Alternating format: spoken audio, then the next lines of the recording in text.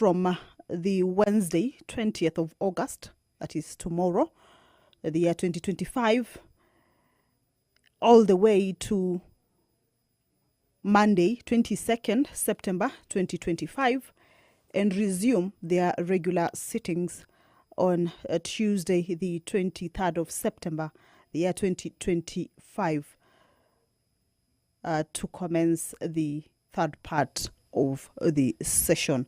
This is a business that is coming up for consideration this afternoon.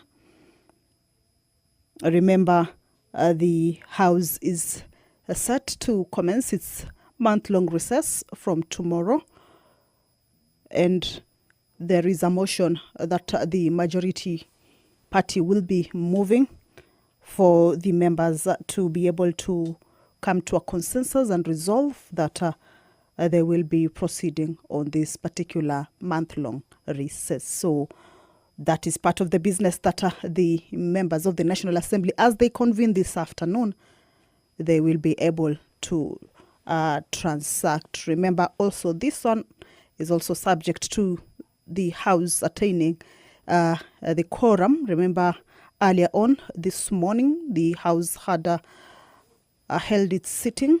However, the House failed to commence owing to a quorum hitch, and therefore that led to the adjournment of that particular sitting and until the next sitting, which is this afternoon. So the business that was lined up for consideration during that morning sitting, that means was not considered owing to the adjournment of the House, as the House had failed to raise that much needed quorum. So all this business that also is lined up for consideration, we hope that the House will be able to raise that quorum to be able to transact this business that is lined up for consideration during this afternoon plenary sitting. The motion regarding consideration of the fifth report on the examination of financial statements of selected state corporations.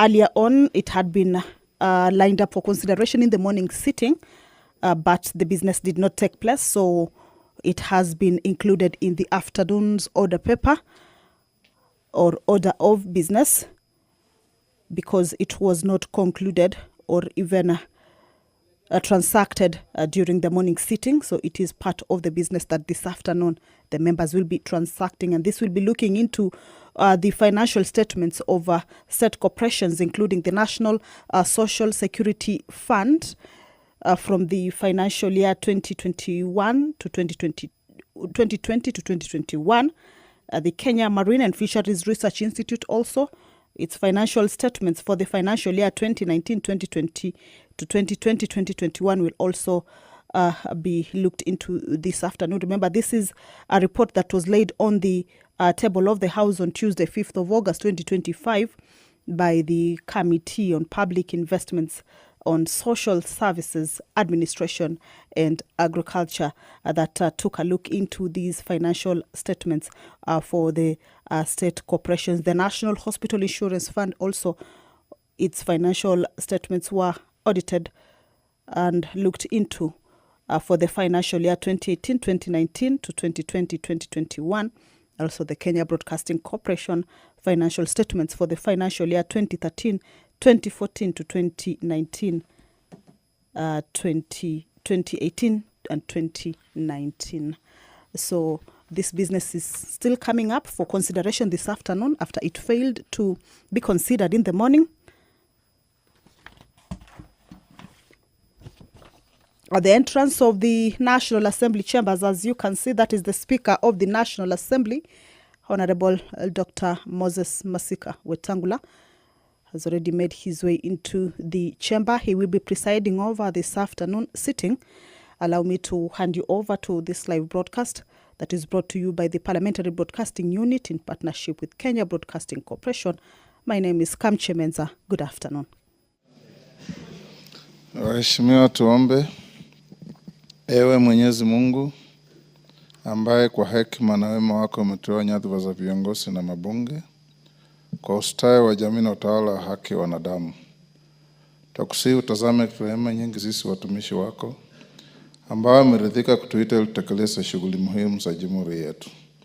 Tutakuomba uteremshie baraka zako sisi tuliokutanika hapa, na utujalie tuyatende na kufikiria mambo yote yatakayofikishwa mbele yetu kwa njia ya haki na uaminifu, ili utukufu na sifa zako ziendelezwe, na ili kustawisha amani, ufanisi na heri ya nchi yetu, na wale ambao haja zao umezikabidhi mikononi mwetu. Amen.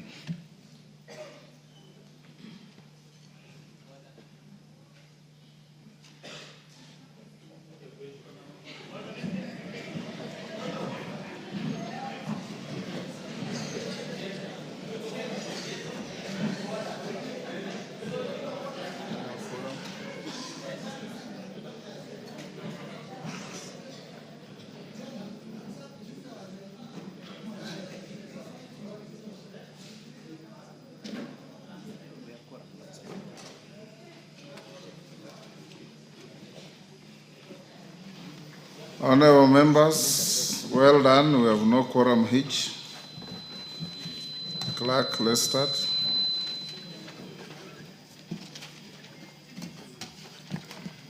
Order number 1, administration of oath. Order number 2, communication from the chair. Members on their feet, take your seats.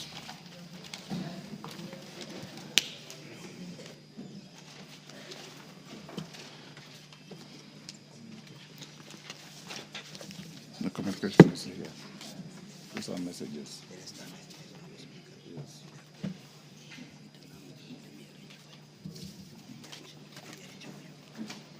Are these staff there? Are they in the gallery? Yes.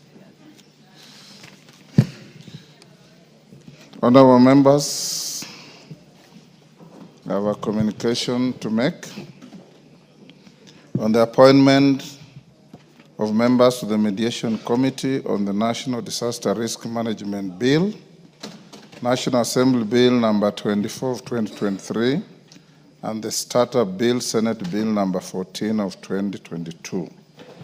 Honorable members, you may recall that on Thursday, 24th July 2025, the House negatived the motion on the consideration of the Senate amendments to the National Disaster Risk Management Bill, National Assembly Bill number 24 of 2023. This decision consequently remitted the bill to a mediation committee in accordance with the provisions of Article 112 of the Constitution and Standing Order 149. Honorable members, you may also recall that on Tuesday, 5th August 2025, I reported to this House a message from the Senate on its rejection of the National Assembly amendments to the Startup Bill, Senate Bill number 14 of 2022. The Senate also remitted the bill to a mediation committee in accordance with Article 112 2B of the Constitution. Honorable members, Article 113 of the Constitution requires that whenever a bill is referred to a mediation committee, the speakers of the Houses of Parliament shall each appoint an equal number of members from both houses to attempt to develop a version of the bill for consideration by both houses. In this regard, honorable members, having consulted with the leaders of the majority party and the leader of the minority party, I have appointed members to represent the National Assembly in the mediation committees to consider the said bills. With respect to the National Disaster Risk Management Bill, National Assembly Bill number 24 of 2023, I have appointed the following members: the Honorable Peter Lochakapong, CBS MP, the Honorable Mary Mas MP, the Honorable Pamela Njoki MP, the Honorable Majimbo Kalasinga MP, the Honorable Kenneth Kazungu MP, the Honorable Umulkhair Kazim MP, the Honorable Anton Olwoch MP, the Honorable Catherine Omanyo MP, and the Honorable Dr. Joyce Bensouda MP. With respect to the Startup Bill, Senate Bill number 14 of 2022, I have appointed the following members: the Honorable Marian Kaitanya MP, the Honorable Robert Gishim MP, the Honorable Adams Kipsanai MP, the Honorable Michael Wambuke MP, the Honorable Beatrice Adagal MP, the Honorable Amos Mwango MP, the Honorable Dr. Wilberforce Oundo MP, the Honorable Joyce Kamene MP, and the Honorable Wario Guyo MP. Honorable members, the aforementioned members will await the appointment of senators for the committees to be fully constituted. Once I've received a message from the Senate to that effect, I'll report the same to the House. Thereafter, the mediation committees will embark on an attempt to develop a mediated version of the two bills in accordance with Article 113 of the Constitution. While standing, honorable members, allow me to recognize a delegation of staff of the Budget Department of the Parliament of Ghana. I wish to welcome 4 members of staff from the Human Resource Department of the Parliament of Ghana. The 3 officers are on a visit to the National Assembly to share experiences with our Human Resource Department. They are welcome to the House of Parliament and to observe our proceedings this afternoon. Next. Members of the bar, take the nearest seats. Order number 3, messages.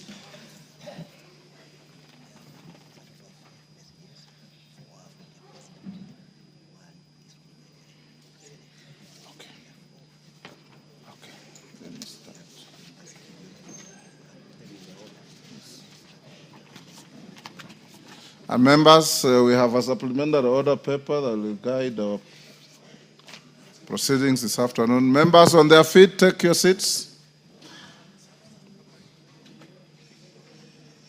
Take the nearest seats. Chen, if you intend to sit, take a seat. Thank you. Honorable members have several messages to deliver the House. The first is a message from His Excellency the President on nomination of persons for appointment to foreign service. Honorable members, pursuant to the provisions of Standing Order 42.1, I wish to report to the House that I have received a message from His Excellency the President seeking approval of persons nominated for appointment to foreign services. Honorable members, in this message, His Excellency the President conveys that in accordance with powers conferred to him by the provisions of Article 132(2)(e) of the Constitution as read together with sections 22 and 22(2)(a) of the Foreign Service Act Cap 185(e), he has appointed 9 persons for appointment as High Commissioner, Ambassadors, and Consuls General, as hereunder. Number 1, High Commissioner, Honorable Florence Chepngetich Bore to Windhoek, Namibia. As ambassadors, 1, Ambassador Anthony Mwaniki Mushiri to Ankara, Turkey, Ambassador Lucy Kirudhu to Bangkok, Thailand, Mr. Henry Wambuma to Bujumbura, Burundi, Mr. Abdul Rashid Salat Abdile to Jakarta, Indonesia, Ambassador Joseph Musyoka Masila to Riyadh, Saudi Arabia, Ambassador Edwin Afande to Vienna, Austria. As Consuls General, Ms. Jane Jepkorir Toroitich, order. Order. Ms. Jane Jepkorir Toroitich to Dubai, United Arab Emirates, and Ms. Judy Kiaria Ngumiri to Goma, Democratic Republic of Congo. Honorable members, I hereby refer the message from His Excellency the President together with the certificate of presidential nominations, CVs, and other testimonials to the Departmental Committee on Defense, Intelligence, and Foreign Relations for consideration. Honorable members, Section 8 of the Public Appointments Parliamentary Approval Act, Cap 7F, provides that unless otherwise provided in law, the committee to which such a nomination is referred shall consider the matter and table a report within 28 days. To this end, the committee should notify the nominees and the general public of the time and place for holding the approval hearing, and thereafter table its report soonest to enable the House to consider the matter within the set statutory timelines. Members at the bar, take the nearest seat. I still have a few communications to make. Take the nearest seats. Wamboka, what is your idea of nearest?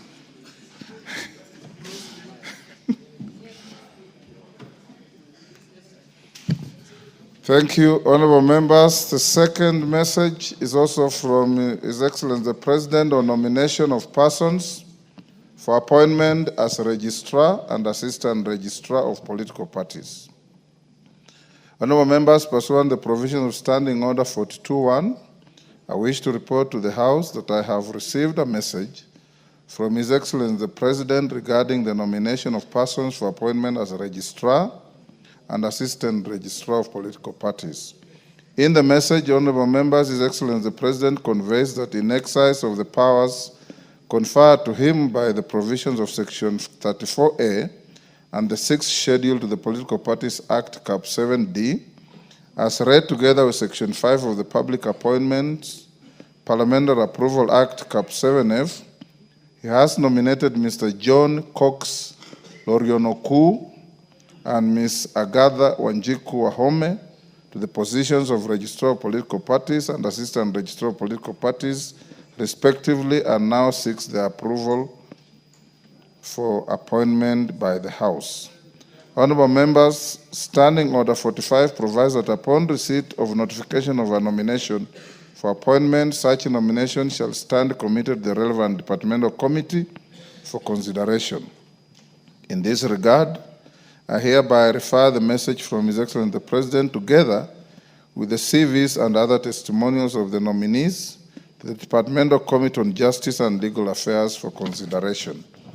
Honorable members, paragraph 6 of the 6th Schedule to the Political Parties Act, Cap 7D, provides that the National Assembly shall within 21 days of the receipt of the names of the nominees consider the nominees and approve or reject the nominations. In this regard, the committee is expected to immediately commence the approval process and notify the nominees and the general public of the time and place for holding the approval hearings, and thereafter table its report for consideration by the House. Honorable members, noting that the House is scheduled to commence its long recess from tomorrow, Wednesday, 20th August 2025, the committee will be required to table its report when the House next sits. I thank you. Members at the bar, take the nearest seats.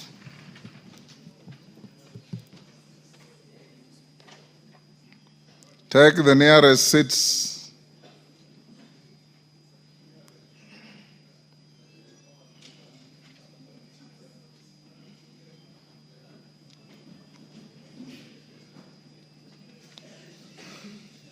Member for Pokot, take the nearest seat.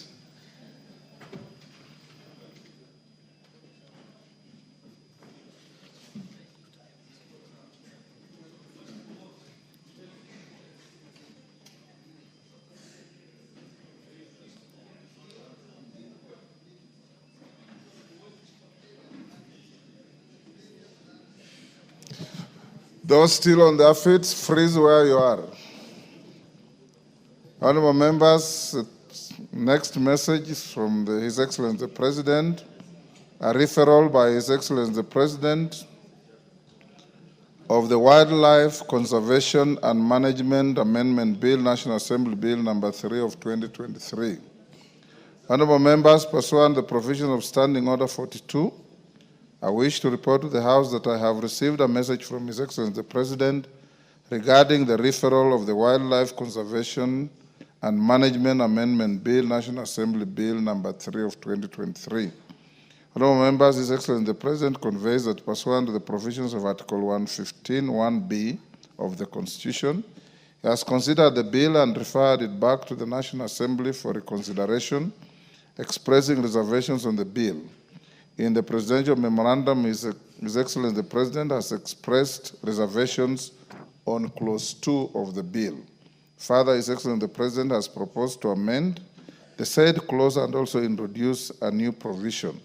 His Excellency now requests the House to reconsider the bill in accordance with the provisions of Article 115 of the Constitution. Honorable members, You may recall that this House passed the bill on 18th June 2025, following which I presented the bill to His Excellency the President for assent in accordance with the provisions of the Constitution. This House is therefore required to consider the President's reservation to the specified clause. Standing Order 154-2 requires the House to consider the President's reservations within 21 days upon receipt of the memorandum. In this regard, the Presidential Memorandum stands committed to the Departmental Committee on Tourism and Wildlife for consideration. The committee should prioritize the consideration of the President's reservation on the bill and table its report soonest to allow the House to conclude the reservations within their timelines. Honorable members, I hasten to guide that the House, in consideration of the President's reservations with the bill by the committee, the House will undertake in accordance with the provisions of Article 115 of the Constitution. Further, the guidance contained in the Speaker's communication of 28 July 2025 relating the consideration of the President's reservation to a bill and amendments thereto will apply as shall be necessary. Honorable members, I now direct the clerk to circulate the memorandum of His Excellency the President to all members so that they familiarize themselves with the contents therein and the House is accordingly informed. The next members at the bar, take the nearest seats.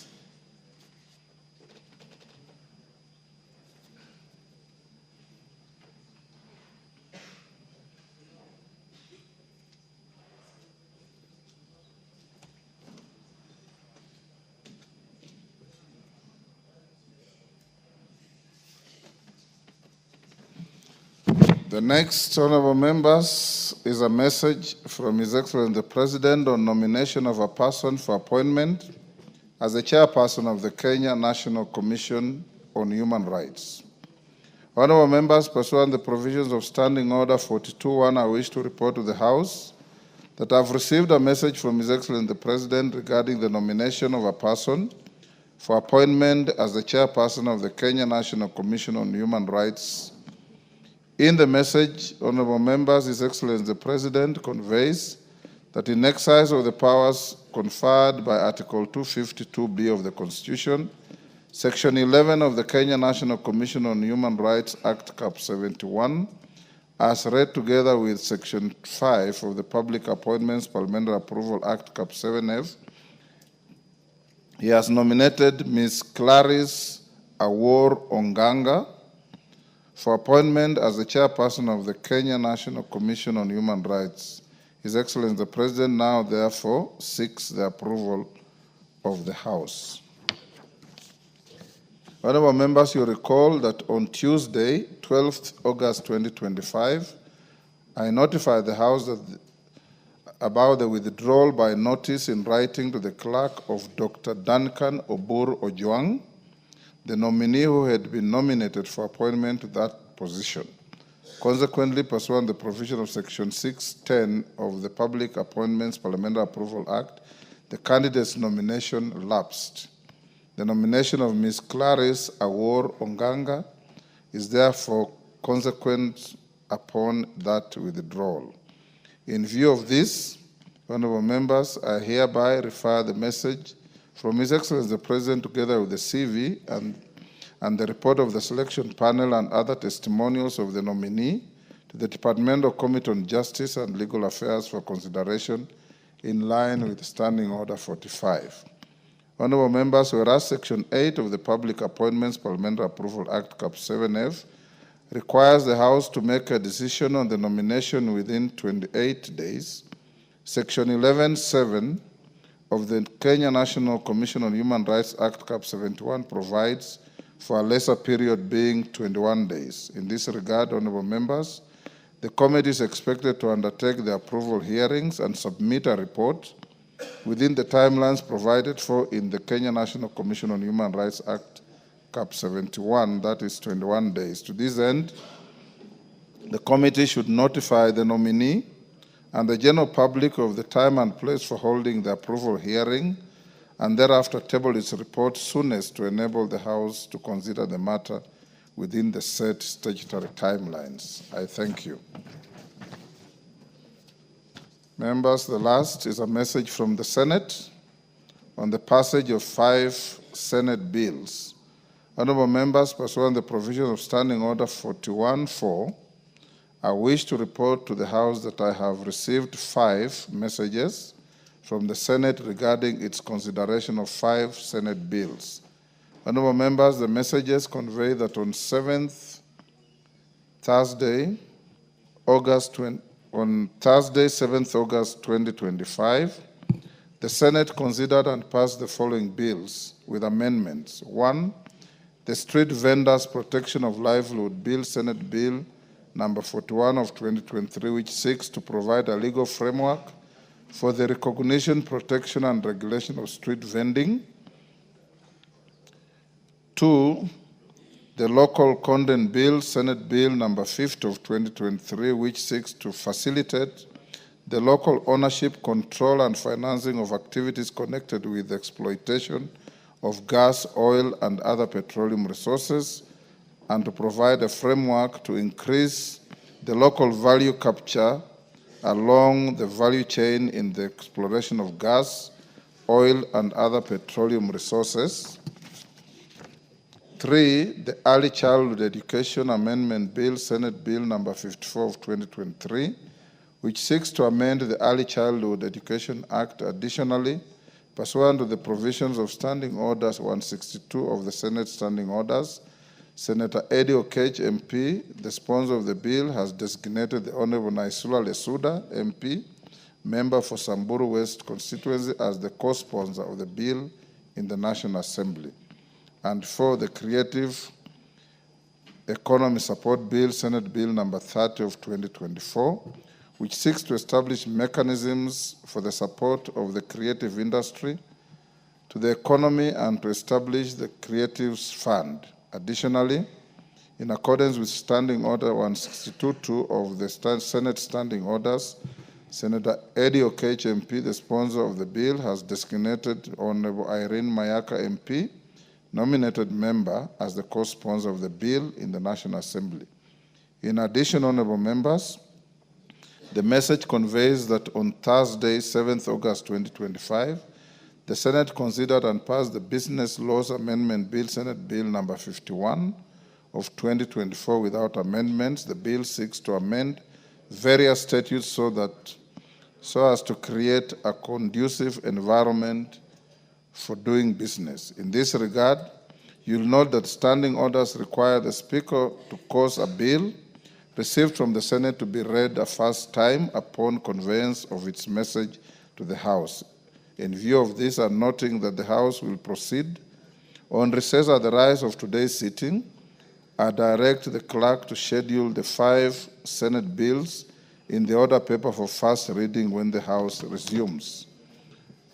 Honorable members, inasmuch as I have directed the bills to be read a first time, close attention should be paid to the Creative Economy Support Bill, Senate Bill number 30 of 2024, in line with the provisions of Article 94(5) and 114 of the Constitution on the introduction of money bills and the consideration of money bills, respectively.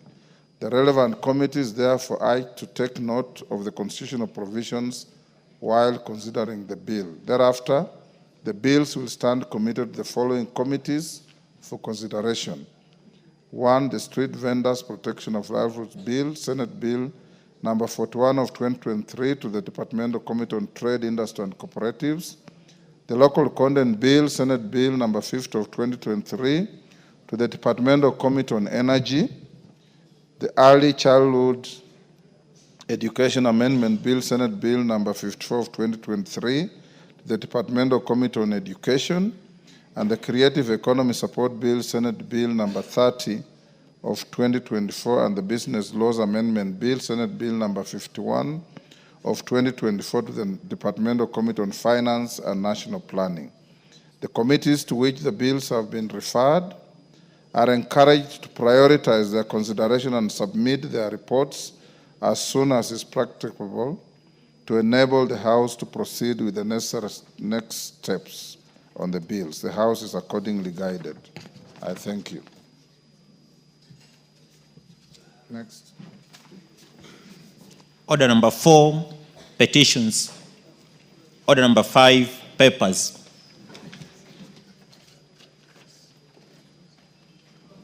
Majority Leader. Thank you, Honorable Speaker. Honorable Speaker, I beg to lay the following papers on the table of the House today, Tuesday, August 19th, 2025, in the afternoon sitting.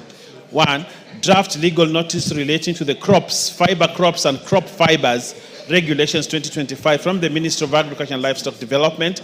And 2, quarterly economic and budgetary review report, fourth quarter for the financial year 2024-2025 for the period ending 30th June 2025 from the National Treasury. Honorable Speaker, I beg to lay. Thank you, Owen.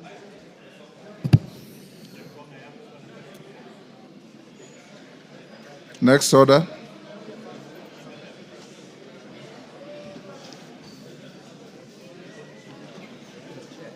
Yes.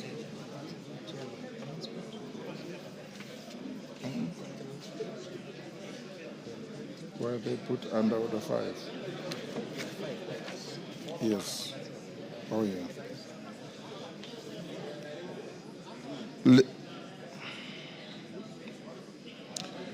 Chairperson, Departmental Committee on Transport and Infrastructure. Other members. Thank you, Honorable Chair. Honorable Speaker, I beg to read the following paper on the table of the House today, Tuesday, 19th August 2025.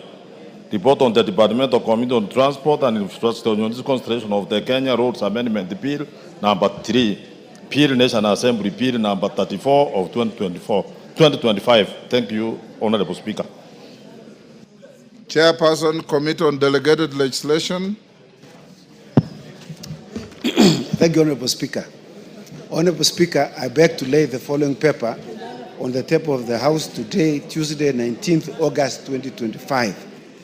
Report of Committee on Delegated Legislation on its consideration of the Public Procurement Regulatory Authority Circular number 04 of 2025 on the enforcement of compliance with mandatory use of the Electronic Government Procurement System, EGPS, by all public procuring entities in contravention of Section 77 of the Public Procurement and Disposal Act, Cap 412C. I thank you, Mr. Speaker. Thank you. Chairperson, Departmental Committee on Agriculture and Livestock. Honorable Speaker, I beg to lay the following papers on the table of the House today, Tuesday, 19th of August 2025. Reports of the Departmental Committee on Agriculture and Livestock on its consideration of 1, the Tea Amendment Bill, Senate Bill number 1 of 2023, then the Prevention of Livestock and Produce Theft Bill, Senate Bill number 12 of 2023, and the Paradigm Repeal Bill, National Assembly Bill number 40 of 2023. Thank you, Honorable Speaker. Thank you. Next order. Order number 6, notices of motion. Chairperson, Committee on Delegated Legislation. Thank you, Honorable Speaker. Honorable Speaker, I beg to give notice of the following motion. That this House adopts the report of the Committee on Delegated Legislation on its consideration of the Public Procurement Regulatory Authority Circular on the enforcement of compliance with mandatory use of Electronic Government Procurement System, EGPS, by all public procuring entities in contravention of Section 77 of the Public Procurement and Asset Disposal Act, CAF 412C, laid on the table of the House on Tuesday, 19th August 2025, and pursuant to the provisions of Section 18 of the Statutory Instruments Act, Cap 2, this House annuls in its entirety the Public Procurement Regulatory Authority Circular in the enforcement of compliance with the mandatory use of the Electronic Government Procurement System, EGPS, by all public procuring entities, circular number 04 of 2025. I thank you, Mr. Speaker. Order, members. How do you expect your speaker to put a question on a notice of motion? Honorable members, I know that is with a light touch. As we go to order, members, as we go to order number 7, I want to direct as follows in rearranging our order paper. The Honorable Murugara, Chair of Delegated Legislation, Jailak Sore, is as requested to make a statement in relation to some issues that you discussed yesterday. Order. Order. After I allowed the Honorable Murugara to make his statement, the Honorable Wandeto approached me and wanted to move a motion of adjournment, but looking at the content of the motion and the statement of Murugara, they look tautologous. So I have advised Honorable Wandeto that he will join on to Honorable Murugara's statement, and once Honorable Murugara makes his statement, I'll allow the House to ventilate on the same. I'll give you the necessary time. In my reflection, 1.5 hours will do. Order. 1.5 hours will do. So we'll proceed as follows. We'll dispose of order number 8, dispose of order number 9, which is very simple and direct, dispose of order number 10 being first reading. When we finish with the statements, we will dispose of order 12 before we go to committee at order number 11. I hope we are clear with that. Thank you. So, clerk, go to orders number 8, 9, and 10 on the supplementary order paper. Order number 8, the Computer Misuse and Cybercrimes Amendments Bill, National Assembly Bill number 41 of 2024, second reading and question to be put. Honorable members, order. I'll now put the question at order number 8 that the Computer Misuse and Cybercrimes Amendment Bill, National Assembly Bill number 41 of 2024 be now read a second time. As many as of that opinion say aye. Will those of the contrary opinion say nay? The ayes have it. A bill for an act of parliament to amend the Computer Misuse and Cybercrimes Act Cap 79C and for connected purposes. Order number 9. Before you go to order number 9, members, allow me to acknowledge the following in the speaker's gallery: Joel Amimo School from Kisumu Central, Kisumu; Kipkeino Junior School from Tarbo, Uasin Gishu. In the public gallery, members, you should welcome these children to the House of Parliament. In the public gallery, we have Hale Mariting School from Jomvu, Mombasa; Athi Kamunyuni School from Kibwezi East, Makueni; and Kaptebeswet Secondary School from Aina Moi, Kericho. On my behalf and on behalf of the House, we welcome the students, their teachers, and those accompanying them to the House of Parliament. Next. Order number 9, motion, alteration of the calendar of the House. Majority Leader. Thank you, Honorable Speaker. Honorable Speaker, I beg to move the following motion that notwithstanding the resolution of the House of 13 February 2025 and 7th August 2025, and pursuant to the provisions of Standing Order 28.4 on calendar of the Assembly, this House resolves to further alter its calendar. 1, so as to commence a long recess on Wednesday, 20th August 2025, that is tomorrow, and end it on Monday, 22nd September 2025. And 2, to resume regular sittings on Tuesday, 23rd September 2025, to commence the third part of the session. Honorable Speaker, this is a simple procedural motion, not a procedural motion, but a motion to alter the calendar. As members are aware, we were to proceed on our recess at the end of last week, but we extended the sittings to this week. And Honorable Speaker, we will need to recover the time for the recess, this being a short working recess, and therefore we are just extending the recess by a further 1 week. Instead of resuming on the 15th of September, we now resume on the 16th of September, we resume on the 23rd of September. And with that, I beg to move and request the leader of minority, who is also a member of the House Business Committee, where this matter was deliberated, to second. Junet, Mr. Speaker, I second. members on their feet, take your seats.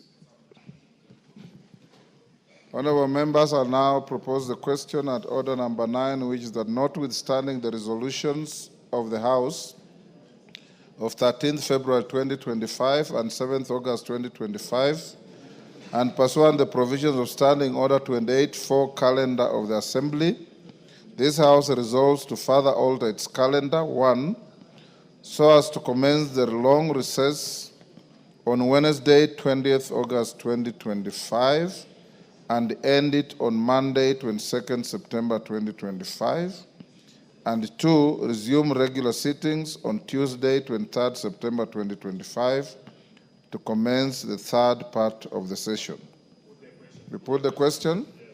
I now put the question at order number 9, which is that notwithstanding the resolutions of the House of 13th February 2025 and 7th August 2025, and pursuant the provisions of Standing Order 28.4 calendar of the Assembly, this House resolves to further alter the calendar so as to commence the long recess on Wednesday, 20th August 2025, and end it on Monday, 22nd September 2025, and resume the regular sittings on Tuesday, 23rd September 2025, to commence the third part of the session. As members of that opinion say aye.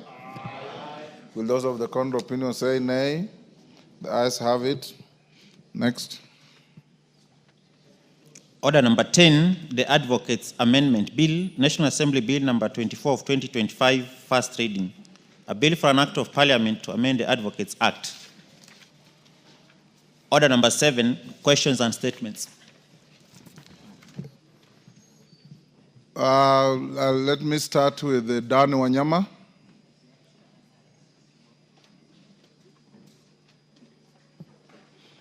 Dan Wanyama is making a statement in relation to the ongoing CHAN football tournament. Anybody who wants to joyride on that, you can join that fray in the Murugara statement. Thank you, Honorable Speaker. I stand to make a statement on the co-hosting of the African Nations Championship, CHAN 2024, and the performance of Harambee Stars. Honorable Speaker, I rise to make a statement on behalf of the Departmental Committee on Sports and Culture on 2 matters of national importance. Firstly, the successes of Kenya's co-hosting of African Nations Championship CHAN 2024 thus far, and secondly, the remarkable achievement of our national football team, Harambee Stars, in reaching the quarterfinals of the said tournament. Honorable Speaker, as this House may be aware, Kenya, together with Uganda and Tanzania, were granted the prestigious opportunity on co-hosting the 2024 edition of the African Nations Championship CHAN by the Confederation of African Football, CAF. This tournament presents an important platform not only to showcase our sporting talent, but also to demonstrate our ability to host continental events of this magnitude. The Ministry of Youth Affairs, Creative Economy and Sports ensured that the stadiums met the international standards required to host a tournament of this magnitude, and that this is a great development of our sporting infrastructure. The Committee on Sports also performed its oversight role by engaging the ministry from as far back as 2023 on the status of Kenya's preparedness to host this great tournament. Honorable Speaker, despite our success in co-hosting the tournament, we have indeed suffered a few setbacks. The House will recall that on 10th August at Kasarani Stadium, challenges of crowd control and the ticketing breakdown posed a serious threat to the tournament. The situation resulted in sanctions imposed by Confederation of African Football, that's CAF, guided the advice from the committee to the local organizing committee, that is LOC, and the Ministry of Youth Affairs, Creative Economy and Sports. Innovative fan zones were introduced outside the stadium to absorb excess crowds, while government enhanced security measures within and around the venues. This initiative has been highly successful in congesting Kasarani, safeguarding funds, and ensuring compliance with CAF standards, thereby averting additional sanctions and enhancing Kenya's reputation as a capable host. The committee will continue to work with the ministry to ensure that the remaining matches are held in strict compliance with the standards required by the Confederation. Honorable Speaker, permit me to now talk about the performance of national football team, the Harambee Stars. The national team has shown commendable spirit, discipline, and determination. This House will recall that Harambee Stars defeated the Democratic Republic of Congo, overpowered Morocco, held Angola to a draw, and most recently outclassed Zambia. This has resulted in Harambee Stars emerging as the group leaders with the 10 points, thereby earning their place in the quarterfinals against Madagascar. The quarterfinals game is scheduled for Friday, 22nd August at 5 p.m. at Kasarani Stadium. It is worth mentioning that the great work that national coach Benny McCarthy is putting in with his team, we commend him for the tactical skills that continues to impact to the national team. And we believe that he has what it takes to steer the team to victory through the quarters, semi-finals, and eventually the finals. Honorable Speaker, indeed, talent is not the challenge in Kenya across sporting disciplines. We have an abundance of talent beyond planning. This administration is determined to actualize the Talanda Hela initiative. The committee will continue to work with the Ministry of Sports and all relevant stakeholders to ensure that any legislative interventions necessary to actualize this great initiative will be undertaken by this honorable House. With the stadium renovations and the building of Talanda Stadium and the sports academies being constructed across the nation, the future is bright and the strategic direction shall bear fruit very soon.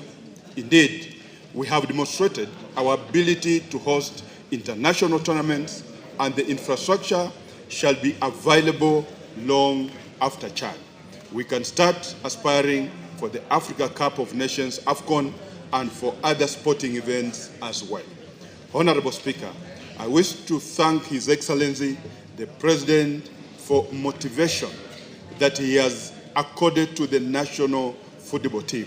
The actions by His Excellency, the President, to reward the players is a great testament to the need to monetize talent, which is a key pillar of the Talent Hela initiative.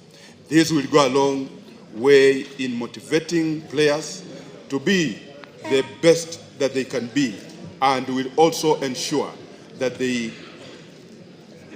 give the results of their hard work and in discipline. Honorable Speaker, I'm indeed grateful for the continued support of your office and the office of the clerk in facilitating the Committee on Sports and Culture to execute its oversight mandate on matters sports within the country. Indeed, the committee has traveled to various parts of this country to conduct inspection visits over the renovations and construction of stadia. Further, the committee has held several engagements with the Football Kenya Federation and other stakeholders to deliberate on the future of sports in this country. We have set the standards as high as we could. It can only get better with the more cooperation within federations, with government, with partners, and the sports persons who are most integral in the grand scheme of things. Honorable Speaker, the committee wishes to thank all honorable members and all Kenyans who have come out to support Harambee Stars and sports in general. I also extend gratitude on behalf of all the teams and sports persons who continue to fly our flag and make our anthem to be played in international podiums. We shall continue the journey and mark the milestone. Kenya stands at a pivotal moment in the football journey. Co-hosting CHAN 2024 is not just a sporting event. It is a national project that carries economic, diplomatic, and cultural significance. The Harambee Stars, as our ambassadors, deserve our unwavering support. As I conclude, allow me to commend the Malkia Stars under-20 team that won the African under-20 championship in Cameroon by beating the host nation 3-1. I thank you, Honorable Speaker. Thank you, honorable members. I've been requested to give an opportunity to Honorable Otienda Mola as the captain of the Bunge football team to complement that statement. Honorable Otienda Mola. Thank you, Mr. Speaker. Let me thank Honorable Dan Wanyama and the Sports Committee. On behalf of the Bunge football team, a couple of whose members are here, I see Jack Wanami, Kaikai, Maungu, Mogaka, and a host. Oh, yes, and Yesu himself. Well, that's a different team. I was talking about the male one because you. Anyway, I have a very short time, so let me finish this. I want to congratulate the Harambee Stars because even the Harambee Stars comprises only of men. So there's the women's football and men's football, and it's not discriminating. It's just that there's each with their own line. Mr. Speaker, I am happier to give these congratulations, unlike matters I will be speaking to later that have brought me much sadness. But on this, I am very happy to congratulate first the players. Secondly, the technical team. Thirdly, the federation itself. Number 4, the Kenyans themselves, and not just Kenyans, East Africans. Number 5, the president, but also ourselves. I will explain. First of all, Mr. Speaker, let me thank the members. Many do not know that when Harambee Stars were preparing in their final 2 and 3 days, we as Bunge FC mobilized ourselves to just go and encourage them where they were training at the Police Circle Stadium. And you'd be surprised how encouraged the boys were, some of them from some constituencies that we come in, some from elsewhere, and they were just happy to shake hands, to play around with the ball, and we hope that that was helpful. Many also do not know that this idea of giving a token to the boys started with this August house. We were able to raise 1 million shillings, and we took to the boys as we were training with them. People might think this is small money, but if you remember, these are boys who play locally, non-internationally. Those encouragements are very good. So the president was riding on our back when he upped it to 1 million, now to 2 million, and elsewhere. We set the pace. But lastly, Mr. Speaker, I want us to be conscious of the fact that we are co-hosting. It's not just Kenya. Tanzania is co-hosting, Uganda is co-hosting, and the good news is that each of our countries have qualified for the quarters. And that is unprecedented. So let us encourage ourselves as East African. If we meet against each other, we play like East Africans. We do not play with any annoyance. Yesterday when we watched the thrilling game between Uganda and South Africa, those who love football will agree that's one of the most tantalizing games you'll ever see, where 6 minutes means a lot. I just want to encourage Kenyans to continue supporting the Stars. Continue, if you have the ticket, to come to the to the stadium. If unfortunately you don't have the ticket, go to any of the visual points that have been set up, or watch it at home. Thank you. Go the Stars. Thank you, honorable members. Those who never watch football, yesterday, 6 minutes to time, Uganda was down 3-1 against South Africa. And in 6 minutes, they rallied their strength and scored twice to draw and qualify. Honorable members, this CHAN has reignited our spirit of football. Those who watched football in the early years can remember the phenomenal team of Mohamed Abbas, Hussein Harry, John Bobby Okola, Josephat Murila, Ambrose Ayoyi, Wilberforce Mulamba, JJ Masiga, Onyango Jogo, and many others who made this country proud. Will you? Who? Lelmengit, you are too young to remember those good old days. So, honorable members, you may do your foot thumping to support Harambee Stars for their next encounter. Of course, the minority leader is reminding me rather joyfully that Arsenal beat Man U.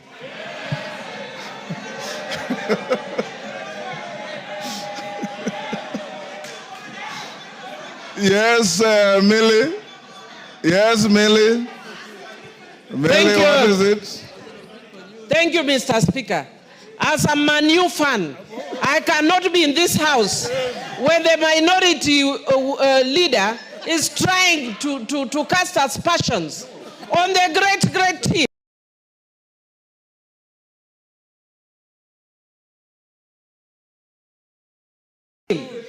When we sympathize with the small teams like Arsenal that my husband supports, small teams, those are useless teams.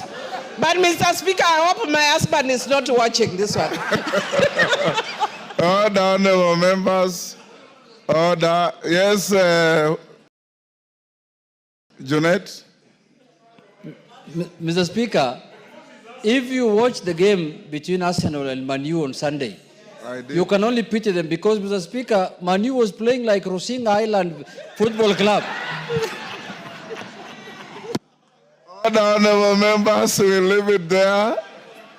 Yes, Wangwe.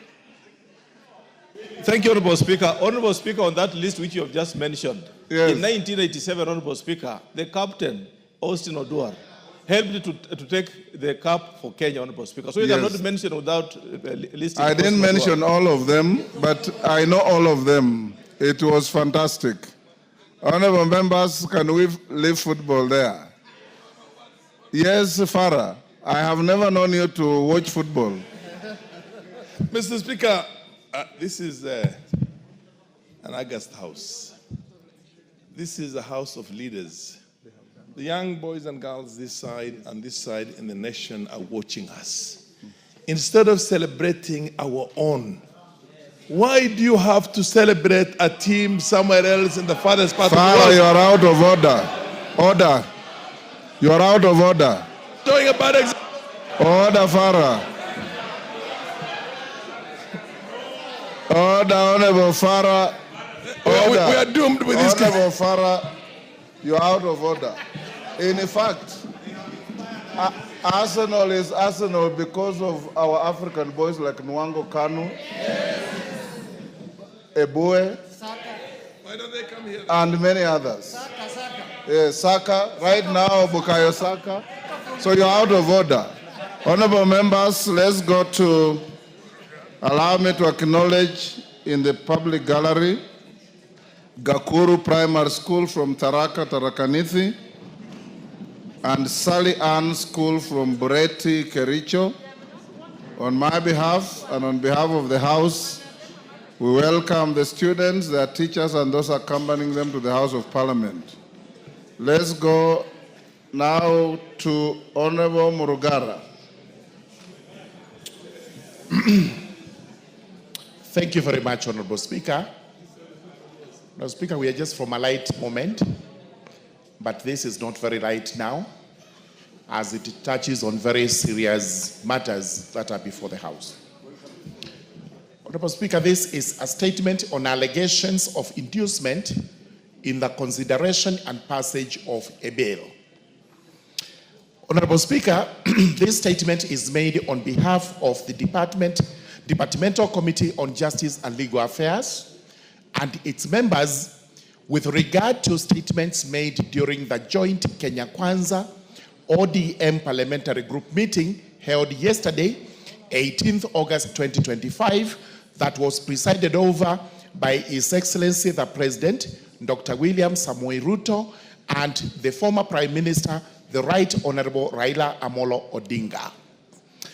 At the meeting, a statement was made to the effect that the consideration and passage of the Anti-Money Laundering and Combating of Terrorism Financing Laws Amendment Bill 2025 was influenced by a Kenya shillings 10 million inducement collected by a member of parliament or members of parliament allegedly on behalf of members of the National Assembly. Honorable Speaker, the Anti-Money Laundering and Combating of Terrorism Financing Laws Amendment Bill 2025 was a bill sponsored by the leader of majority party.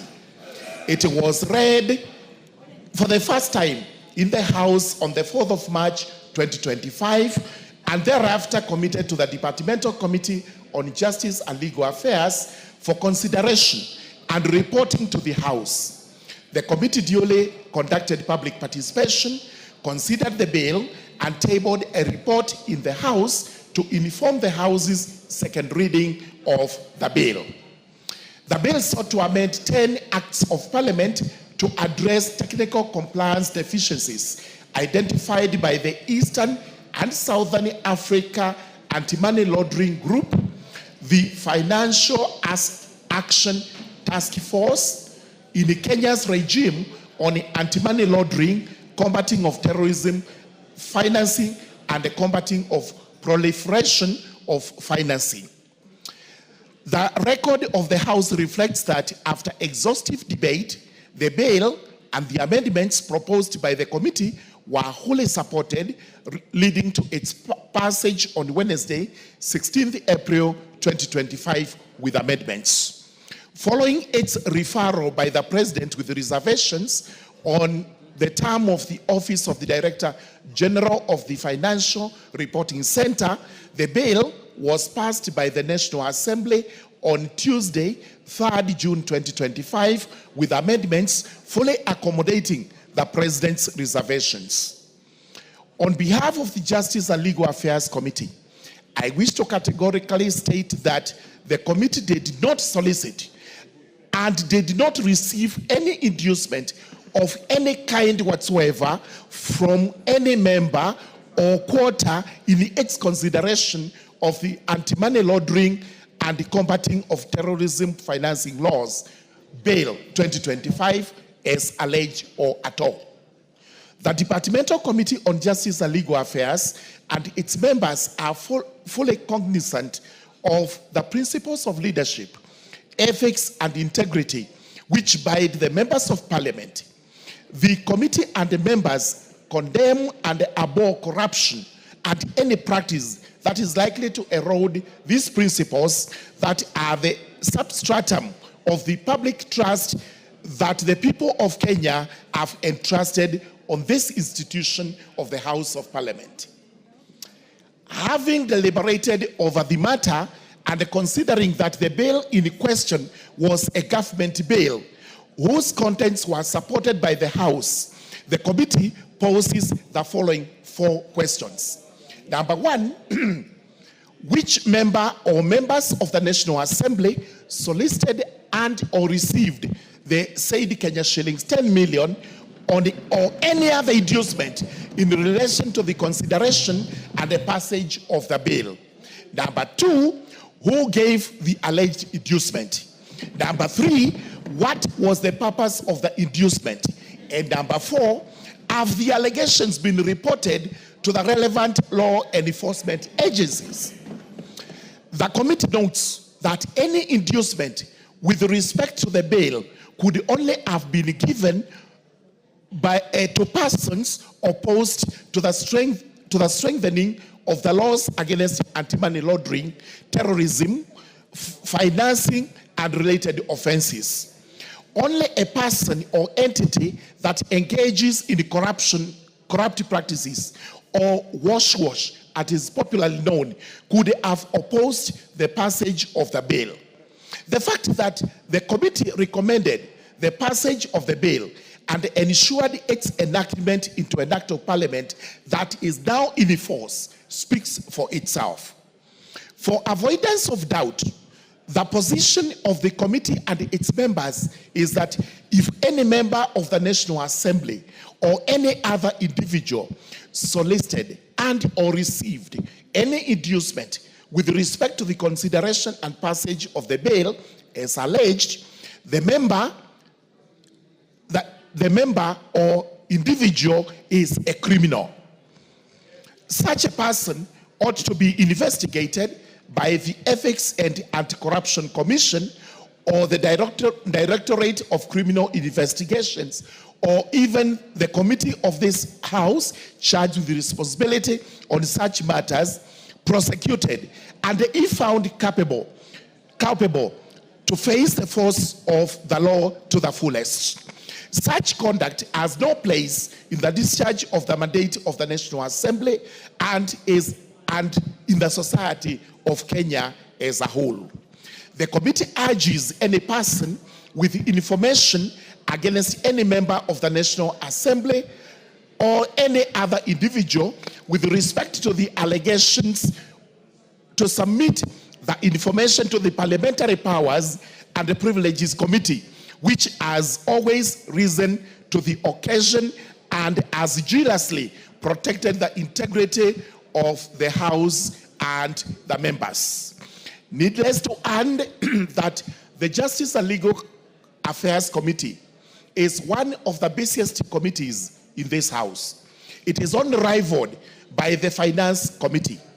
These two being the busiest have always and will always resist any temptation, any advances that are made to induce the committees with the finances or any other form of material inducement, because the dignity of this House must be maintained at all times. Thank you, Honorable Speaker. I beg to lay my statement. Thank you very much. Before I sit, Honorable Speaker, before I sit, allow me kindly to read one article from the Constitution. This is extremely important, and members to listen because you'll be commenting on this. This is Article 96 of our Constitution. It is on the role of the Senate in the Republic of Kenya. Number one, the role of the Senate represents the counties and serves to protect the interests of the counties and their governments. Number two, the Senate participates in the lawmaking function of Parliament by considering, debating, and approving bills concerning counties as provided by Articles 109 to 113 of the Constitution. The most important is at sub-Article 3. The Senate determines the allocation of national revenue amongst counties as provided in Article 217 and exercises oversight over national revenue allocated to the county governments. So, emphasis is on sub-Article 3 on oversight. Thank you very much, Honorable Speaker. I beg to lay. Thank you, Honorable Member Morugara. I promise to give Honorable Wandeto. Is he in the House? Honorable Wandeto, on the basis that he had a motion of adjournment, which was to talk us to the statement by Honorable Morugara, and I discussed with him and told him I'll give him the first shot. Members, you must also remember the provisions of Standing Order 87 on matters of contents of speech, so take into account that. Wandeto? Thank you very much, Mr. Speaker. As you have correctly said, I had brought before you a motion of adjournment to debate this otherwise very As Wandeto serious. takes the floor, how much time can I give everybody? 5 is... I have 1.5 hours for this. Can we do 3 minutes? With your leaders taking 5. Okay. Thank you, Mr. Speaker. Like you have said, I had brought a petition to you. Mr. Speaker, you need to protect me. Yes, give Wandeto an opportunity. Wandeto, you have 3 minutes to compose your... Yes, thank you.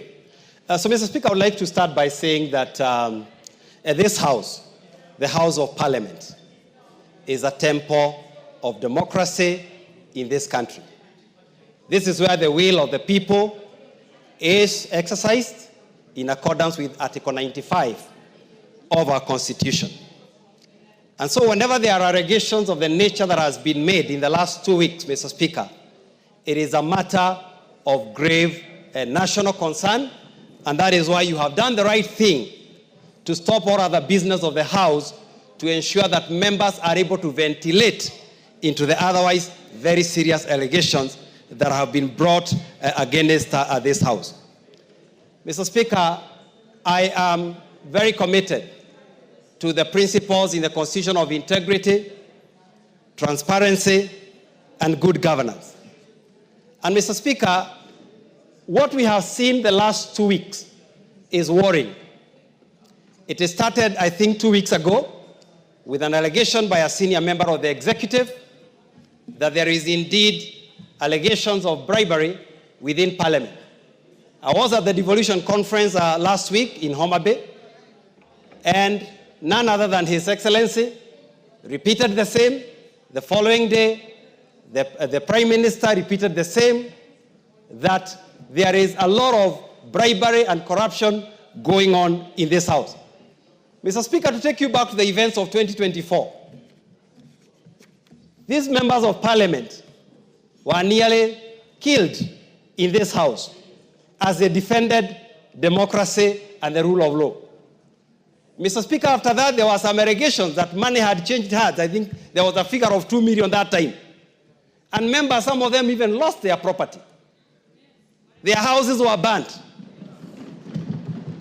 Others lost livestock and other things. So, Mr. Speaker, an allegation of bribery against a member, especially the figures that are being touted, even makes it, we feel endangered as you walk the streets. People, first of all, imagine you are some 10 million or some 150 million. and others possibly think you are the worst enemy of the people. Mr. Speaker, you know we have been called MPs. We have been called all manner of names.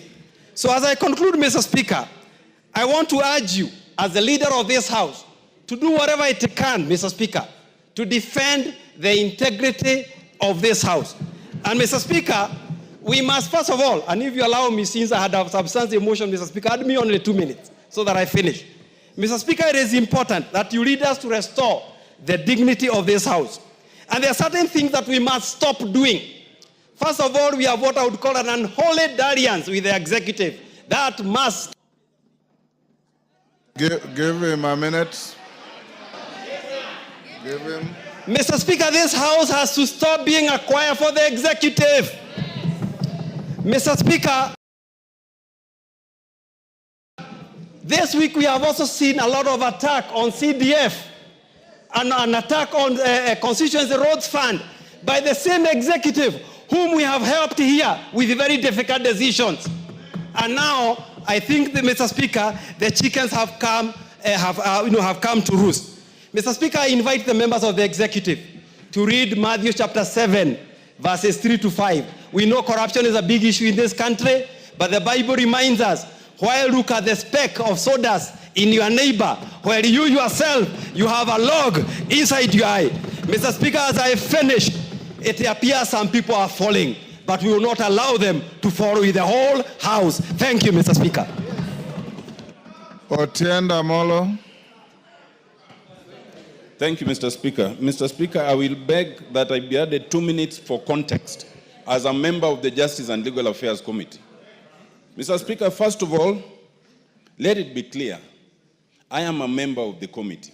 I have never sought or received any gain or advantage to support or oppose anything, except as by law and my conscience and my constituents. Mr. Speaker, the simple sequence of that long statement read by my chair is that this was a government bill sponsored by the Executive Office of the President. And we were told that we needed to pass it to remove Kenya from the grey list. In compliance, and it was signed off by the leader of majority, we complied, it came here, it passed. Where is our fault? Should we have rejected it? Because if we did, then you can blame us. Mr. Speaker, if that passage of the act and the amendment was procured by any corruption, then that corruption can only come from the Executive Office of the President. Because they are the ones who wanted it to pass. And if that is so, then 3 things follow. 1, that either the President or someone in his office knows who gave the bribe. 2, the President or someone in his office knows who received that bribe. And 3, they know why it was given, because obviously it could not have been for passage. It's even more annoying that it is alleged that some 10 million was given. Do you know 10 million to give the members, that's 28,000. So it's being alleged that members of this House are cheap as 28,000 to pass a law. It's even more annoying. Mr. Speaker, some of us have reputations and careers beyond this House. So when you attend a forum where for the first time in a PG, live TV has been invited, and then you are being accused of that kind of thing, it is so insulting, it is so demeaning, it is so unfortunate. Mr. Speaker, I want to say this, that even if there was such a supposition by the President, Standing Order 42 gives him the opportunity to write to you a special message, which then you can table and we can inquire into it, not to be paraded and demeaning as if we are criminals. Now, the way forward, Mr. Speaker, I want to suggest that our only way forward, you see, in this House, we cannot discuss people adversely, because Standing Order 83 all the way to 107 restrict our discussion. But for us, unfortunately, no one protects us out there. All sorts of allegations are made against you, and you must just sit and listen. Our only ventilation is Standing Order 191.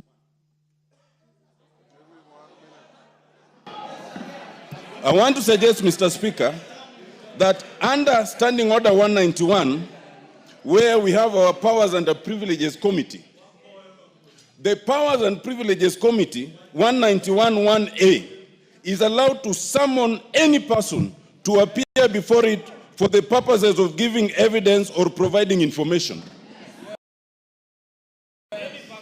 This house has been called the house of extortion.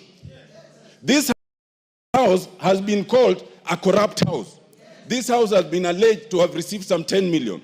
My suggestion, Mr. Speaker, authorize the Powers and Privileges Committee to summon the President, or if not the President, then the head of public service and the secretary to the cabinet to come and tell us about these allegations, because we don't know how to protect ourselves out there. I so submit, Mr. Speaker. Yes. Dr. Bukose.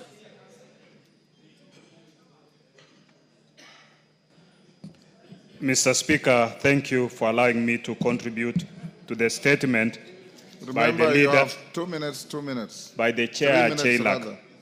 Honorable Speaker, it is a very embarrassing situation when the head of state stands and accuses this House, and specifically referring to the committee.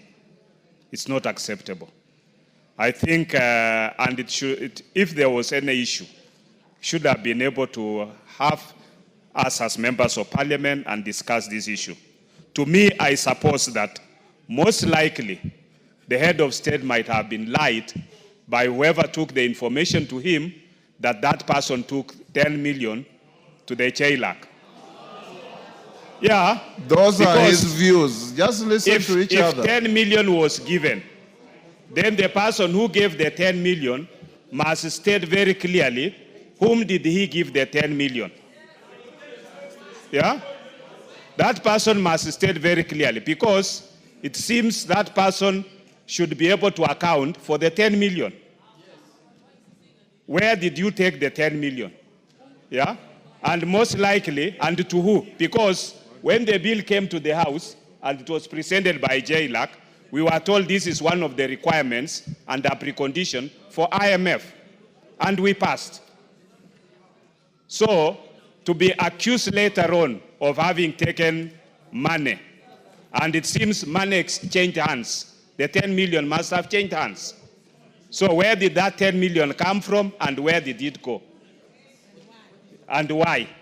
Because any bill that comes here and is a government bill is sponsored by majority, and more often, because we are now have a partisan kind of agreement within this House, under the broad-based government, we've always supported all the bills that the government brings. Therefore, this must be investigated, and the truth must be unearthed, so that all of us can be cleaned. Because when we go out there, people are looking at us as thieves, as extortionists, and that is not right. We have reputations to protect, we have families to look at us, and we have friends who should not be suspicious of our activities. Thank you, Honorable Speaker. Zamzam.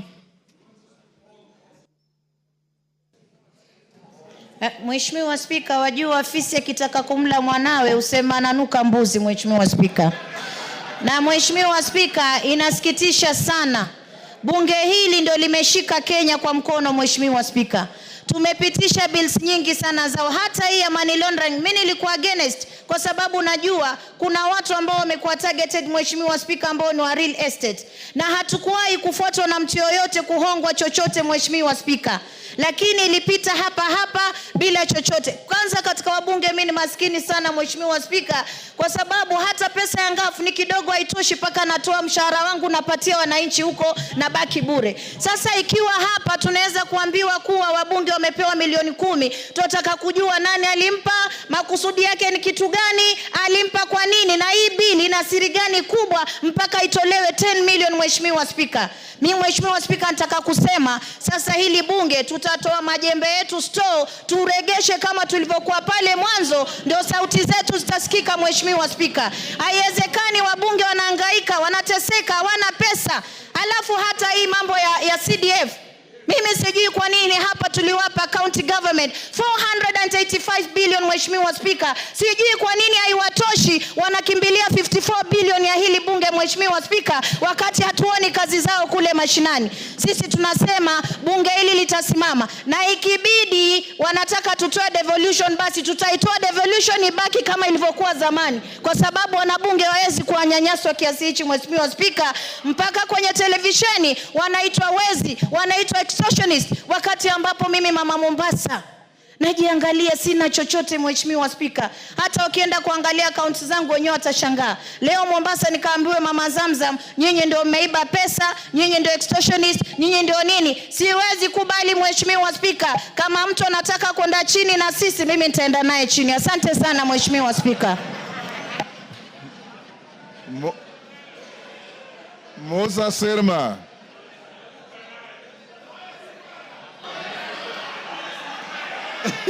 Order. Musa Serma. Yes. Mr. Speaker, I want to really support the sentiments of Honorable Murugara on this issue, where we are being portrayed as a parliament of extortionists and people who take bribe. Mr. Speaker, people who are corrupt have a place to go in this country, and that is the court. And if there is anybody who has been known to have done those things, we want to tell the government to pick those people, take them to court, and they belong to jail. Mr. Speaker, we are being maligned by people looking forward to taking the money from CDF and taking it to the counties to be eaten. If a whole governor can bring 150 million to Senate, for sure, if I can use the words of the president, where is he bringing this money from? Counties cannot show the amount of money they have been given in terms of development to the people of Kenya. Mr. Speaker, it has reached a time that we need to audit the counties and really see whether they are really entities to be used for development in the rural areas. Mr. Speaker, if I can remember, because I was in the Bomas, the constitution actually which we passed and which was brought by the people is not what we are having now. The Yashpal guy had 14 regions and they were non-executive. And therefore, this executive power which the governors think they have, we must remove it. It is time that we talk to the people and let them be given development directly. Mr. Speaker, I beg to differ with all what has been said about this parliament, and we want the people who have done this thing to go down and be taken to court. Thank you, Mr. Speaker. Robert Mbui.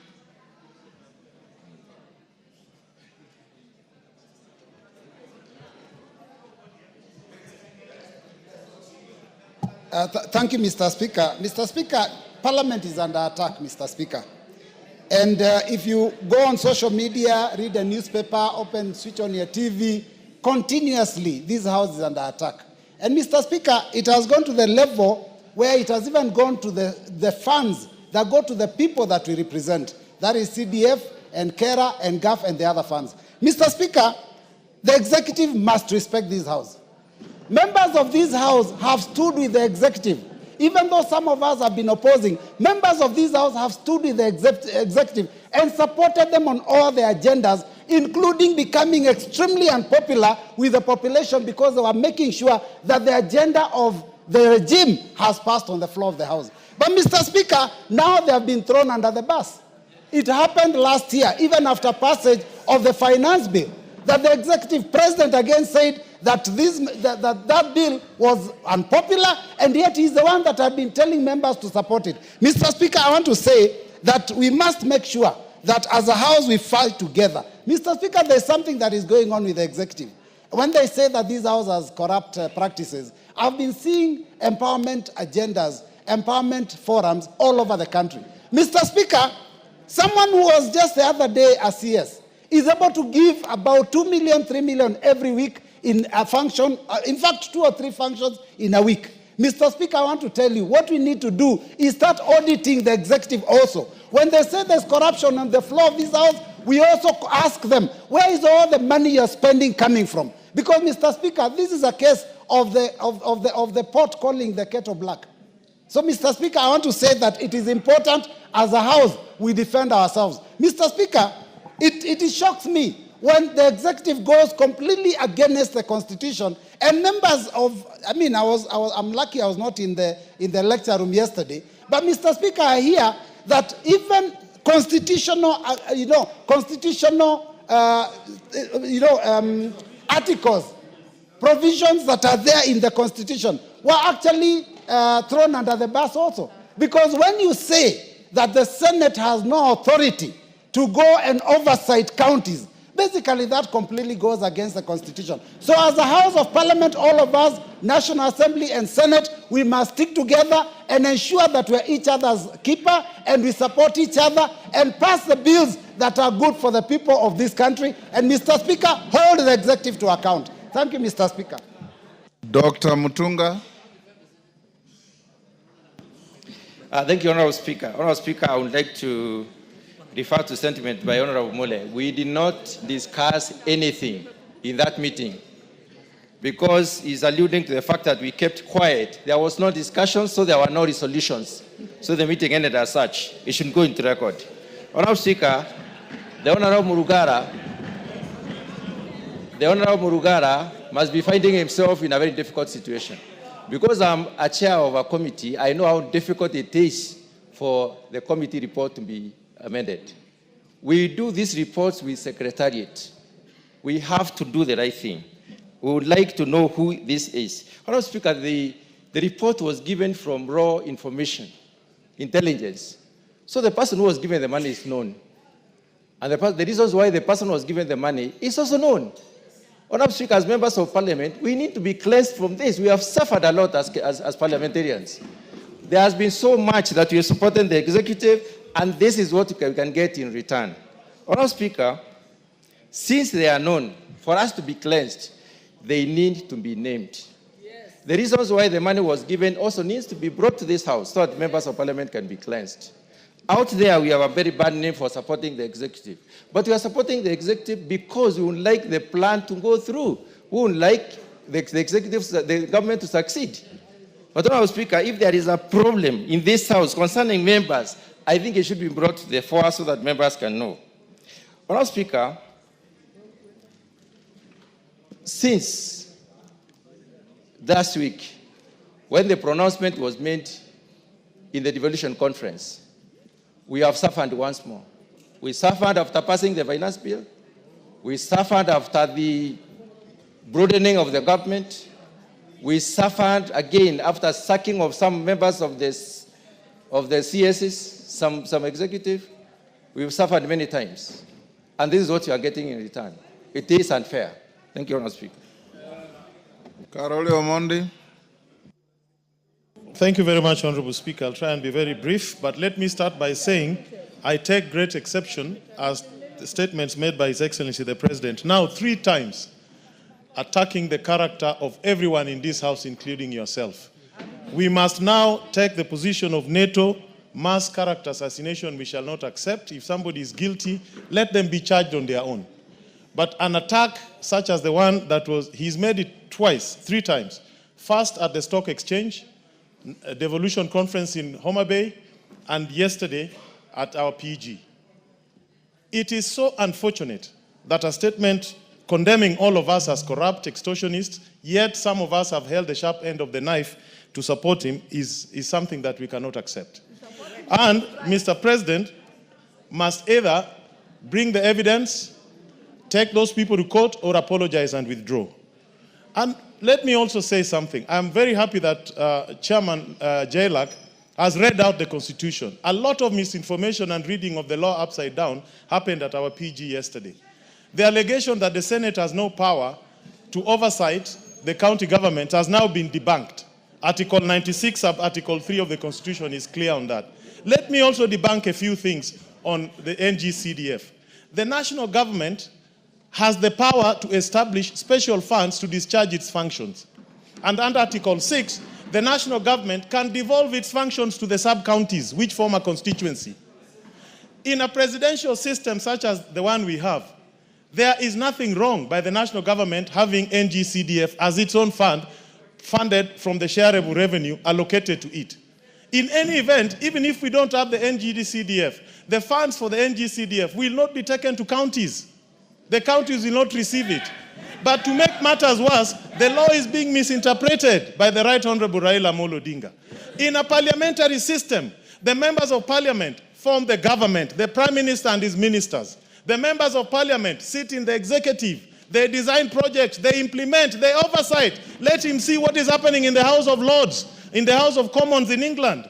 What is happening there? Why can't he say MPs cannot do what we are doing here? That is the wrong application of the law. And yesterday I was very upset because there is state capture in this country. Let this house today, let us look at what is happening at the e-citizens. How many pipes are leaking government revenue to private pockets? Do your work as members of parliament. Let us call them out.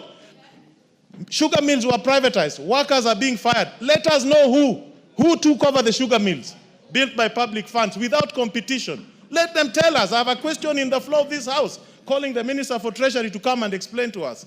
Let us take the war to them. Let us take the war to them. If they want, we will give.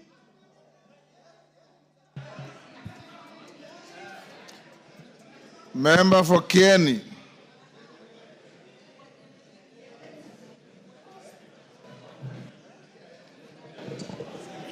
Thank you so much, Mr. Speaker, for the opportunity. On this hour and this moment, I want to say that this House is under siege for all of us, inclusive Mr. Speaker. You are in this House to preside over it, and when we are under attack, you are the first person on the line of attack. I really want to say that this is the government, the executive, which we have worked and we have given it our sweat and our blood to make it to where it is now. We have lost properties. We have lost reputation. We have lost credibility in our own constituencies. We have business partners we work with. Whenever we visit them for business, other than the parliament, they see us, we are taking corruption into their own offices.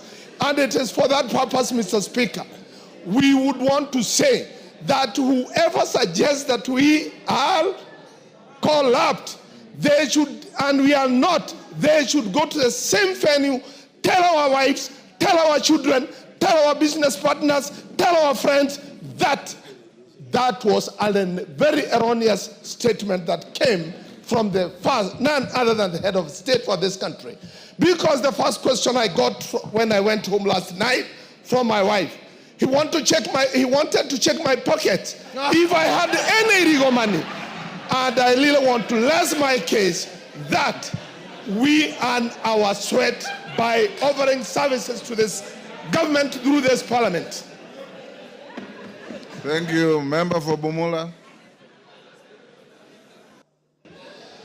Honorable Speaker, I was very shocked yesterday by the sentiments of His Excellency the President.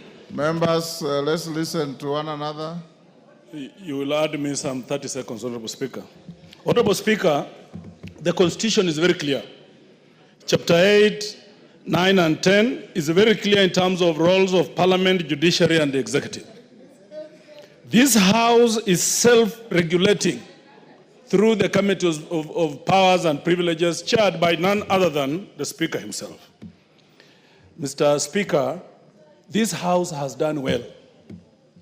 As a National Assembly, we've risen to the occasion. When we called out on Shah, during Adani, Now the committee on Park has done very well with e-citizen, and my guess is good because I think that is where the rage is coming from. They have come out to unmask the culprits of e-citizen and how money is being stolen. Honorable Speaker, this House, this floor impeached a minister of government, Honorable Mithika Linturi. We have done well, Honorable Speaker, as a parliament. It is wrong, Honorable Speaker, for President to say he's fed on raw intelligence, Honorable Speaker, and moves to make such accusations against us. Honorable Speaker, in law, and you know better than me, anybody who becomes aware of a crime and keeps quiet of it is an accomplice. As we speak, the Honorable President is an accomplice, Honorable Speaker. Why was he giving the 10 million shillings? Order, Wamboka. I referred you to Standing Order 87. You want to discuss the person and conduct of the President, bring a motion. Well guided, Honorable Speaker. Yes. Read your standing orders. Well guided, Honorable Speaker. Honorable Speaker, the President has all instruments. The President has all instruments. Order, Otieno Amolo, what is it?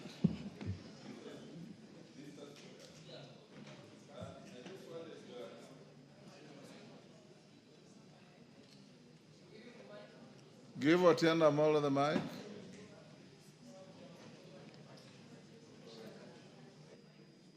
What's happened? Move to the...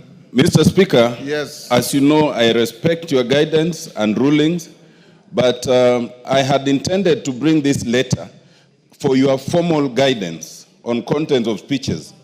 87.1. Mr. Speaker, it's my understanding that what you cannot discuss is the conduct of the President, but you can discuss his speech. I'd like you to give a ruling on that. As we sit here, I have no speech from the President to discuss. You know very well, Honorable Otieno Amolo, that when the President addresses the House, he makes a speech, and I allow you to debate it for 3 days. As it is here, I have no speech that can guide me on what you should debate. So, Wamboka, go on. There is a thin line, Honorable Speaker, of what we are discussing, but I think the point is made. Our thinking, Honorable Speaker, is someone is trying to get to NGCDF, KERA, Honorable Speaker, and other funds that are devolved through this House, Honorable Speaker, and that is unacceptable, Honorable Speaker. To the extent, Honorable Speaker, that you are a member of Parliament, #1, member of National Assembly, that we see the kind of headlines that we see, like what was there today, Honorable Speaker, add me 2 minutes, I was distorted, Honorable Speaker. Yeah, that we see the kind of headlines today, Honorable Speaker, that's unacceptable. That is unacceptable.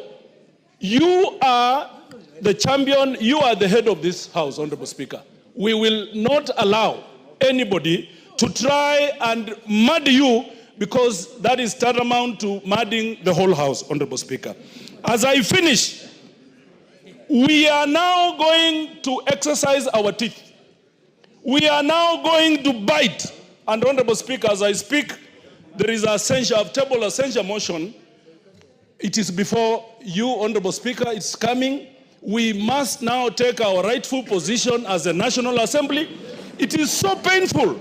Some members of this House, most members have stood with the executive. They have defended the executive. They have suffered because of executive, Honorable Speaker. They have lost their popularity, some of them, presumably because of the executive. And now the same executive want to throw them under the bus. We say no. Wakwende. Honorable members, I'll now give to Silvanus Osoro, but before he takes the floor, I acknowledge the following. Kipsingay, order. Order, members. Kipsingay Secondary School from Sotik, Bomet.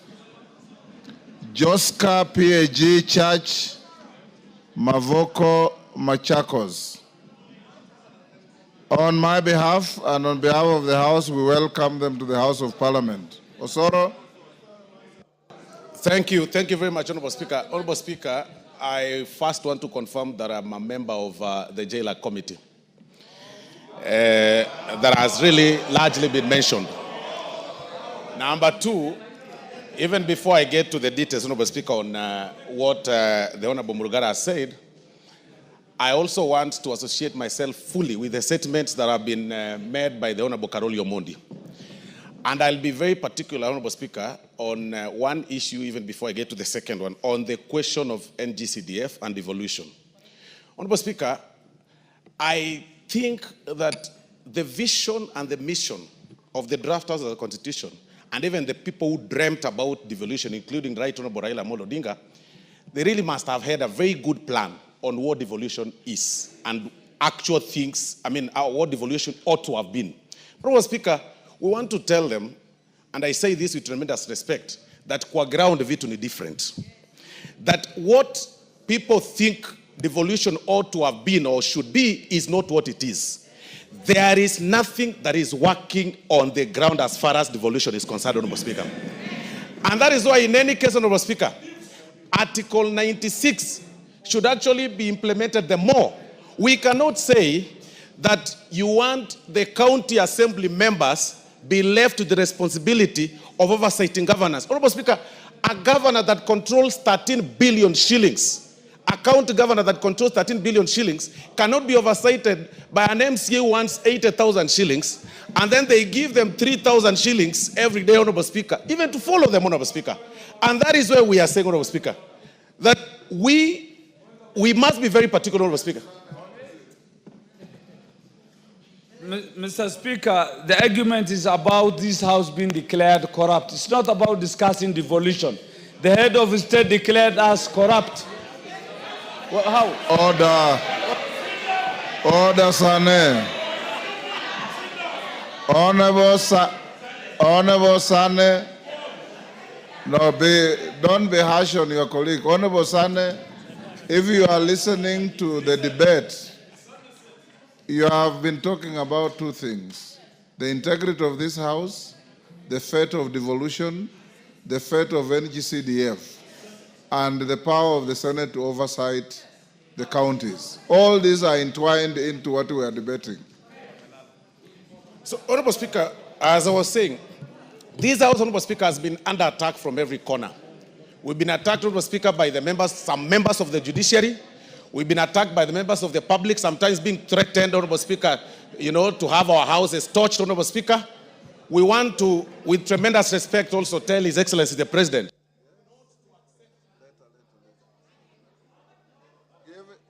Give him a minute. We want to tell His Excellency the President of the Republic of Kenya that now that attacks are coming from all over, I want to inform him, Honorable Speaker, that he should not take the invitation to also join the bandwagon that attacks this house. Because this house, if somebody claims that they brought money to a certain committee or to a particular chair, then especially on a bill that is actually sponsored by the AG from government, then that person should actually be arrested the more, because he is the one picking money from some public side and then to try and bribe the members of Parliament, Honorable Speaker. Because this House, Honorable Speaker, has been under attack from every corner. And it should actually not be happening. Today, as we are speaking, Honorable Speaker, people are already complaining about KERA. They want the KERA funds to be reverted to the counties. They want NGCDF to go. But, Honorable Speaker, you will need a microscope to see what governors or county governments are doing, Honorable Speaker, because there is nothing that is being done, Honorable Speaker. Time up. Time up. Parashina. Thank you, Mr. Speaker. Thank you also for standing for to be one of the leaders to be counted in this country for defending Parliament. Mr. Speaker, I only also need to comment on three things, or four: doctrine of separation of powers that we saw yesterday, and we need to remind the executive we don't work under their mercy. Number two is yesterday I witnessed executive, that's the president, lecturing members of Parliament, trying to create intimidation. We want to tell him that we are not going to go through intimidation. Here or outside, we will continue doing our duties without being coerced. We also need to remind the executive through the president and Mr. Raila that he should respect parliament every time. He is leading executive, judiciary should be respected, and parliament should be respected. Suggestions that Mr. Speaker came, which also brought yesterday, is about us in the committee. They alluded that when we summon state agencies or even PSs or ministers, they say that we keep asking them for money. Then the question is, how are we going to do our oversight role, if at all? They are saying that we are looking for money. It is our duty to do our oversight role, and I can tell them it is no longer going to be business as usual. And the last one is an independent investigation. If possible, let the president or this house establish an independent investigation where the executive can submit evidence where this house has been involved in corruption, but we cannot allow it. Like saying a port. How can a port say that the pan is black? It is not possible. Thank you, Mr. Speaker. Jane Kagiri.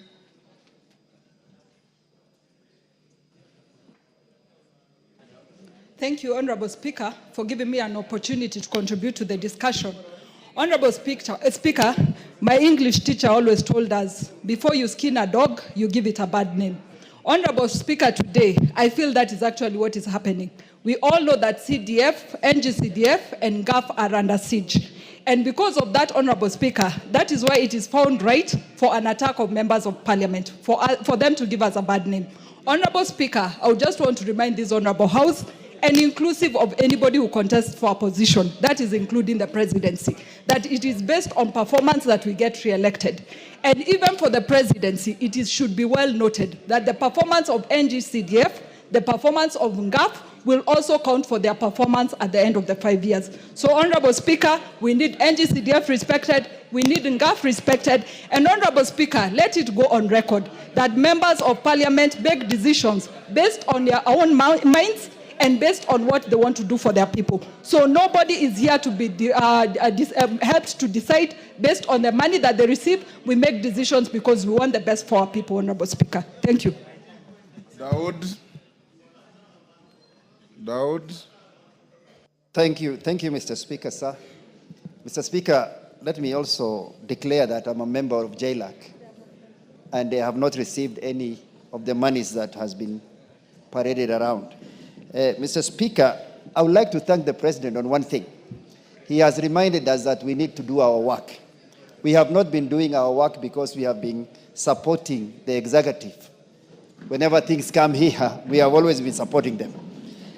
I think, Mr. Speaker, sir, the bill that is being, or the act that the President mentioned, the anti-money laundering, was sponsored by the Leader of Majority. Actually, we should not even start with the President. We should ask the Leader of Majority whether he bribed the committee, the JLAC committee, and how much he has given us.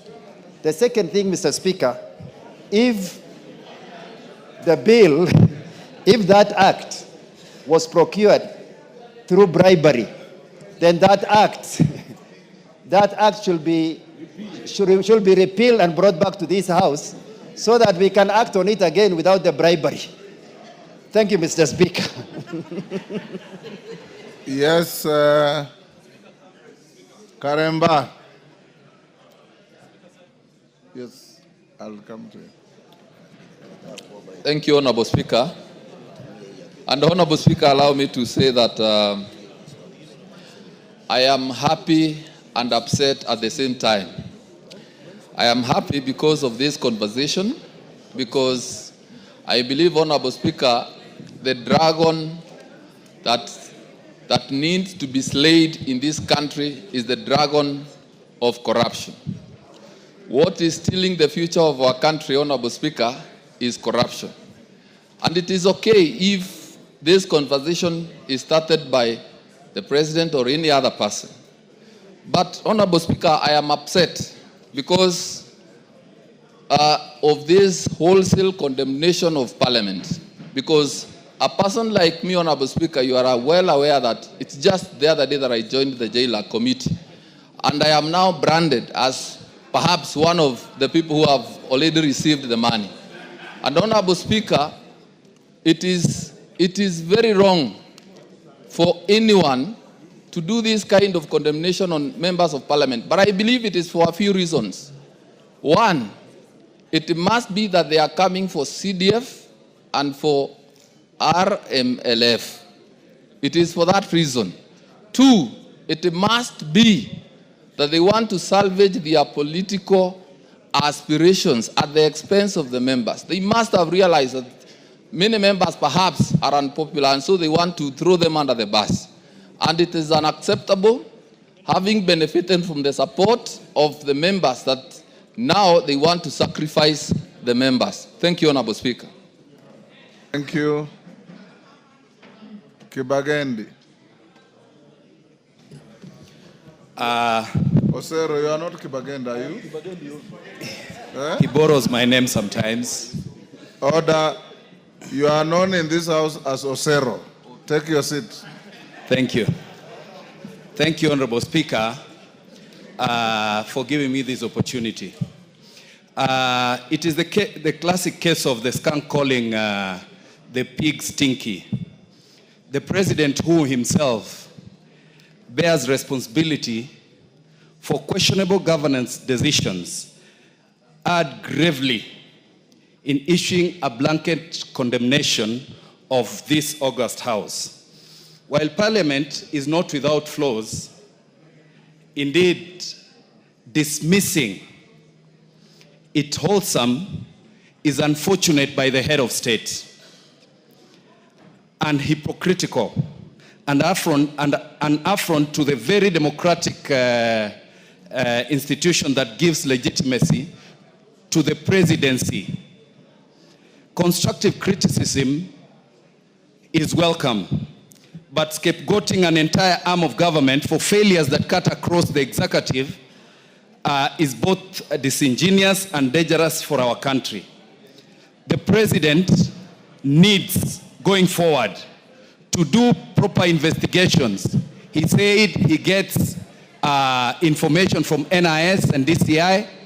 He needs to do proper investigations before he can condemn the entire House. But again, sometimes we have to tell those who call us names that they need to look in the mirror.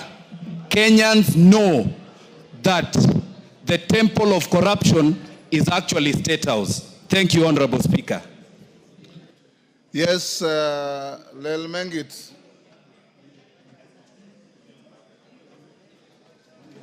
Thank you, Honorable Speaker. I would also want to echo my sentiments on this case. Honorable Speaker, first, I would like to apologize to this Honorable House, because a few years, Honorable Speaker, when I was in the university, I used to call the members here pigs. I was among those people who called the honorable members pigs because of the notion and the negativity out there, Honorable Speaker. Now, Honorable Speaker, I sit in this position as a member of Parliament, and now the ball is on my court. Honorable Speaker, I have realized that there is an enormous task bestowed to these honorable members, all the way as representatives, legislators, and oversighting responsibility. Honorable Speaker, I want to state this categorically, that even on the issues of NGCDF, as part of the representative duty that we do as honorable members, we cannot find substantive projects across the constituency or in the county governments that have been done by the county governments. Honorable Speaker, it's in my entire ward, Kilibwani ward constituency, I cannot find any single project that was done by the county governments. Only projects that have been done through the NGCDF money can be appreciated by the people out there. Honorable Speaker, I want to mention this, that even in the case whereby in the future we might have a elected president similar to the I don't want to mention names, but the president who will be giving resources basing on the shareholding basis, probably other counties and other regions of this country will be discriminated. So, Honorable Speaker, I want to mention and also to echo that this is an honorable house. We do our work perfectly, and we uphold our duty and integrity as members of parliament. Thank you, Honorable Speaker. Donald Watch, I see you on the screen, or you are not? Okay, Millie. Thank you, Mr. Speaker, for giving me this opportunity. Mr. Speaker, if there is one person I admire is Honorable Raila Amolo Odinga. And the reason I admire Honorable Raila Amolo Odinga is because he's a person who stands on principle. And even if he's the only man standing, he will remain standing on principle. Mr. Speaker, I have learned from the best. And that is why I stand on principle like the person I admire, Honorable Raila Amolo Odinga, and urge my party leader to listen to the ground on NGCDF. Mr. Speaker, I also want to urge my party leader that there is one thing I've admired about him, which is equality and fairness. Mr. Speaker, what is coming out of this house is that he's looking at governors more favorably than he's looking at members of parliament, which is Senate and National Assembly. We are all your children. Look at all of us favorably. Mr. Speaker, I want to speak to, should I one day be unfortunate to be the president, because it's not a happy occasion to be president, but should I be unhappy to be president of this republic? One thing I cannot take for granted, if I got that opportunity, is the support of parliament. If you are a president, do not take for granted the support of parliament. If in doubt, ask Honorable Uhuru Muigai Kenyatta. Mr. Speaker, finally, on corruption, there is demand and there is supply side. We have had, and we keep hearing a lot on supposed or alleged demand. As a governance expert, tell us the supply side. If you are serious about dealing with corruption that is bedeviling this country, let us look at demand and the supply side. And as a Christian, Mr. Speaker, I want to remind us that I was taught a song. Kila mtu atauchukua mzigo wake mwenyewe, na kila mtu atapewa habari zake mwenyewe mbele za Mungu, siku hiyo itakuja. Individual responsibility. Thank you. Honorable Rindikiri Murwitania. Thank you, Mr. Speaker. Order, honorable members. I want to One may think that Millie is out of order. The reason I've allowed her is I've treated it as a quote in a speech. Anything beyond that should have been out of order. Thank you, Mr. Speaker. I associate myself with the sentiment expressed by the chairman of JILAC. Mr. Speaker, in other forums, I am the president of Democracy and Good Governance in the International Conference of the Great Lake Region. Mr. Speaker, democracy dictates that we express ourselves anyhow. But good governance is a responsibility of each one of us. Mr. Speaker, the executive has a responsibility. The legislature, we have a responsibility. The judiciary has a responsibility. Mr. Speaker, we are equal partners. We are not lesser of the responsibility that we have been given. Mr. Speaker, the advantage of the executive can be good, can also be bad. Mr. Speaker, the last parliament and many majority members who are in the last parliament, we know we were called names. We were called collapse. This is not a new thing. The last regime, the past regime, called the members of this parliament collapse. Actually, bad names were used against us. Mr. Speaker, now we are being called collapse. Each person if we are to apply the principles of good governance, we must exercise what these principles are. One, the rule of law. The rule of law dictates that when something is wrong, the law takes precedence. Mr. Speaker, I want to imagine that the President knows this, and I'm sure he knows. Let him subject all of us who have been found to be capable of being corrupt to the rule of law. It's as simple as that. Mr. Speaker, transparency is very key in leadership. Mr. Speaker, we cannot be all accused en masse without giving evidence. Mr. Speaker, the executive need to be held accountable, to become clear, to become transparent on what he is talking about, members of parliament being corrupt.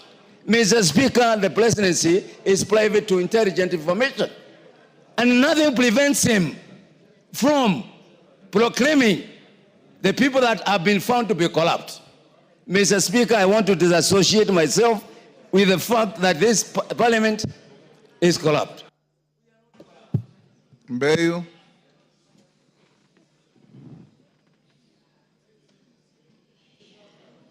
Asante Mheshimiwa Spika. Mheshimiwa Spika, mimi nahuzunika sana. Haya maneno yalitokea kwa viongozi wetu wakuu jana, ni jambo la kusikitisha.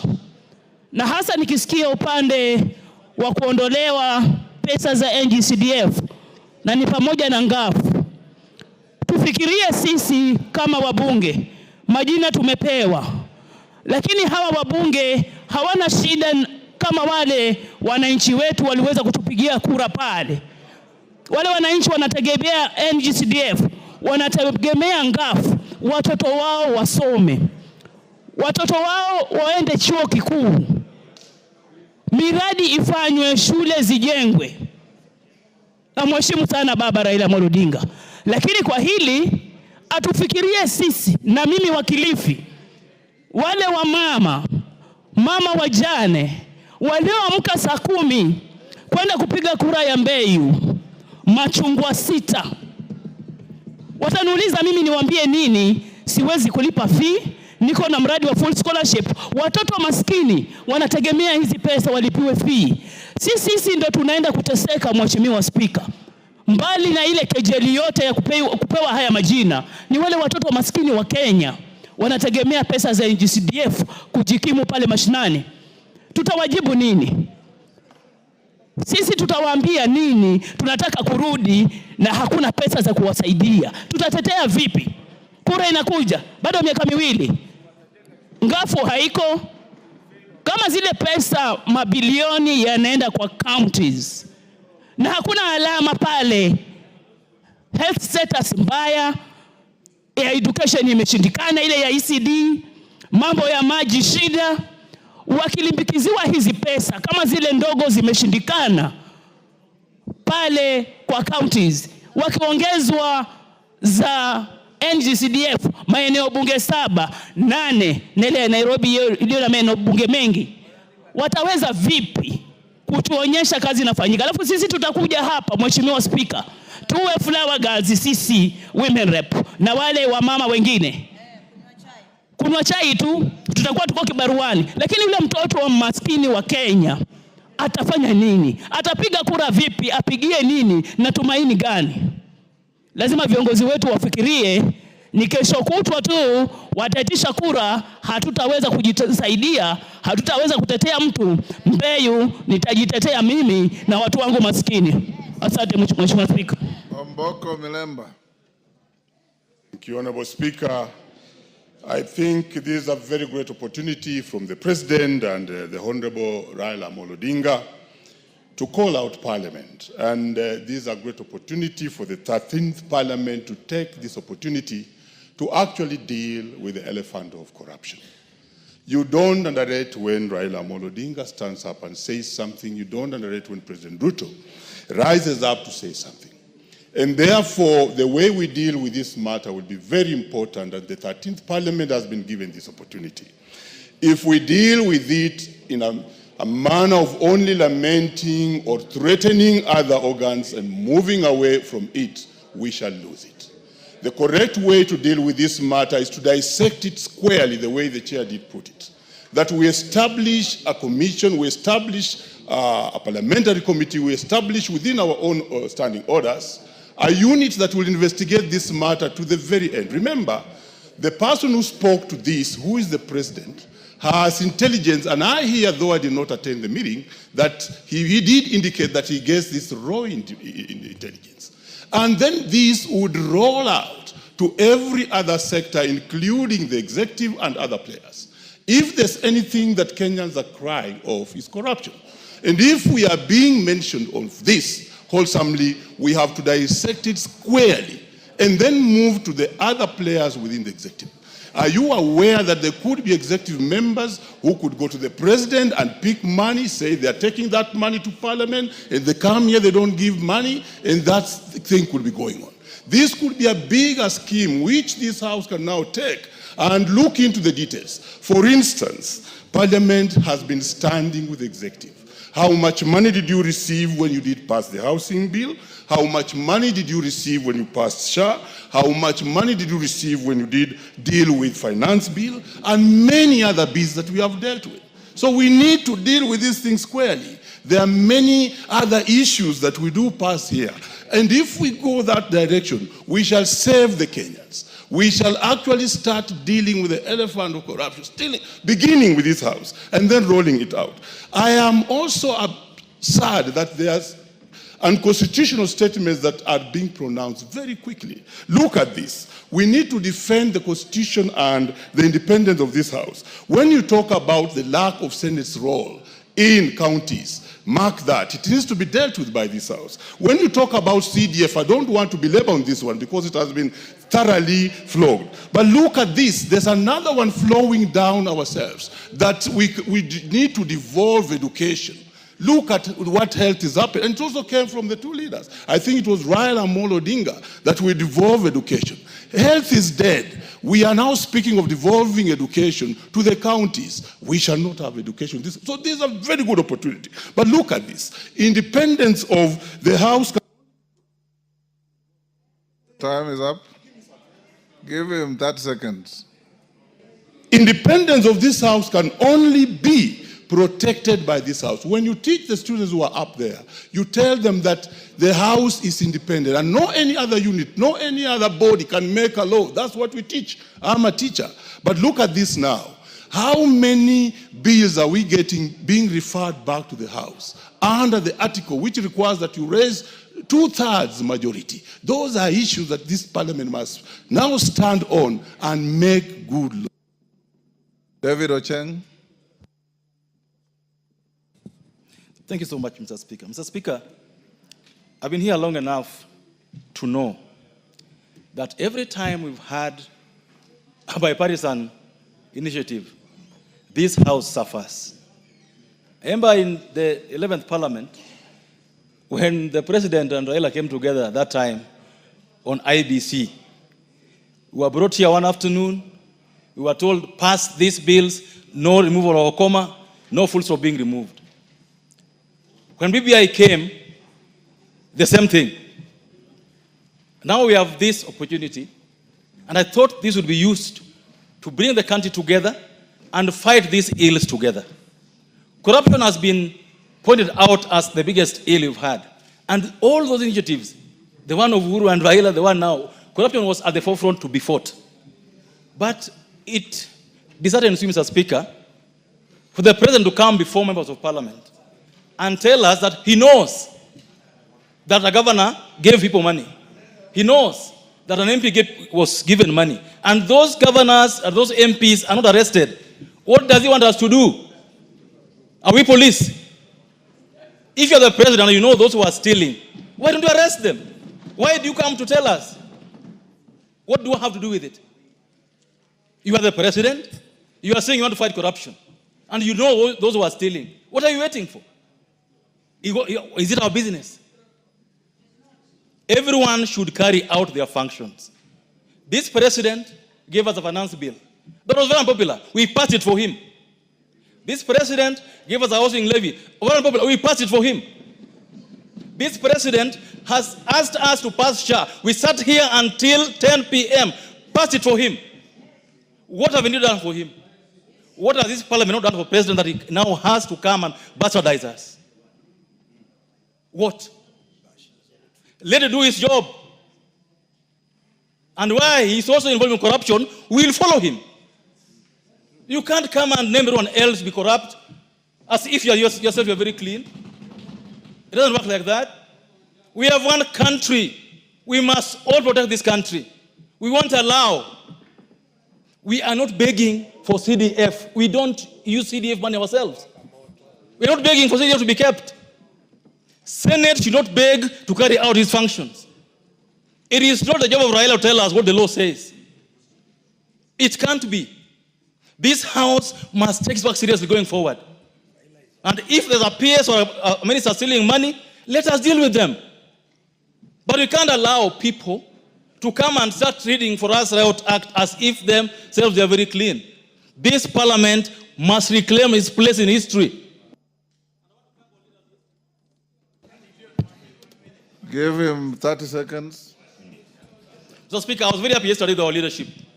Because you cannot go before governors, abuse us, insult us, then call us. Instead of telling us why you called us, you start lecturing us on matters that you should deal with personally. So, Speaker, I want to request our leaders today, leadership of Parliament.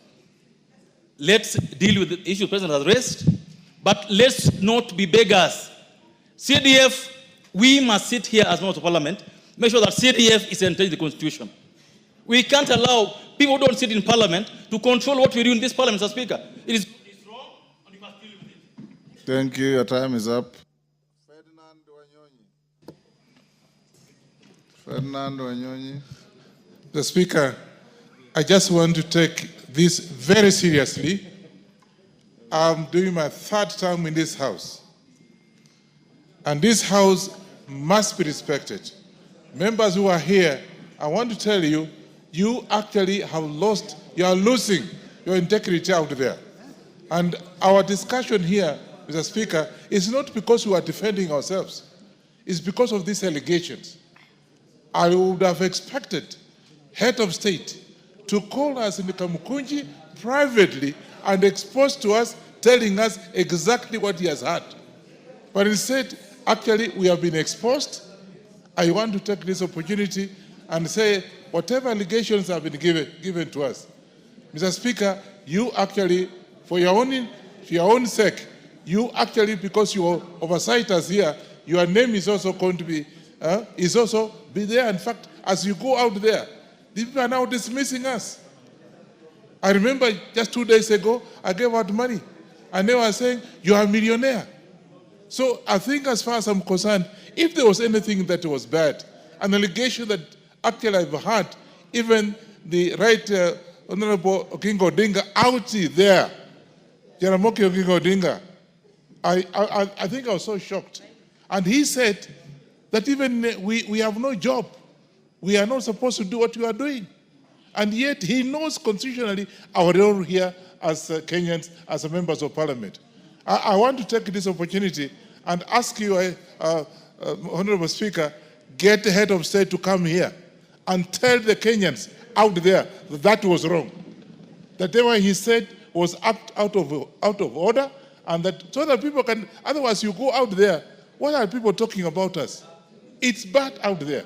So I want to take this opportunity and request you, in your capacity, tell the head of state to come to this House, and whatever he said, he apologizes, because it's actually affecting us as leaders of this country.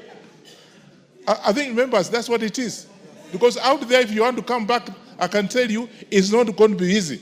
Because you are rich, you are poor, you don't take money out here because you are bribed and you are not giving money to the people out there. So, Mr. Speaker, I think I want to ask you, kindly get head of state here to come and tell this House so the Kenyans can hear that he was wrong. I think, members, actually, you agree with me. You agree with me. Let Ruto come here and tell the whole country that it was wrong for him to say what he has said. And if he's relying on King Odinga for his re-election, Oginga Odinga died in 1994.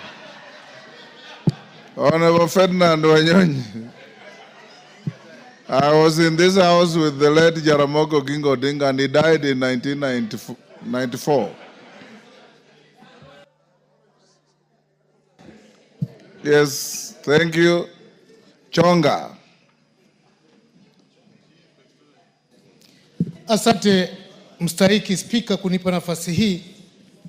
Matamshi niliyasikia yakitoka kutoka kwa rais yalikuwa ni ya kuvunja moyo, si kwa wabunge lakini hata kwa nchi nzima. Ifikapo wakati ambapo kwamba baba anasema ameshindwa na watoto, ni kumaanisha kwamba hiyo jamii imeangamia. Palipo na kosa ambapo kwamba mtoto amekosea, baba anatakana asimame na aweze kupeana mwelekeo. Nchi nzima, ulimwengu mzima, ukitaja mambo ya ufisadi, Kenya tunapewa position. Kuna mahali Kenya inaonekana kwa upande wa ufisadi. Ufisadi ule ni wabunge ndio wao wamefanya ufisadi ule. Mbona tusichukue nafasi na wakati wa kujua exactly shida iko wapi? Ni jambo la kuhuzunisha. Nimemsikia mwenzangu hapa akizungumza ya kwamba jana akifika nyumbani bibi yake anamwangalia mifuko. Mimi nimetoka mashinani, Mheshimiwa Spika, nasikia njaa, lakini bibi yangu swali la kwanza ananiuliza, maskini tuko nao wa nini kiwa nyinyi mnabeba mabilioni haya yote huko nje, unapeleka wapi? Uko na bibi mwingine? Uko na warembo? Ama hii pesa inaenda wapi? Ile nafasi ya kuitwa mheshimiwa mstahiki Spika, sasa hiyo mheshimiwa umeshatoka. Tumekuwa wadharauliwa. Mbali na hayo yote ambayo kwamba sisi tunapambana nayo tukitetea hususan serikali ya Mheshimiwa Rais Ruto. Mimi hapo nyuma, Mheshimiwa Spika, ulikuwa unanijua. Nikisimama mimi nilikuwa najua napeleka mawe yangu wapi. Nimepunguza utambi kwa sababu tunataka Kenya ionekane moja. Kenya isonge kwa agenda zile ambazo kwamba zinastahili. Lakini je, leo hii Mheshimiwa Spika, unataka mimi nikatetee serikali yenye inanidhulumu kuniita mimi mwizi? Tuko wabunge hapa wengine, hata ukiangalia hiyo kote amevaa ni 10,000. Iwapo kwamba kweli tunapewa pesa hizi ambazo tunapewa, mbunge anaweza kuvaa vibaya namna ile, Mheshimiwa Spika? Ni jambo la aibu, ni jambo la kuelewesha. Pia mimi naunga mkono ya kwamba sisi ni tegemeo la rais, tunahitaji atuombe msamaha. Bila hivyo kila mtu atabeba msalaba wake, kama vile Millie Odhiambo alivyosema. Asante Mheshimiwa Spika. Sane.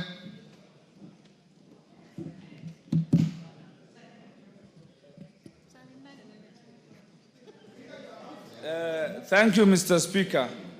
You have always stood to support the dignity of this House. Mr. Speaker, the former President Uhuru Kenyatta was on record having said that his government is always daily losing 2 billion shillings in corruption. Corruption is widespread in the executive than is being betrayed. Parliament is non-corrupt, Mr. Speaker.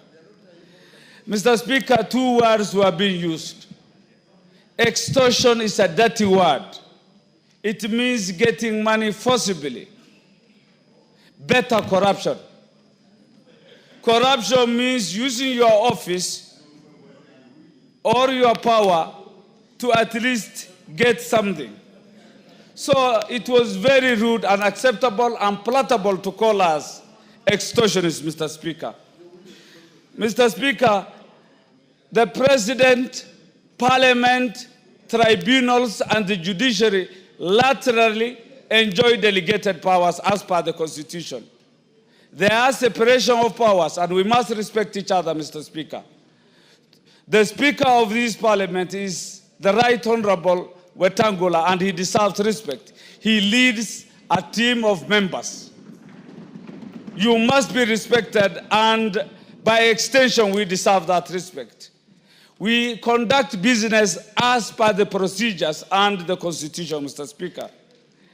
Mr. Speaker, we have been behaving as if we were conveyor belts for the executive. We have been called to State House, been lectured on government policy, and we have never let down the government of the day in making sure policies were executed and laws were being acted.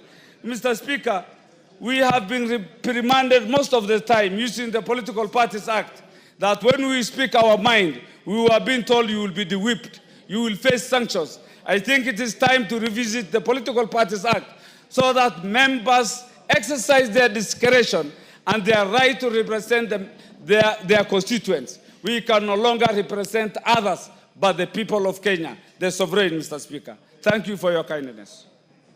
Junet, we have the last 10 minutes. I gave you 5, I gave you Chumba 5. Mr. Speaker, I want to start from the onset by saying that he who alleges must prove. He who alleges must do what? Must prove, Mr. Speaker. So the burden of proof are with the people who have alleged, not with us at all. Mr. Speaker, Parliament is an institution in this country that has been created by the Constitution. And Parliament, Mr. Speaker, operates under the Constitution. It's an arm of government that every Kenyan who thinks of leadership aspires to be, Mr. Speaker. Mr. Speaker, I have said on this floor before that people think coming to Parliament is an easy thing. If all of them could try to contest for a seat, even for an MCA seat, that is when they will know what an election means. How difficult it is to come to this house, Mr. Speaker. Mr. Speaker, look at the number of people who come out, or the number of people who show interest in every constituency to become members of Parliament. There are more than 10 in every constituency. But the people of Kenya, in their own wisdom, decide to bring one person to this house, Mr. Speaker, at a time. So, Mr. Speaker, that is why members of Parliament are given the title of honorable. It's earned. You earn the title by getting first elected by the people. Then that's when you deserve to be called a honorable member. But, Mr. Speaker, people cannot demonize the institution of Parliament as a whole. If you have a problem with someone, you say it. You say, I have a problem with this and that person. But you cannot demonize the whole institution of Parliament, Mr. Speaker. Because this institution is in place to serve Kenyans. This is an institution that has direct mandate in exercising the sovereignty of the people. Sovereignty belongs to the people. It can be exercised directly or through their elected representatives, Mr. Speaker. An elected representative of the people, other than the MCS, are only found in Parliament. All other, and the president who is also elected. But, Mr. Speaker, all the other people who are operating in this country, in these offices, are all exercising delegated mandates. So, Mr. Speaker, my position is, as the leadership of this House, Mr. Speaker, as the minority leader, Mr. Speaker, we will defend Parliament to death. We will defend Parliament to the last breath, Mr. Speaker. We will not sit down when people want to degrade Parliament or they want to use Parliament as a punching bag, Mr. Speaker, also as a bogeyman, Mr. Speaker. Mr. Speaker, corruption is a menace in the whole country. It has permeated the whole society. There is corruption in the executive, there is corruption in the judiciary, there is corruption in Parliament. Mr. Speaker, there is a way to address the fight about corruption. It's not a wholesome condemnation of a whole group of people who are serving Kenyans, Mr. Speaker. Mr. Speaker, on the issue of the NGC, Mr. Speaker, can you tell this man to leave me alone so I can speak? He has spoken his, and he's opening a Kamukunji here of what kind of, I don't know what Kamukunji it is. Mr. Speaker, I'm even losing my thoughts because when you are disrupted by NGCDF, Mr. Speaker, I want to take, as a minority leader, responsibility to go and persuade my party leader to leave that position he has taken on the NGCF. Mr. Speaker, you know, there's a notion that people think CDF is still doing the same work it was doing when it was started. CDF has changed. CDF now is only doing functions that are not devolved. It's doing functions that belong to national government. Education, security issues, and issues that are related to national government. CDF is not doing any devolved function. They are not doing county government functions. Even if, a member said here, even if,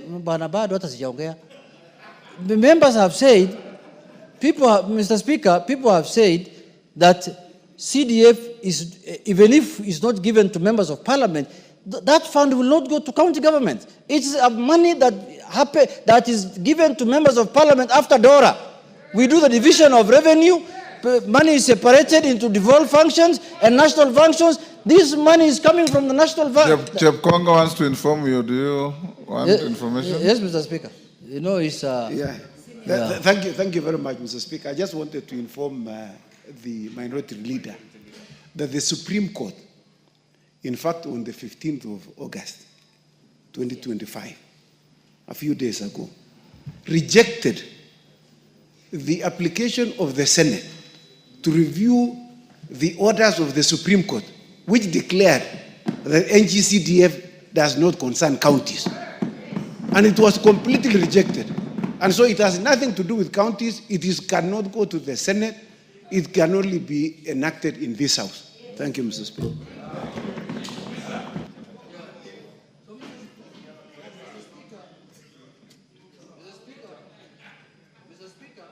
What's happened to the mic? Mr. Speaker, I want to say this, that I agree with Honorable Chepkonga, that CDF has got nothing to do with the devolution. CDF, if this fund is not sent to constituencies, the national government can send it to county commissioners. They can say, county commissioners, go and build schools, go and build dams, chief's offices. Nothing stops the national government from taking this money to anybody they can even take it to chiefs. Chiefs can go and build even their offices themselves. So, Mr. Speaker, first we have to acknowledge that this fund has nothing to do with devolution. It's not taking money that belongs to devolved entities, Mr. Speaker. But, Mr. Speaker, lastly, I want to say that, only important people are normally bashed. When you see the president accusing us of many things, or by my party leader, they know how important this House is. That is why let us not also take them very serious. Because, you know why I'm saying that? Because everything also they want to do must come through this House. Even if for you to dissolve this NGCDF, there must be some work to be done here in Parliament. Who is going to do it? So, Mr. Speaker, let them have their say. We are going to have our way. That's the position. Let us give them the freedom to have their say, and we also have our way.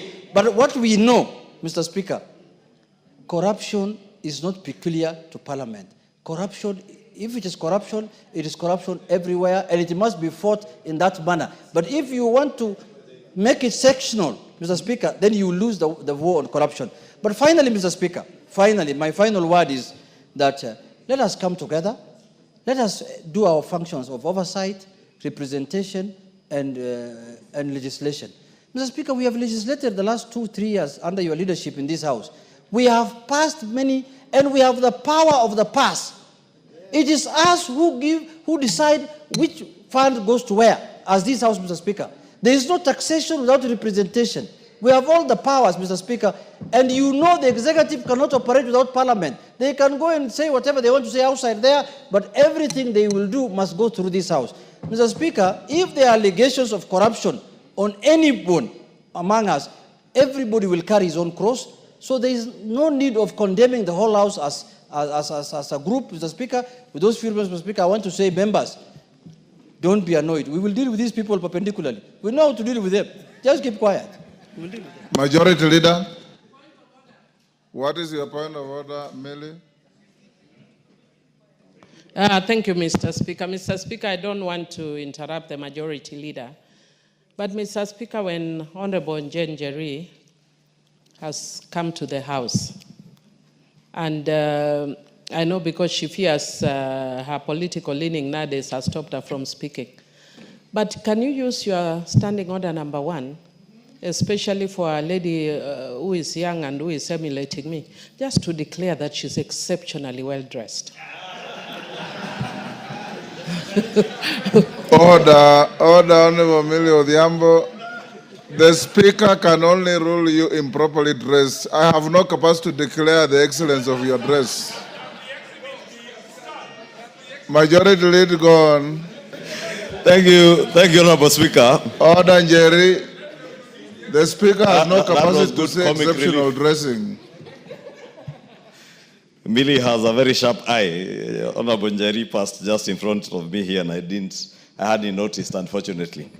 Honorable Speaker, let me join members and maybe just start off from where Juliet I has think stopped. the only exception I see is that the gracious lady is wearing something that looks like a cheetah. Or a leopard. You can be certain, Honorable Speaker, if she was here earlier, she would never have recognized any of the footballers that you are mentioning from back those days. Just like the Honorable Joseph was asking who are those the Speaker is mentioning. Because they were not born by then, Honorable Speaker. But that is the beauty of this House, Honorable Speaker. And it tells you that in this House, Honorable Speaker, we have men and women, as Honorable Juneta said, who have been elected by the people to come and represent them and oversight government on behalf of the people. Therefore, Honorable Speaker, when we oversight the executive and the judiciary, because we have that singular role as enshrined in this Constitution, we don't do it as a favor to anybody. Not to the President, not as a favor to those serving in the executive. We do it on behalf of the people. Therefore, I want first to encourage members that nothing and nobody should instill fear in you in doing your work as members of Parliament. Because you are duly elected by the people of Kenya to exercise oversight even over the executive, even the office of the President, and even the President himself. That is why this House has powers under this Constitution to impeach those in the executive, and those in the executive can do nothing to remove you from this House. Absolutely nothing. Because that is how we crafted our Constitution, Honorable Speaker. Honorable Speaker, I have listened to many of the contributions, and let me take particular interest to what the Honorable Tienda Omolo said. That we have a Powers and Privileges Committee in this House, Honorable Speaker, which fortunately is chaired by none other than yourself. This Powers and Privileges Committee has the powers and a singular mandate to receive complaints, as Honorable Tienda Omolo said, from whatever quarter against any member of Parliament who may engage in any manner of impropriety, whether within the precincts of Parliament or outside Parliament, Honorable Speaker. It is not fair to condemn the House in its entirety, Honorable Speaker. We have young members like Honorable Njeri, Honorable Joseph, who just joined this House the other day, Honorable Speaker. We have older members like the Honorable Kainan, the father of the House, who has been here for a long time, and yourself, Honorable Speaker. When this House is condemned, you are condemned. The Honorable Kainan is being condemned. The Honorable Njeri and Joseph here are being condemned. Honorable Speaker, if there are people who have suffered, I am among those people who have suffered immensely from this condemnation.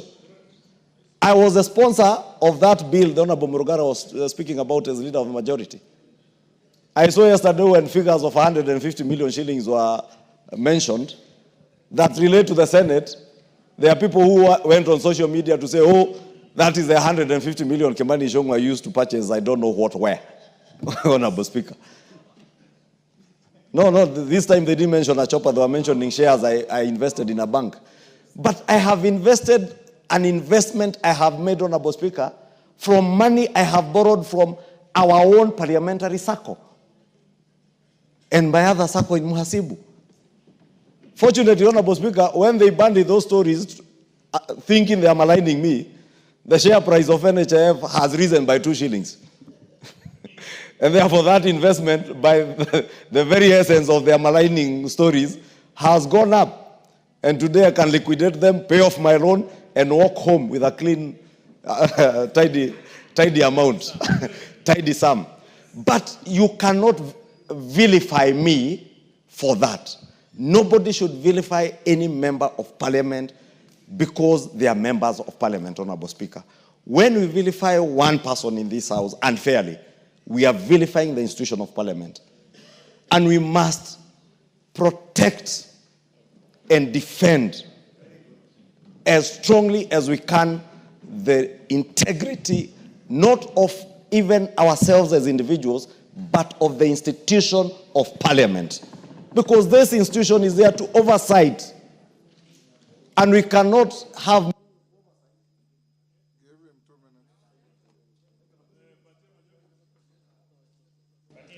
Honorable Speaker, I was saying we cannot have meaningful oversight over the executive if we are seen to be beyond reproach, Honorable Speaker. Let us use our powers and privileges committee to ensure, Honorable Speaker, if by any chance there is any one of us, and I say any one of us, Honorable Speaker, including myself, who, Honorable Speaker, as the Swahili would say, aliye na tuhuma yoyote, let them be before the powers and privileges committee and also before the investigative agencies like EACC, so that they may take action so that we protect the institution of parliament, Honorable Speaker. Two, Honorable Speaker, on the question of what is provided for in Article 94 to 96 of our Constitution, and I don't want to repeat what has been said about the powers of the House, in the our sister House in the Senate, to oversight national revenue that is going to the counties. I think it is a matter, and I said it yesterday, Honorable Speaker, in that meeting, that it is a matter that is explicitly provided for in the Constitution. We cannot amend this Constitution by vilifying the institutions of parliament, whether it is the National Assembly or the Senate. Let us just purpose to live by the tenets of this Constitution. Honorable Speaker, NGCDF. Again, NGCDF is vilified and attacked in this fashionable thing to attack members of parliament. NGCDF does not belong to members of parliament. The Kikuyu NGCDF does not belong to Kimani Ichung'wah. Neither does the Eldasa NGCDF belong to the Honorable Kainan Mohammed. Adan Kainan. Honorable Speaker, NGCDF belongs to the people of Kenya, to the constituents who have elected us to come and represent them here. We oversight NGCDF just like any other fund in government. Honorable Speaker, when the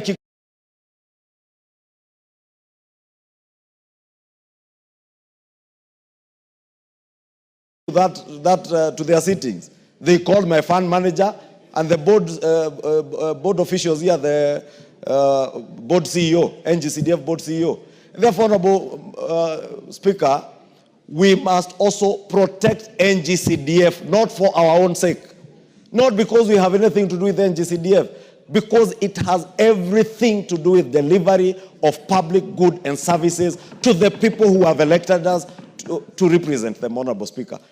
And let me just conclude by saying, Honorable Speaker, we would have no business being the people's representatives if we have nothing that we can oversight those that have been charged by the people of Kenya to hold public funds in their trust. Then we have no business being members of parliament if we can't oversight. We will have no business being members of parliament if you will be able to go to your constituency. You find at a time like now when it is cold and rainy, a school latrine has sunk or a roof has been blown away, and you cannot influence anything, Honorable Speaker, with the NGCDF committees to ensure that you make good the lives of the people who have elected you. We must protect NGCDF with our blood and our souls, Honorable Speaker, in this House. We must. And we must tell everybody, Honorable Speaker, even those who are in the county governments, Honorable Speaker, and we have said it numerously, we are not in competition with the county governments. NGCDF, as Chepkonga has said, the new NGCDF Act of 2015 makes it very clear what role NGCDF plays in education, in security, Honorable Speaker. We amended the Act here the other day, Honorable Speaker, to even remove the contentious issues that were there before, like sports, and we removed them, Honorable Speaker, because we want to live and abide by what is provided for in this Constitution. Therefore, Honorable Speaker, let me say, we must, as a House, stand together, stand strong, and walk with our heads high, Honorable Speaker, if you have nothing to be suspicious of anything you do. Finally, Honorable Speaker, let me ask ourselves, the things we say, the things we do out there also portray something of us. The things that were said here of the finance bill last year, Honorable Speaker, that members were being paid to vote this and that, Honorable Speaker, those are the things that lower the dignity, and we keep saying, lower the dignity of this House and entertain even those who are vilifying and entertaining things being said against us, Honorable Speaker. I beg, Honorable Speaker, to end there, and thank you.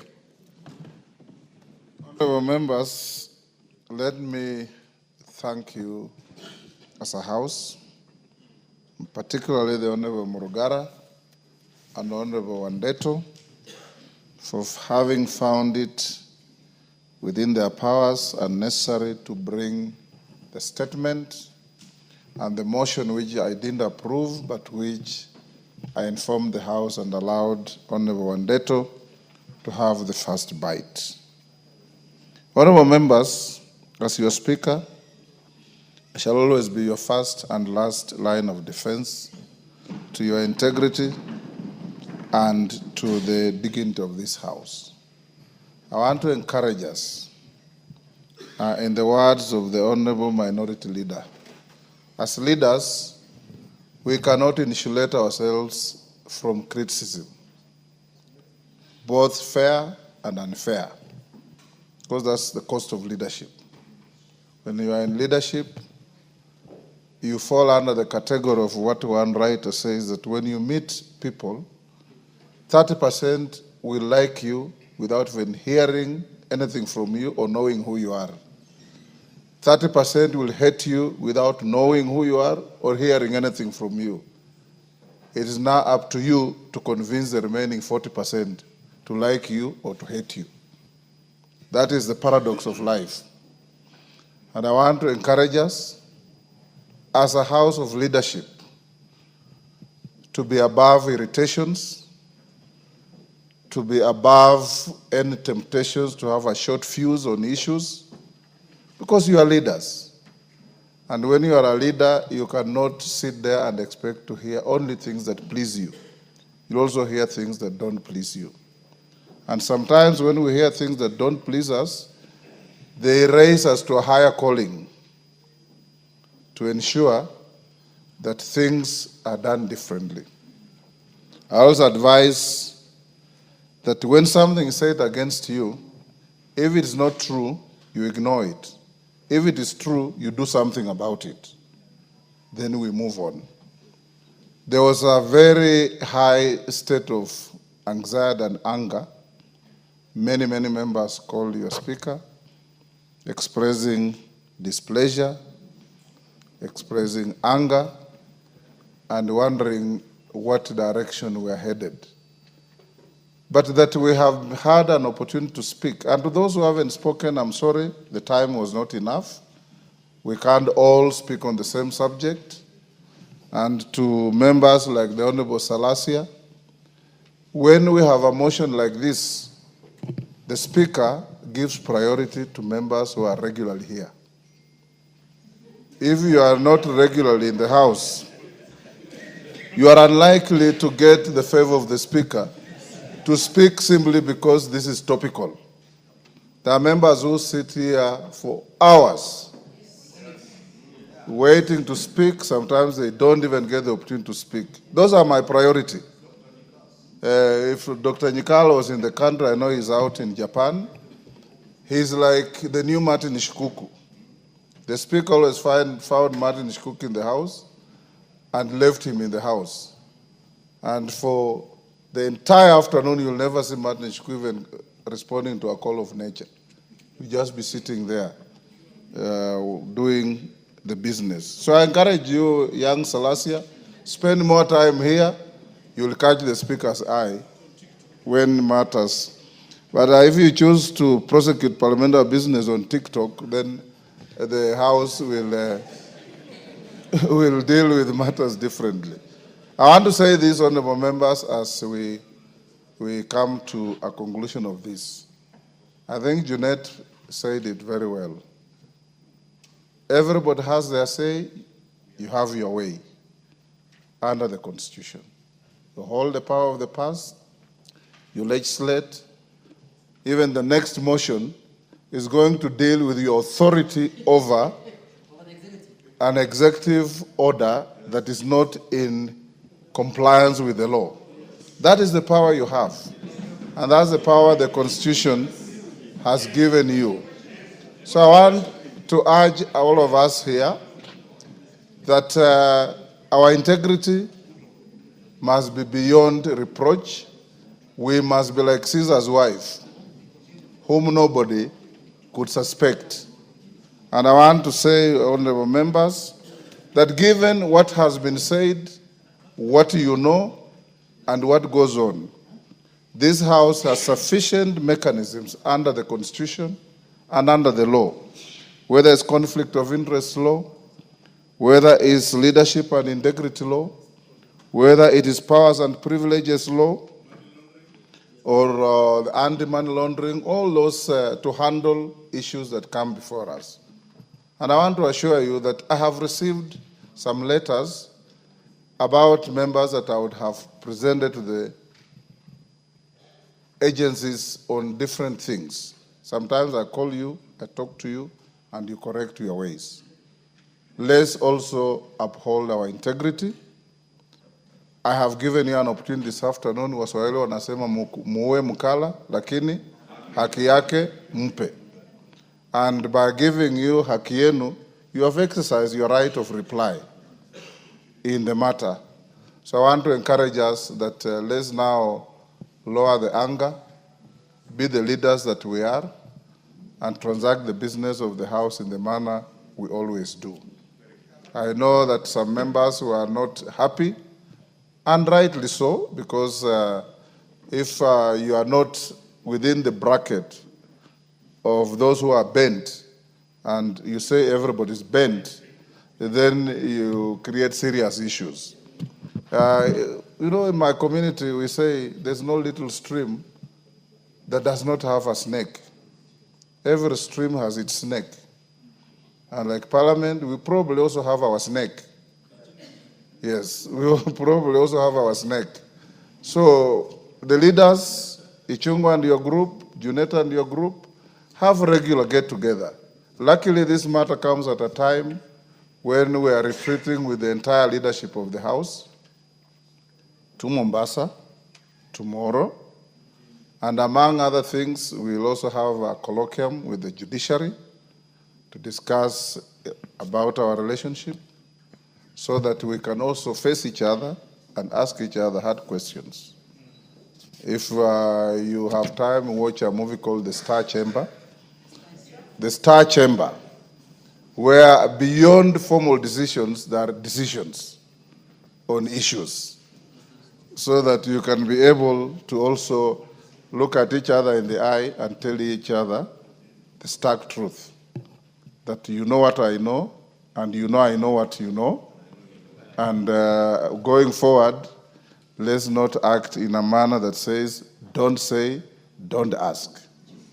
Thank you, honorable members. We'll now go to the next business, but the decorum you have displayed reaffirms what everybody expects, that this is a house of reason, this is a house of sobriety, this is a house of maturity, and this is the nerve center of the Republic of Kenya. You are the representatives of the people of Kenya. They have donated this power under the Constitution to you, to levy taxes, to appropriate those taxes, and to audit those taxes through oversight. It can't be any better than that. Let's live to that billing. Thank you, honorable members. As your speaker, you've seen today in one of the papers that is rapidly degenerating from a respected paper to not just a tabloid, but a gutter. Putting the two speakers on the front page and you read the story, there is no relationship whatsoever. But as leaders, we're used to this. They will do this, they will give up. What is important is focus on what you are doing. Winston Churchill said, you'll never finish your journey if you stop to throw stones at barking dogs. Focus on your journey, and you'll do things right. Thank you.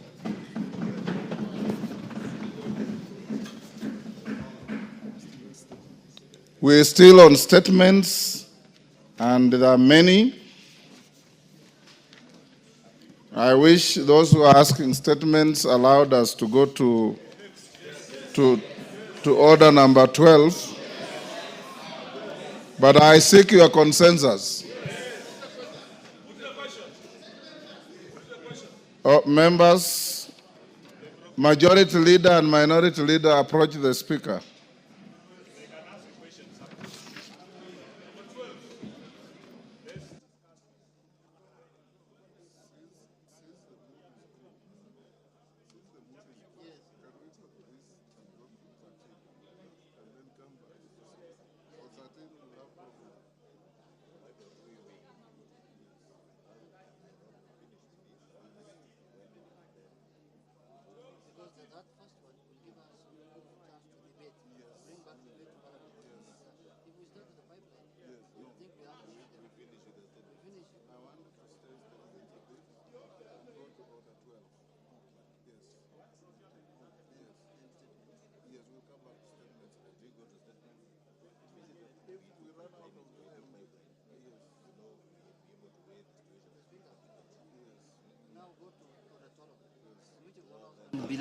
Order, honorable members. Order, members on their feet, take your seats.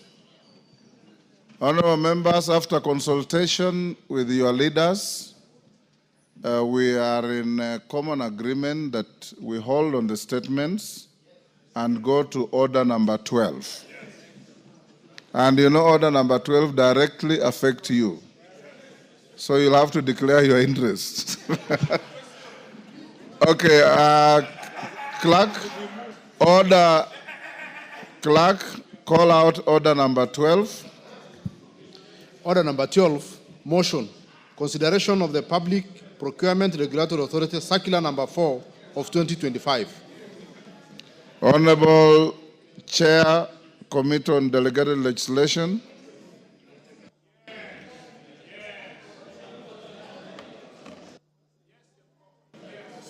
Yeah, thank you, Honorable Speaker. Honorable Speaker, I move that this House adopts the report of the Committee on Delegated Legislation on its consideration of the Public Procurement Regulatory Authority Circular number 04 of 2025 on the enforcement of compliance with the mandatory use of the Electronic Government Procurement System, popularly known as EGPS, by all public procuring entities in contravention of Section 77 of the Public Procurement and Asset Disposal Act, Cap 412C, laid on the table of the House on Tuesday, 19th August 2025, and pursuant to the provisions of Section 18 of the Statutory Instruments Act, Cap 2A, this House annuls in its entirety the Public Procurement Regulatory Authority Circular on the enforcement of compliance with the mandatory use of the Electronic Government Procurement System, popularly known as EGPS, by all public procurement entities, published as Circular number 04 of 2025 for the following reasons. Mr. Speaker, the circular contravenes Article 2, Sub-Article 1 and Sub-Article 2. It also contravenes Article 10. It contravenes Article 27, Sub-Article 2. Honorable Chepkonga, when you are moving a motion, you just read it as it is. Yes, that's what I'm reading. You are saying it contravenes Articles 2. It also contradicts. Where is it also? In contravention. Sorry. Where is it also? Yes. For the following reasons. One. Yeah, for the following reasons, Mr. Speaker. Yes. Contravention of Articles 2, Sub-Article 1 and 2, Article 10, Article 27, Sub-Article 2, Article 94, Sub-Article 5, and Article 2 to 7 of the Constitution relating to supremacy of the Constitution, the national values and principles of governance, including public participation, transparency, and accountability, equality including enjoyment of all rights and fundamental freedoms, power to make provisions having the force of law, and contracting for goods or services with a system that is fair, equitable, transparent, competitive, and cost-effective. Number 2, contravention of Sections 9 and Section 77 of the Public Procurement and Asset Disposal Act, Cap 412C, relating to the function of the authority, which do not extend to creating binding obligations, and the recognition that tender submissions may be made in either manual or electronic form.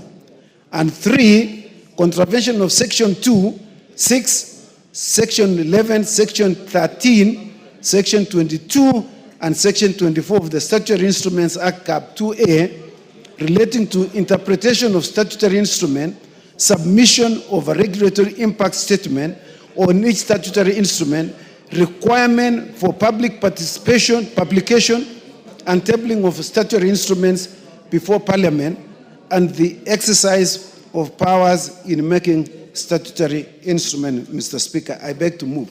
Mr. Speaker, the import of this circular, Mr. Speaker, originates. We know, you know, but just to set the stage, Mr. Speaker. During the morning sitting, Mr. Speaker, of the National Assembly on 14th of August 2025, the Honorable George Murugara, Member of Parliament, rose an point of order seeking clarification from the House on the Public Procurement Regulatory Authority Circular number 4 of 2025, dated the 12th of August 2025, on the enforcement of compliance with mandatory use of electronic government procurement system by all procuring entities. The Honorable Murugara observed that the circular is a statutory instrument within the meaning of Section 2 of the Statutory Instruments Act, Cap 2A, and as a result, as such, ought to have been transmitted to the House for committal to the Committee on Delegated Legislation for scrutiny and approval. The Honorable Murugara noted that the circular appeared to have the force of law by declaring that failure to comply would constitute an offense, thereby making it imperative for the circular to undergo the requisite parliamentary scrutiny. Accordingly, Honorable Murugara requested that the Honourable Speaker do issue directions for the circular to be referred to the Committee on Delegated Legislation for scrutiny and approval as required by the Statutory Instruments Act, Cap 2, Mr. Speaker. Consequently, the Honourable Speaker directed the Committee on Delegated Legislation to undertake thorough scrutiny of the circular in line with the relevant legal framework, and further directed the committee to table its report before the House on Tuesday, the 19th of August 2025. Mr. Speaker, as a consequence of this, the committee sat on the same day and invited the Public Procurement and Public Procurement Authority to appear before the committee on that same day at around 4 p.m. Mr. Speaker, the Public Procurement Authority appeared before the committee, and Mr. Speaker, we examined the circular. And as we also looked at it in regard with Section 2 of the Statutory Instruments Act, which defines what a statutory instrument is, Mr. Speaker. It defines as follows, Mr. Speaker, and members need to be careful to hear this.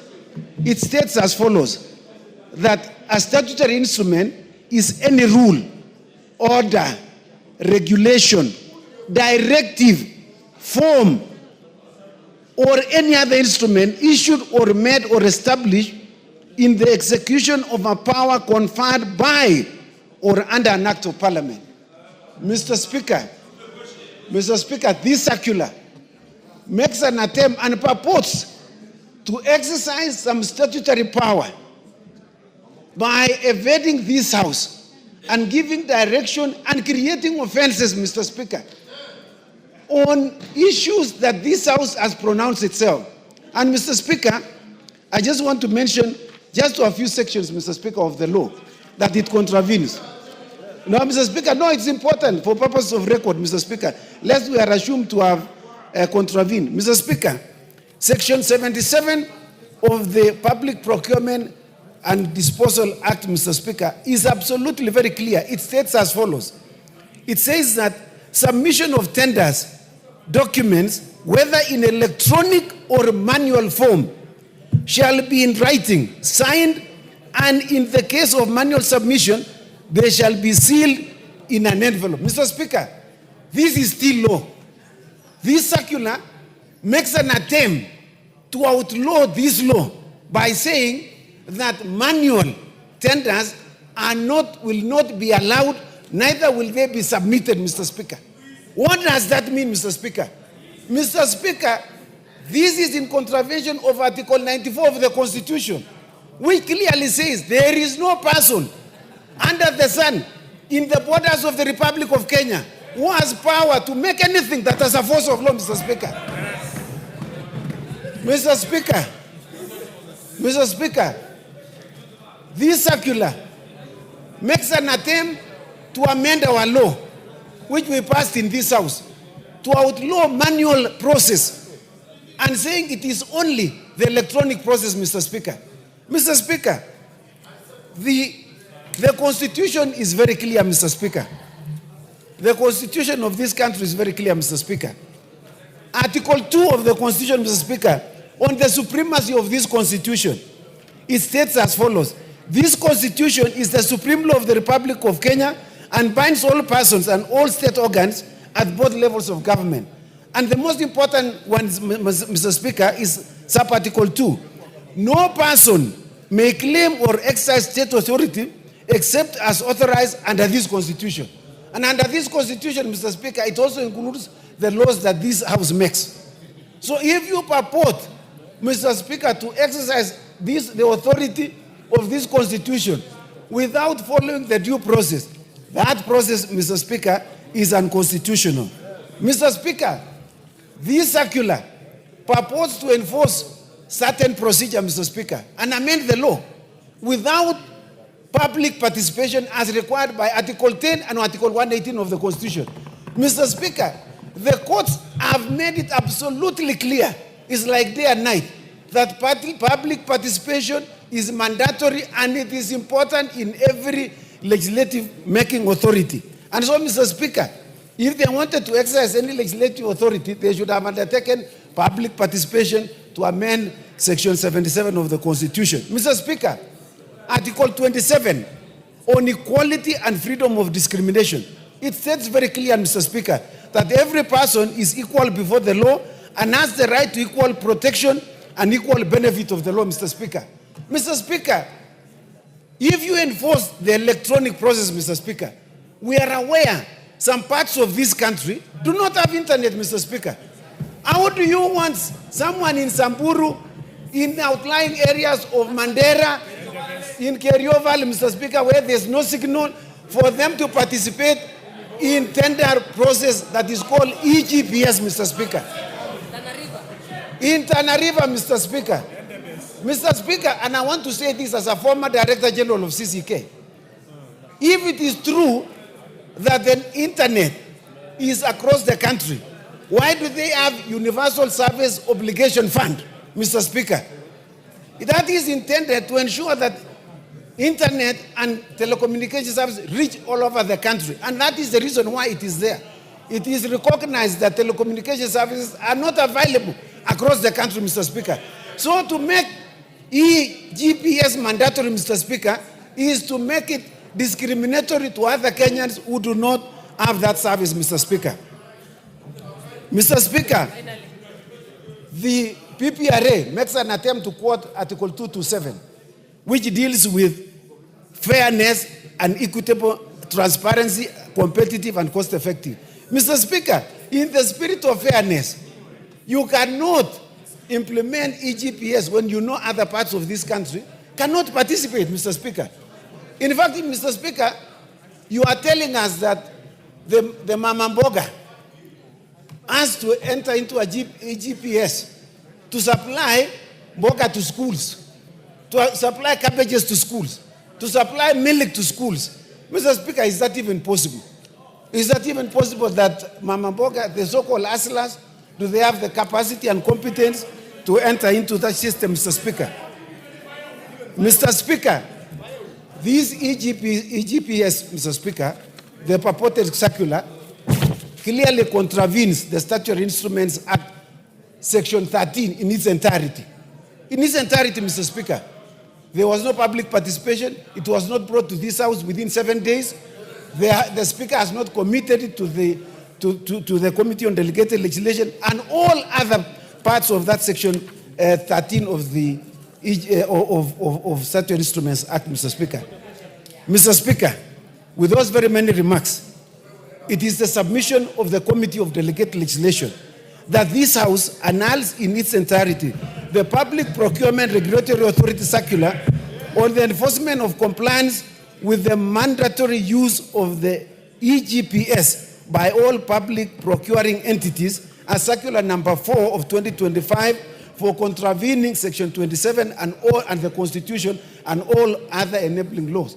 Mr. Speaker, I move and I request the Honorable, I want to request the Honorable Junet to second.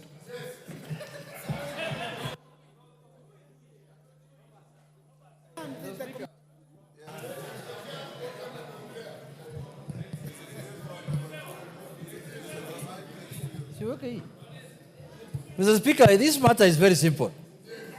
Mr. Speaker, this is the easiest matter before the House, because the law says, the law, not a circular, not regulations, not any letter of communication from any minister, the law. The law says that you are allowed to use electronic or manual procurement system. So if you want to tell the country to use only electronic system, the first thing you do is to change the law. You start from there. This circular is just a piece of paper. This one written by which ministry is that? This is just this is an opinion he is giving to the ministries. Because where there is a law, you cannot change the law by a circular. You can only change the law through parliament. And that's why I was saying in my earlier contribution that people don't know the powers we have. They will realize our power is slowly. Then they will realize the people who matter in this country. But more importantly, Mr. Speaker, you know, this thing reminds me something. In last parliament, the governor of the central bank issued also a circular saying that people cannot deposit more than 1 million shillings without explanation or withdraw more than 1 million shillings from their accounts through a circular. So we came to the House here, we brought him to the House himself and told him, why don't you bring regulations so that we can pass it, so that it can have the force of law. The man left here, instead of bringing the regulations, he sent someone to court to injunct Parliament from doing their work.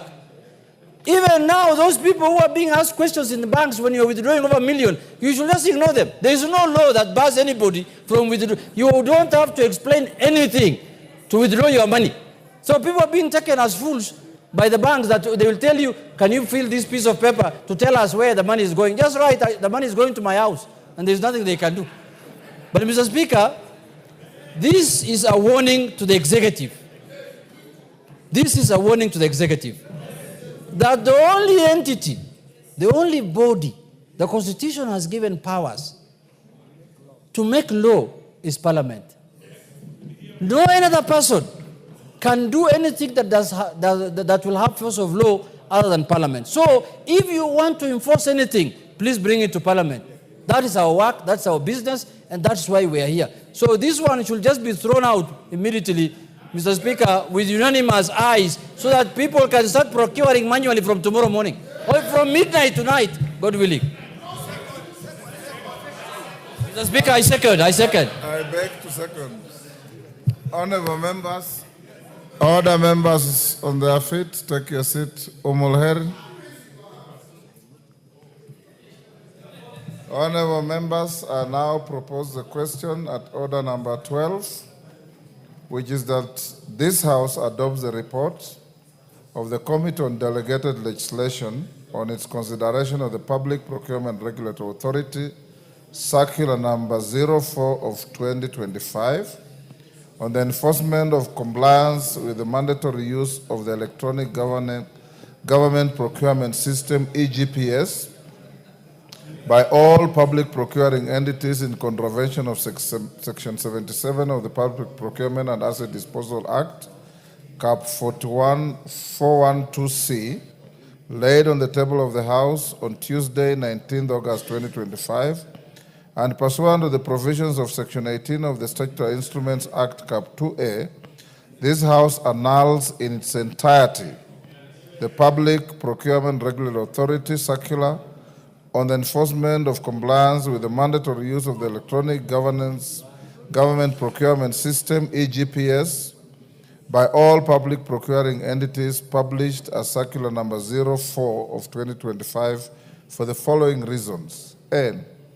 One, contravention of Articles 2, 1 and 2, 10, 27, 2, 94.5 and 227 of the Constitution relating to supremacy of the Constitution, the national values and principles of governance, including public participation, transparency and accountability, equality, including enjoyment of all rights and fundamental freedoms, power to make provisions having the force of law, and contracting for goods or services with a system that is fair, equitable, transparent, competitive, and cost-effective. 2, contravention of Section 9 and 77 of the Public Procurement and Asset Disposal Act, Cap 412C, relating to the function of the authority, which do not extend to creating binding obligations and the recognition that tender submissions may be made either manual or electronic form. And 3, contravention of Section 2, 6, 11, 13, 22, and 24 of the Statutory Instruments Act, Cap 2A, relating to interpretation of a statutory instrument, submission of a regulatory impact statement on each statutory instrument, requirement for publication and tabling of a statutory instrument before Parliament, and exercise of powers in making statutory instruments. There are some members who have approached me saying they want to speak. Do I put the question? Yes. Is that the mood of the House? Yes. I now put the question that the Speaker now puts the question to order number 12. As members of that opinion, say aye. Aye. Will those of the contrary opinion say nay? Aye. The ayes have it.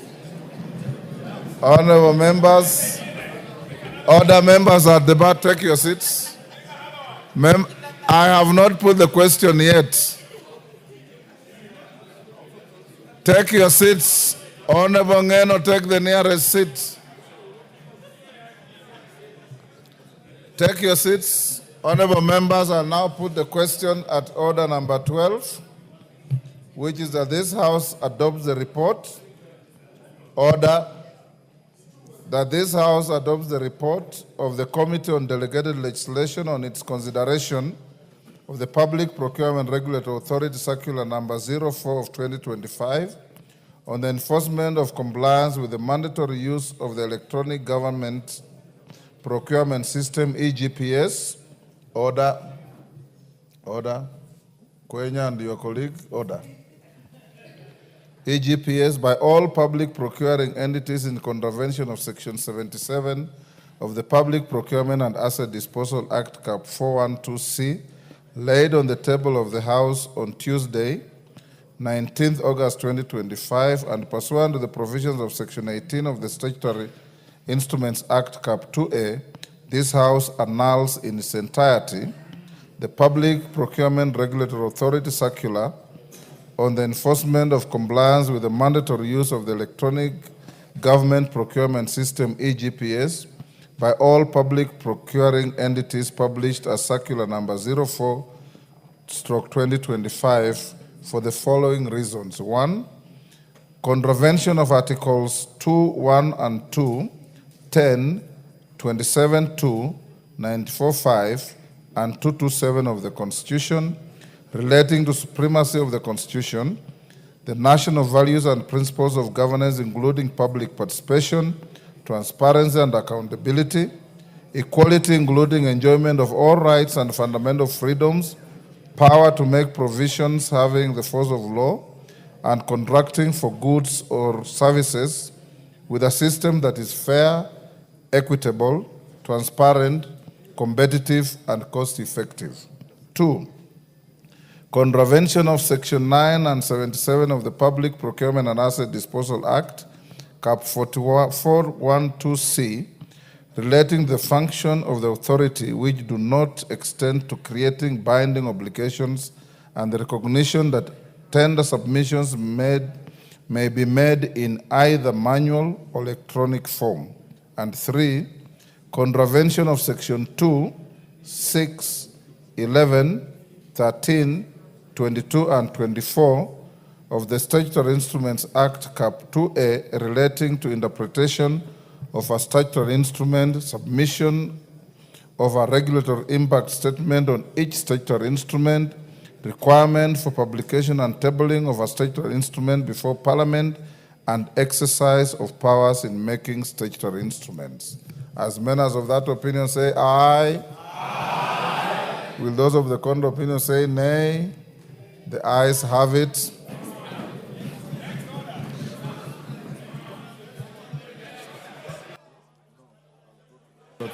Honorable members, can we now go to order number 13?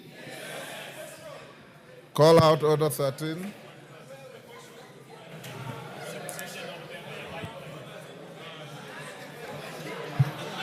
Clerk, call out order 13. Yeah? We do statement first.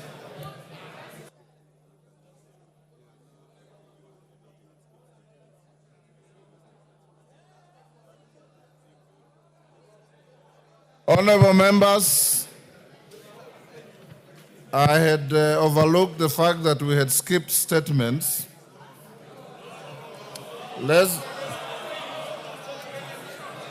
Let's clear statements first. Call out order 7.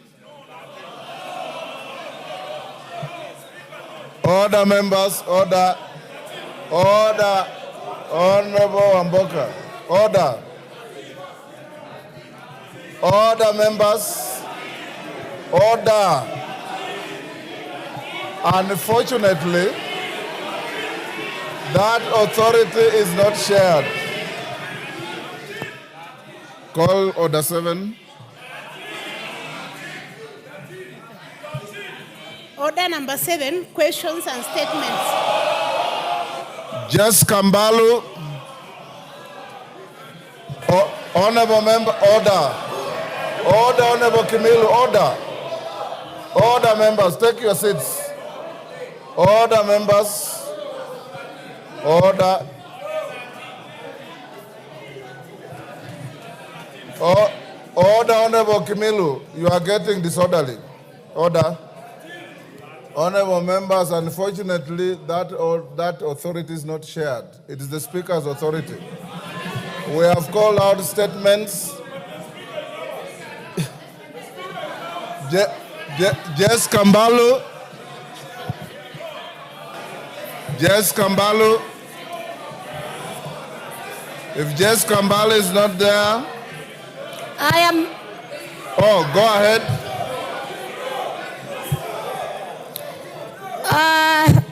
With the order from the Speaker, Honorable Speaker, pursuant to provisions of Standing Order number 44-2C, I rise to request for a statement from the Chairperson of the Departmental Committee on Administration and Internal Security regarding the delayed operationalization of administrative units gazetted within some Kambu sub-county in Kibwesi's constituency.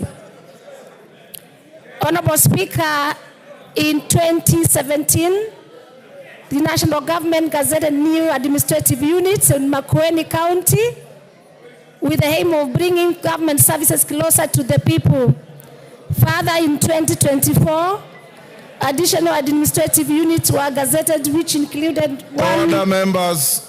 Jessica, hold on. Order, members. Allow the Honorable Member for Kibwesi East to prosecute her statement. I move on, Mr. Speaker. Thank you. Of course, I understand the House. Honorable Speaker, in 2017, the National Government gazetted new administrative units in Makueni County with the aim of bringing government services closer to the people. Further, in 2024, additional administrative units were gazetted, which included 1 sub-county, 4 divisions, 28 locations, and 48 sub-locations spread across the county. Subsequently, on 11th March 2024, the then Cabinet Secretary, Minister of Interior and National Administration installed the first Deputy County Commissioner for Kambu Sub-County. Despite the installation of the Deputy County Commissioner, some administrative units in the sub-county are yet to be operationalized, thereby denying residents access to critical government services. As a result, many residents of Kambu Sub-County are forced to travel longer distances to access such services. Honorable Speaker, it is against this background that I request for a statement from the Chairperson of the Departmental Committee on Administration and Internal Security on 1, a report on the status of operationalization of the administrative units in Kambu Sub-County, particularly Nguata and Chulu divisions, Kavatini, Ndongoni, Zambani, Kadhekani, and Mutito locations, and Kikunduku, Dua, Maiku, Usalama, Adi Salama, and Kidurulu sublocations, so as to improve service delivery, address security concerns, and enhance equitable access to opportunities dependent on administrative units. 2, steps being taken to ensure that the Deputy County Commissioner and police officers within the administrative units in Kambu Sub-County are provided with vehicles, given that the vast size of the area, including posting of additional police officers and administrative officers. And 3, measures being taken to operationalize the gazetted administrative units in Kambu Sub-County and the timeline for their activation. I thank you, Honorable Speaker. Signed by myself, Jessica Mbalu, CBS MP, the Member of Parliament for Kibezi's constituency. I thank you. Thank you, all the members. Chairman, Administration and Internal Security Committee. Yes, the Honorable Tongyo. Go ahead.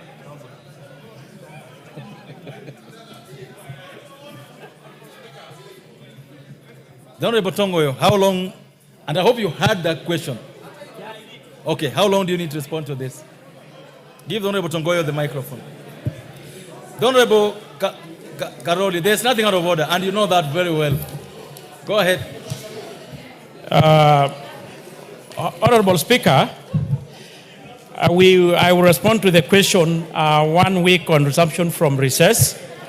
But I want to add, Honorable Speaker, you know, the issue of operationalization of several units across the country has been actually extensively addressed by the CS severally on several occasions, that all of it is a result of lack of funding. But nevertheless, I will respond 1 week on resumption from duty. I'm from recess. Honorable Mbalu, you heard that 1 week after we resume from recess. The next statement is from the Honorable Edith Nyanze, if she's in the house. The Honorable Member for Kitui West. Is she in the house? Yeah, she's in the house. Go I'm ahead. here. I'm here, Mr. Order. Speaker. The Honorable Yugi. Clear space between. Correct. Yes, thank you, Mr. Speaker. I'm here to request for a statement regarding the provision of motor vehicles to national government administration offices in Kitui West constituency. Honorable Speaker, pursuant to standing orders 44(2) Section C, I rise to request for a statement from the Chairperson, Departmental Committee on Administration and Internal Security regarding the provision of functional motor vehicles to the National Police Service and the National Government Administration Offices, GAO, in Matinyani and Kitui West sub-counties. Honorable Speaker, the motor vehicle leasing program initiated in 2013 was designed to enhance the mobility of National Police Service and National Government Administration officers, thereby facilitating the effective provision of crucial security and administrative services. The program has progressively increased the availability of vehicles for police operations, resulting in quicker response times, improved visibility, and enhanced service delivery across the country. Honorable Speaker, despite the importance of this program, the Deputy County Commissioners for both Matinyani and Kitui West sub-counties, the only two sub-counties in Kitui West constituency, have been without functional vehicles since the expiry of the previous lease agreement in 2022. Regrettably, neighboring sub-counties within Kitui County have already received vehicles through renewed lease agreements. This discriminative consideration has created disparities in service delivery and resulted in delayed responses in security and administrative needs in the affected areas. Honorable Speaker, it is against this background that I seek a statement from the chairperson of the Departmental Committee on Administration and Internal Security on the following. Number one, the reasons for the delay in the delivery of motor vehicles and the renewal of motor vehicle leasing agreements for the National Government Administrative Offices in Matinyani and Kitui West sub-counties, which have been forced to operate without functional vehicles since 2022. Number two, the steps being taken to provide the two sub-counties with motor vehicles, considering that sub-counties within Kitui West constituency have not received their vehicles. And number three, the measures put in place to ensure alternate means of transport are provided to the affected areas as the renewal of leases and provision of vehicles is being finalized. I thank you, Honorable Speaker. Thank you. The Honorable Tungoyo, this is directed to you, and this is not an isolated question, Honorable Tungoyo. And this isn't about Kitui West, you know that? Yeah. This is a national issue, so we need to get a proper answer to this kind of statement. Go ahead. Thank you, Honorable Speaker. And as you had actually well put it, it is a question that keeps coming out every other time on the floor of this House. And I want to say, as the CS had actually informed the House last time he was here, there is a procurement process of being undertaken by the National Treasury to provide the motor vehicles for the Ngao, to include the Ngao, of course, the National Police Service. Nevertheless, Honorable Speaker, maybe 2 weeks on resumption, I can able to come with a comprehensive response. All members, the question asked by the member of Kitui West is a very important question. It's about motor vehicles for all offices in the country. And the chairman has said 2 weeks after recess, he'll bring a report. We hope he'll bring a report that helps to make decision better. The member for Langata. Member for Langata. The member for Kaiti. What is the order, Honorable Tiende?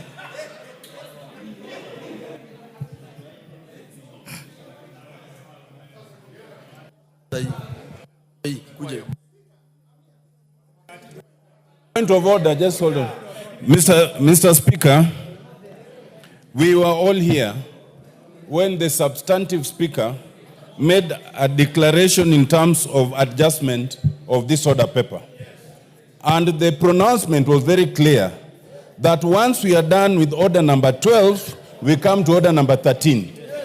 There has not been a subsequent adjustment of that one.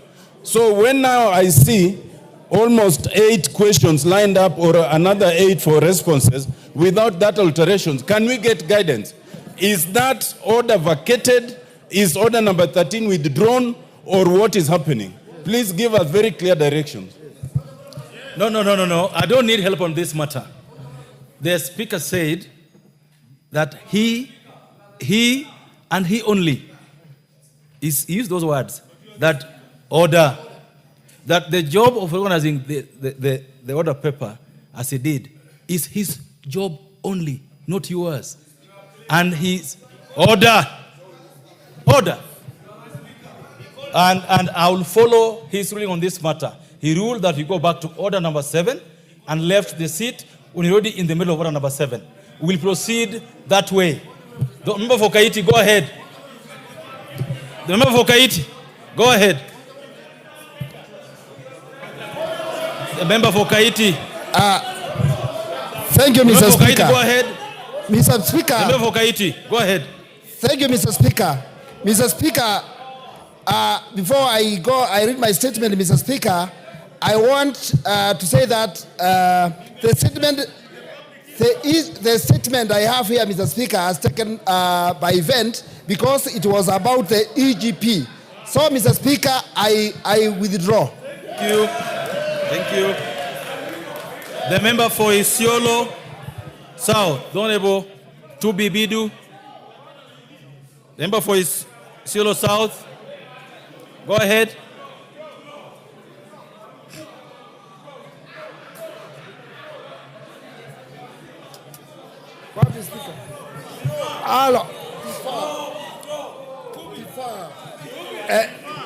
Thank you, Mr. Speaker. When is the time over?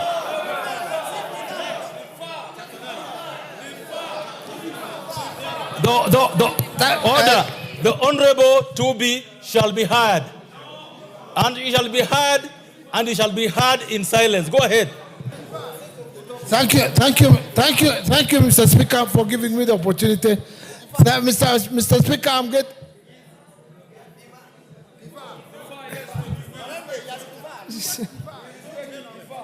Just a minute.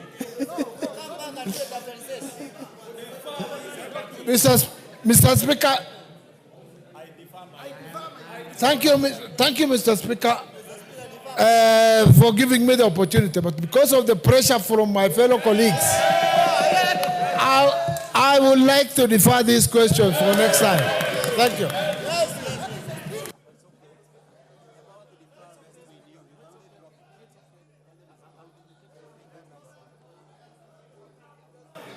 The order, members, you know, the trend you are setting will come back to bite you.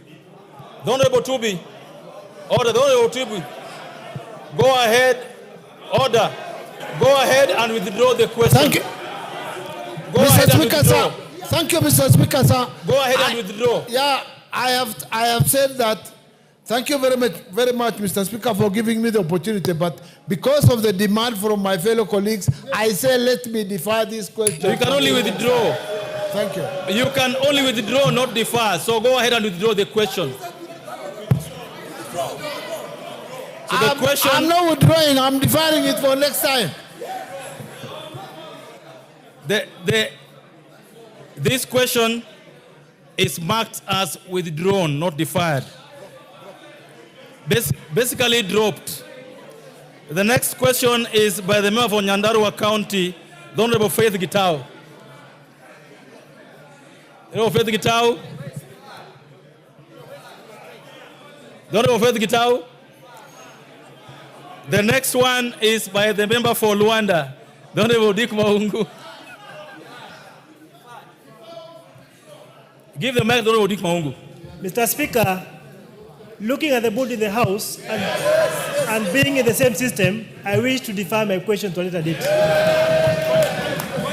So the question is accordingly dropped. The next one, no order. We are on to the last question before I give you a point of order. The last question for today would be from the Honorable Abubakar Talib.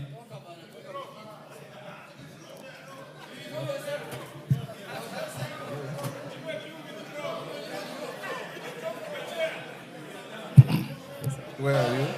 Yeah. I think they're basically bullying them. We're here now. Yes, order. Order. Order. Honorable Kimilu.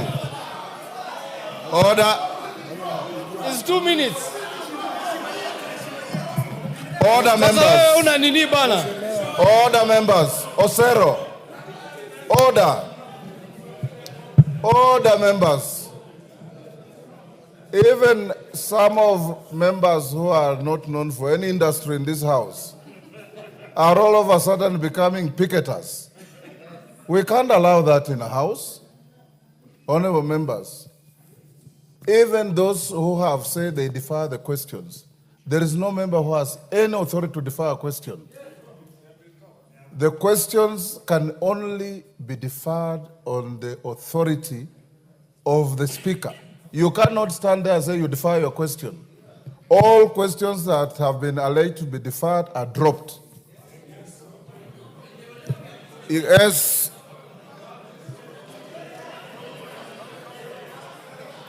Talib Abakari.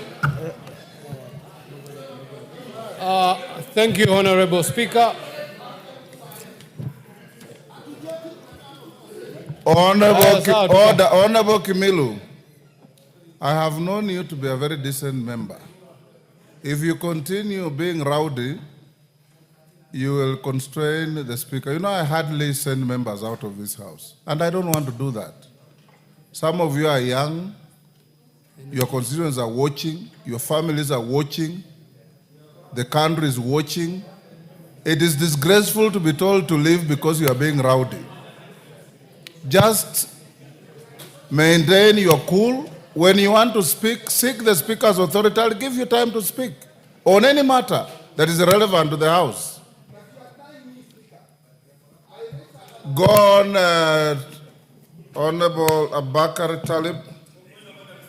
Yes. Protect me from Wanjala, Honorable. Yes. Speaker. Not Tongoyo, Kokoyo. Yeah, Mr. Speaker, sir, I raise on Standing Order 52, subsection M. Mr. Speaker, looking at the time, the session should end at 7 o'clock. And there might be a scheme to delay the business that we have before this House.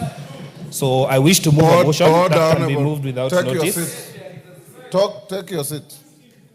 You are completely out of order. And what you are doing is you are casting aspersions on the Speaker. Because the Speaker presides over the proceedings of this House. The Speaker has been given authority by these standing orders to rearrange the order paper. When you say there's a scheme, who is scheming? Other than the Speaker, who is responsible for the order of business in the House. You are grossly out of order. If you are not a first timer, I would have sent you out. Because you are still on a learning curve.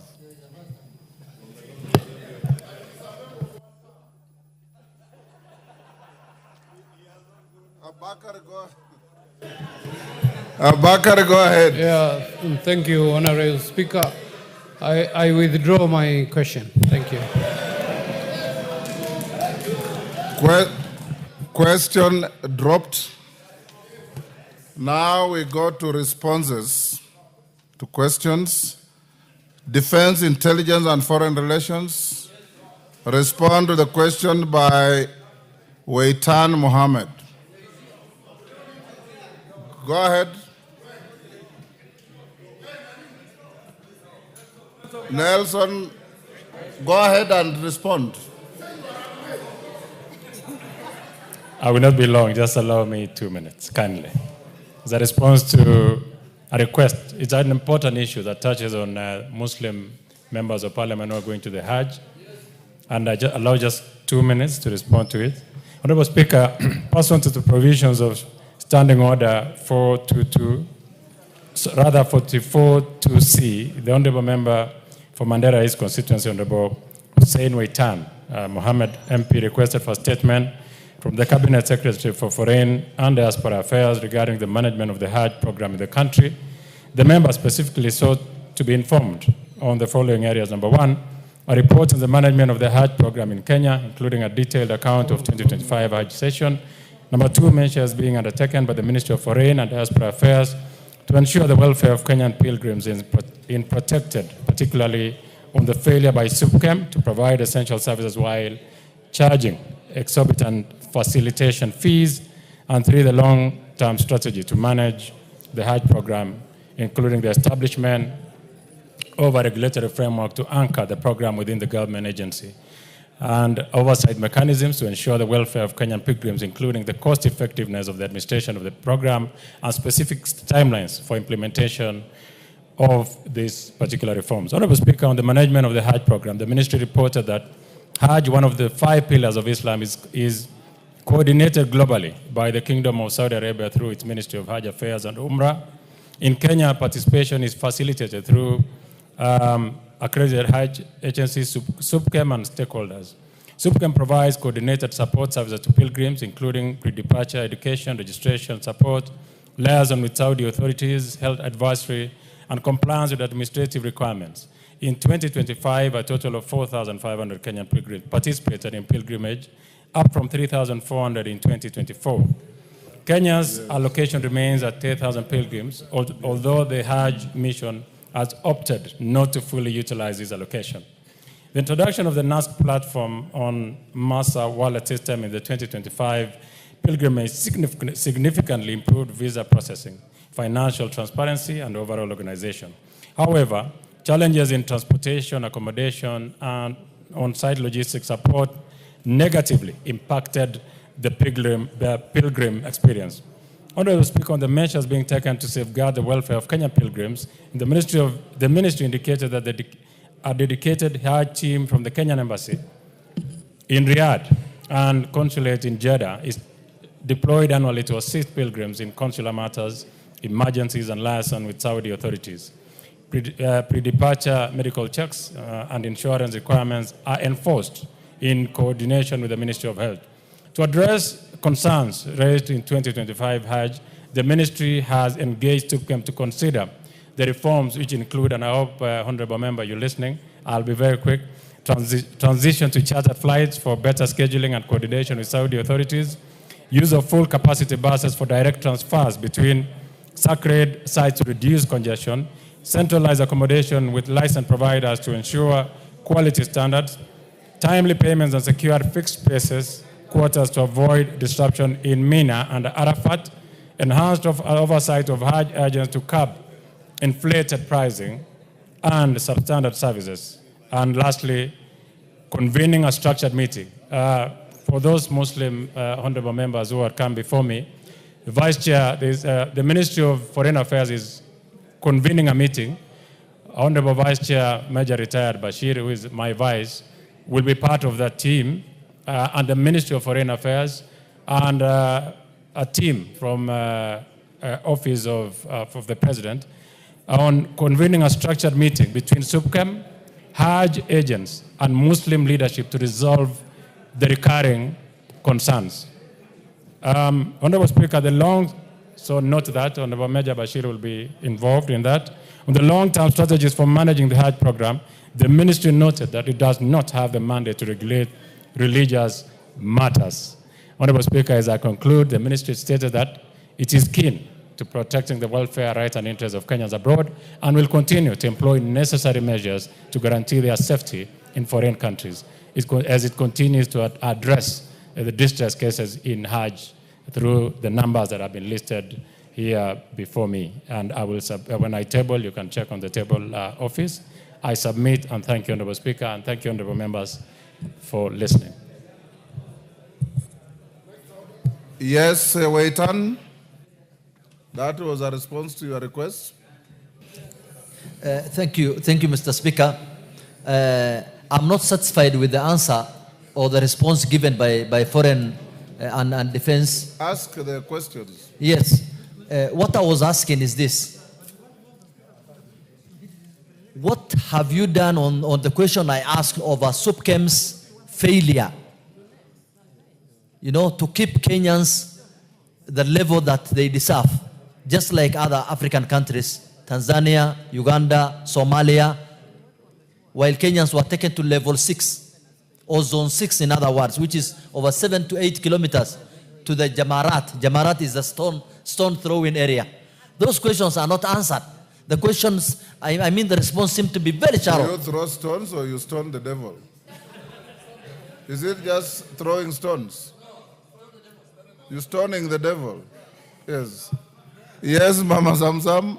Take note, Nelson. You'll respond after. Mheshimiwa Spika, nimemsikia mheshimiwa na majibu yake, lakini wale mahujaji hawatakuwa na furaha na uamuzi ambao umetoa, kwa sababu katika sheria zetu wamepewa haki kwa sababu ya mali yao kwenda kuhiji, na wametoa pesa ambayo ilikuwa inafaa iwe na wapa sehemu nzuri ya kufanya hija, sehemu nzuri ya kulala, lakini hawa SUPKEM ambao mnasema waje wakae chini na maagent, wenyewe wamekuwa maagent badala ya kufanya oversight. Kwa hiyo sioni kama hawa wakikaa pamoja kutakuwa na mwelekeo. Mimi naomba tu hawa mahujaji waache wenyewe wajipangie vitu vyao, watafute agent kivyao, waende wasafiri, wafanye hija yao, wakae mahali pazuri. Lakini ikiwa serikali pia wanasema hawawezi kuwasaidia kwa sababu ni religious matter, tukumbuke kuwa hawa ni Wakenya, wametoka Kenya. Chochote kikitoka kule, serikali ya kule ita communicate na Kenya. Kwa hiyo sisi tunaomba tu wangekuwa wamewapa mwelekeo mzuri badala ya kuwarushia tena kwenye SUPKEM ambao wamekuwa wakibadhiri pesa zao, hawajawaregeshea pesa ambazo walitoa na wakapata huduma mbaya, hawajafanya refund. Kwa hiyo sioni kama wakikaa watapata uamuzi. Asante sana Mheshimiwa Spika. Farah Maalim. Mr. Speaker, the situation of the Hajj for the Kenyan pilgrims is very pathetic. It is the worst in that place. Even a failed state like Somalia has got so much better than us. You cannot imagine. The Supreme Council, SUPKEM itself, has transformed itself into a money-making cartel where they extort millions of dollars. What used to cost $100 as a service now is $1,400 and something per person. They have collected millions of dollars, $8 million, $7 million, and they don't get the services at all. So you need to make a serious investigation. And 99% of the Kenyan population, Muslims today, are so disappointed with it. You will see the mood here in Parliament. Nobody supports it, including your Vice Chair, who is next to you there. So, Mr. Speaker, my plea, both the Chair and the Speaker, is that let this be taken as a national. We have a very good relationship with the countries in the Gulf states, and more so with Saudi Arabia. And we cannot allow our Kenyans to be mistreated the way they were mistreated this time around. So, Mr. Speaker, I want this chairman to make a serious investigations, involve members of parliament in here into this, and let's get to the bottom of this cartel, which is bleeding Kenyans and is literally very, very bad. Yes, Sane.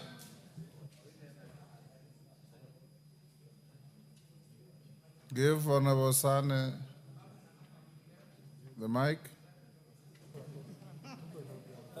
Mr. Speaker, briefly, SUPKEM is to supervise the exercise of Muslims on their fifth pillar of Islam, which is a very cardinal pillar. Mr. Speaker, there are registered agencies in this country. What is happening, SUPKEM has usurped their role. They are very corrupt, complacent, and they are the ones allocating visa allocations to companies. What is being asked by Honorable Weitan is that there is loss of faith on SUPKEM as an agency, and the chair should go back and engage SUPKEM that what they have been doing is not satisfactory. Kenyans have suffered in the exercise of a very fundamental pillar of Islam. Thank you. Yes, Major Bashir.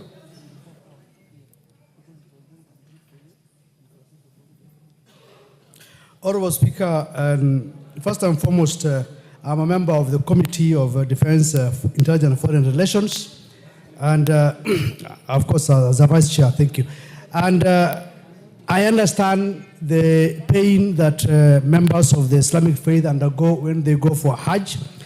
And the most important thing is that this is not a matter for really government to regulate, because Islamic issues cannot be regulated by the Ministry of Foreign Affairs. When I heard the statement that was read by the chair, it says there must be a structured meeting between SUPKEN, which has been alleged, Hajj agents, and the Muslim leadership to convene. I think that is the best way forward that we need to engage. So instead of trying to tell, because I mean, this house has a number of religious entities. So the best way is that we convene a meeting between SUPKEN, Hajj agents, and the Muslim leadership, so that we come up with a structured way of handling Hajj way forward. Thank you.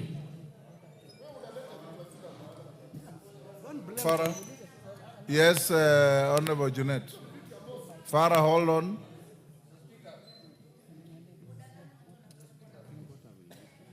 Mr. Speaker, I've listened keenly to the Vice Chair of the Foreign Relations Committee. Mr. Speaker, by virtue of going to Saudi Arabia for Hajj, you don't lose your nationality. You still remain a Kenyan. And so you must that is why, one of the reasons why the Kenyan government has an embassy in the Saudi Arabia is to facilitate Kenyans who are going there. That's why they have even this government, I must appreciate them, because they even went and opened a consular general in Jeddah, near the Hajj place, so that Kenyans you can feel sick, you can become sick, you can die there. But you can't just say, call the SUPKEM, Hajj agents, and leadership of Muslims. They cannot agree on anything, you know. That is why government is in place, so that the government can tell them how to go and how to do things. I know you are a Hajj agent yourself, but don't bring your agency into this matter. If you are conflicted, there's a conflict of interest bill that is going to deal with you thoroughly. Yeah.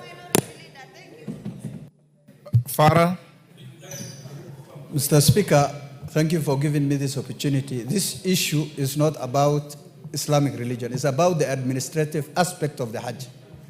As Honorable Junet said, the ministry has a role to play, Mr. Speaker. Mr. Speaker, I disagree with my brother, Honorable Major.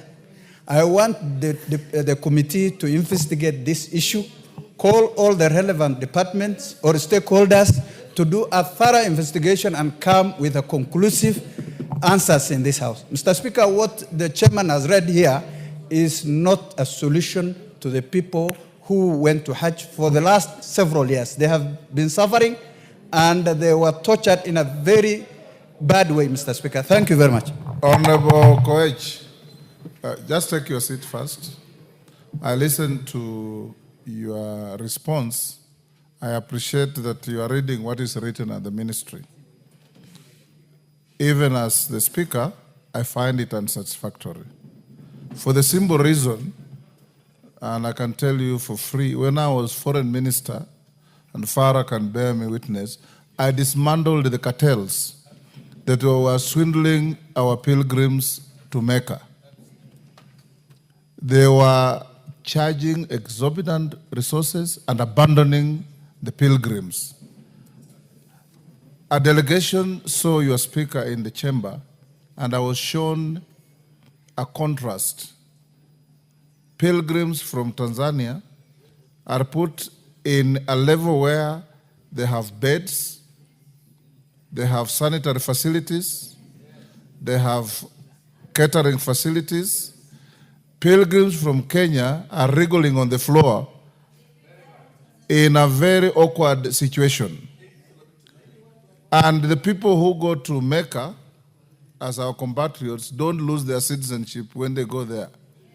They go there because we facilitate them to go. It's a religious duty for Muslims to go to Mecca, those who can. I would direct you to get back to the ministry, tell them that what they gave you is inadequate. We want you, if necessary, I'll send your committee to go to Jeddah and go to Riyadh and find out where these lapses are that are put in Kenya in a very awkward situation. You understand, Nelson? Give Nelson the... You probably have not had serious interaction and close interaction with the Muslim faith. I have, and I know. I largely relied on my deputy, considering this is a religious matter, who is a Muslim and I'm a Christian. But listening to what members, the Muslim members, yes, and the few members who have spoken, there's a serious problem, evidently, that deals with management. And even if we were to have a meeting with the Ministry of Foreign Affairs, for instance, with the leadership, I don't think it will make sense. So, like you rightfully instructed, I think it's imperative for my committee to now seriously consider this matter and call all the parties for a meeting. I think that will be the best thing to do. So I'll pursue it that way. I've also, before you take over, Honorable Speaker, I've been engaging with the mover of the Honorable Hussein, person who requested for this statement. I've engaged him extensively on this matter, and I've engaged the other Muslim members, and I think it's important, as you instructed, that now we go the direction that you've given. So most obliged, Honorable Thank Speaker. you. Honorable Gikaria. Gikarias, I think you are the questioner. Yes. So, Kareke?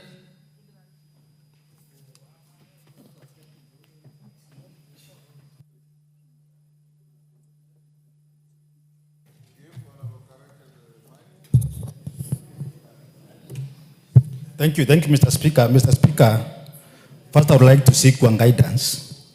Because, Mr. Speaker, we had very close interactions and engagement with the honorable members, because I have 7 statements to give this afternoon.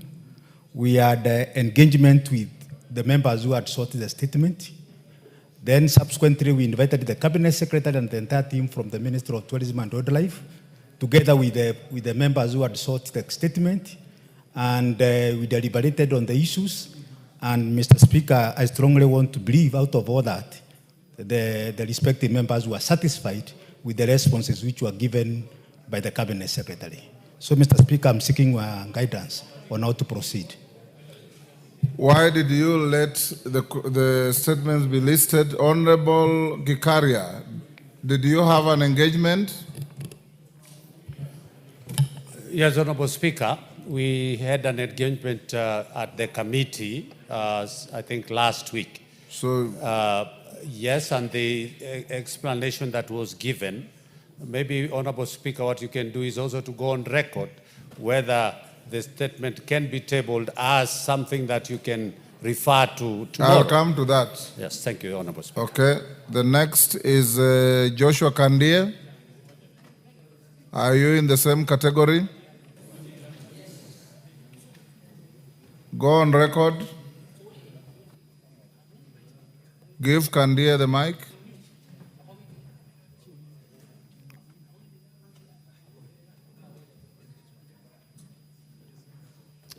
Yes, Kandie. Thank you, Mr. Speaker. I'm waiting for the reply from the Ministry of Tourism.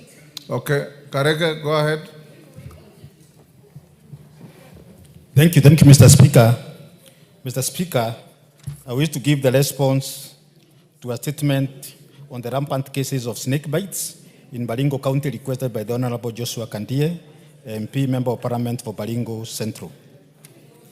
Mr. Speaker, the statement sought the following concerns: the steps taken by the Ministry of Tourism and Wildlife to reinstate compensation for victims of snake bites, particularly in Baringo and other regions where such cases are rampant.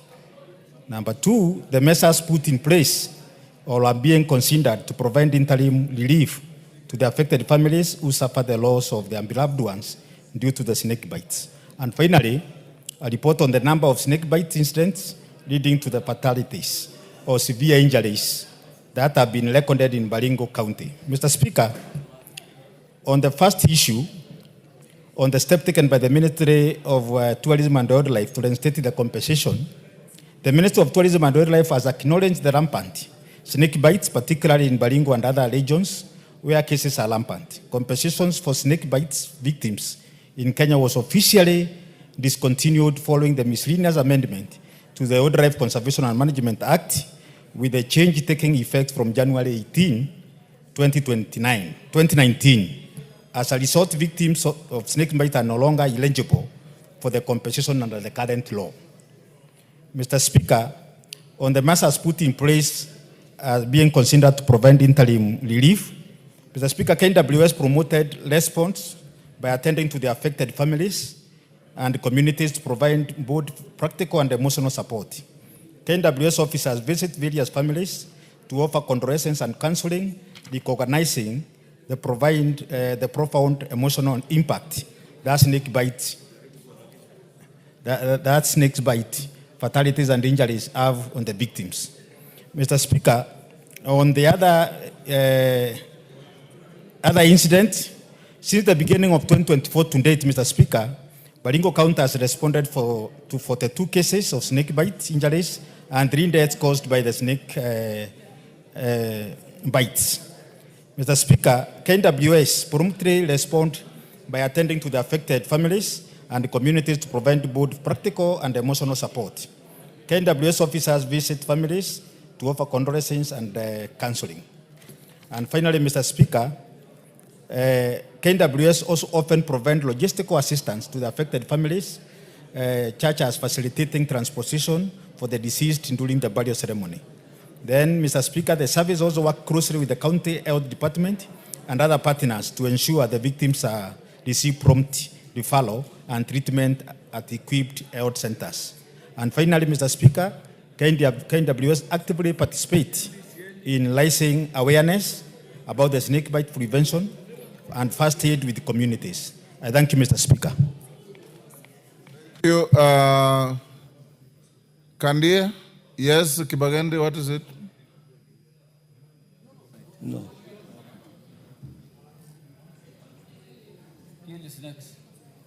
Give Honorable Kibagende the mic. Thank you, Honorable Speaker. I rise on a point of order, standing order 52M, to move a motion without notice for the extension of sitting time so that we deal with on order number 13. And I would like to call the honorable member for Kajiado not to second me. Order, you're out of order. Kandia, go on. Thank you, Honorable Speaker. The answer from the ministry did not, the answer is not accurate because they did not offer any counseling. They attended the burial as guests. Number 2, they didn't offer any vehicle for transportation of the deceased, and the family had to hire a vehicle for themselves. So the answer from the ministry is inadequate, and the family is not happy with what the ministry is talking about. Secondly, the Amos Jeburet Kimeres was bitten by the snake within their home compound and not grazing codes as per the report presented by the chairman. Secondly, the deceased left a very young family who depended on him solely. He was the only breadwinner. And therefore, I don't see where even the ministry has not even talked about even compensating the family. So the answer is inadequate. The answer is inadequate. Kareke, can you note that and engage the honorable member more? Yes.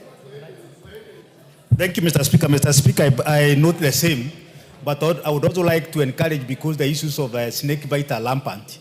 And Mr. Speaker, as we speak, the ministry is doing the review of the Wildlife Conservation and Management Act. The same will be able to come here on the floor of the House. And if at all members feel that snake bites should be included as part of the animals whereby the compensation is supposed to be done, then I'm going to close the branch when we get there.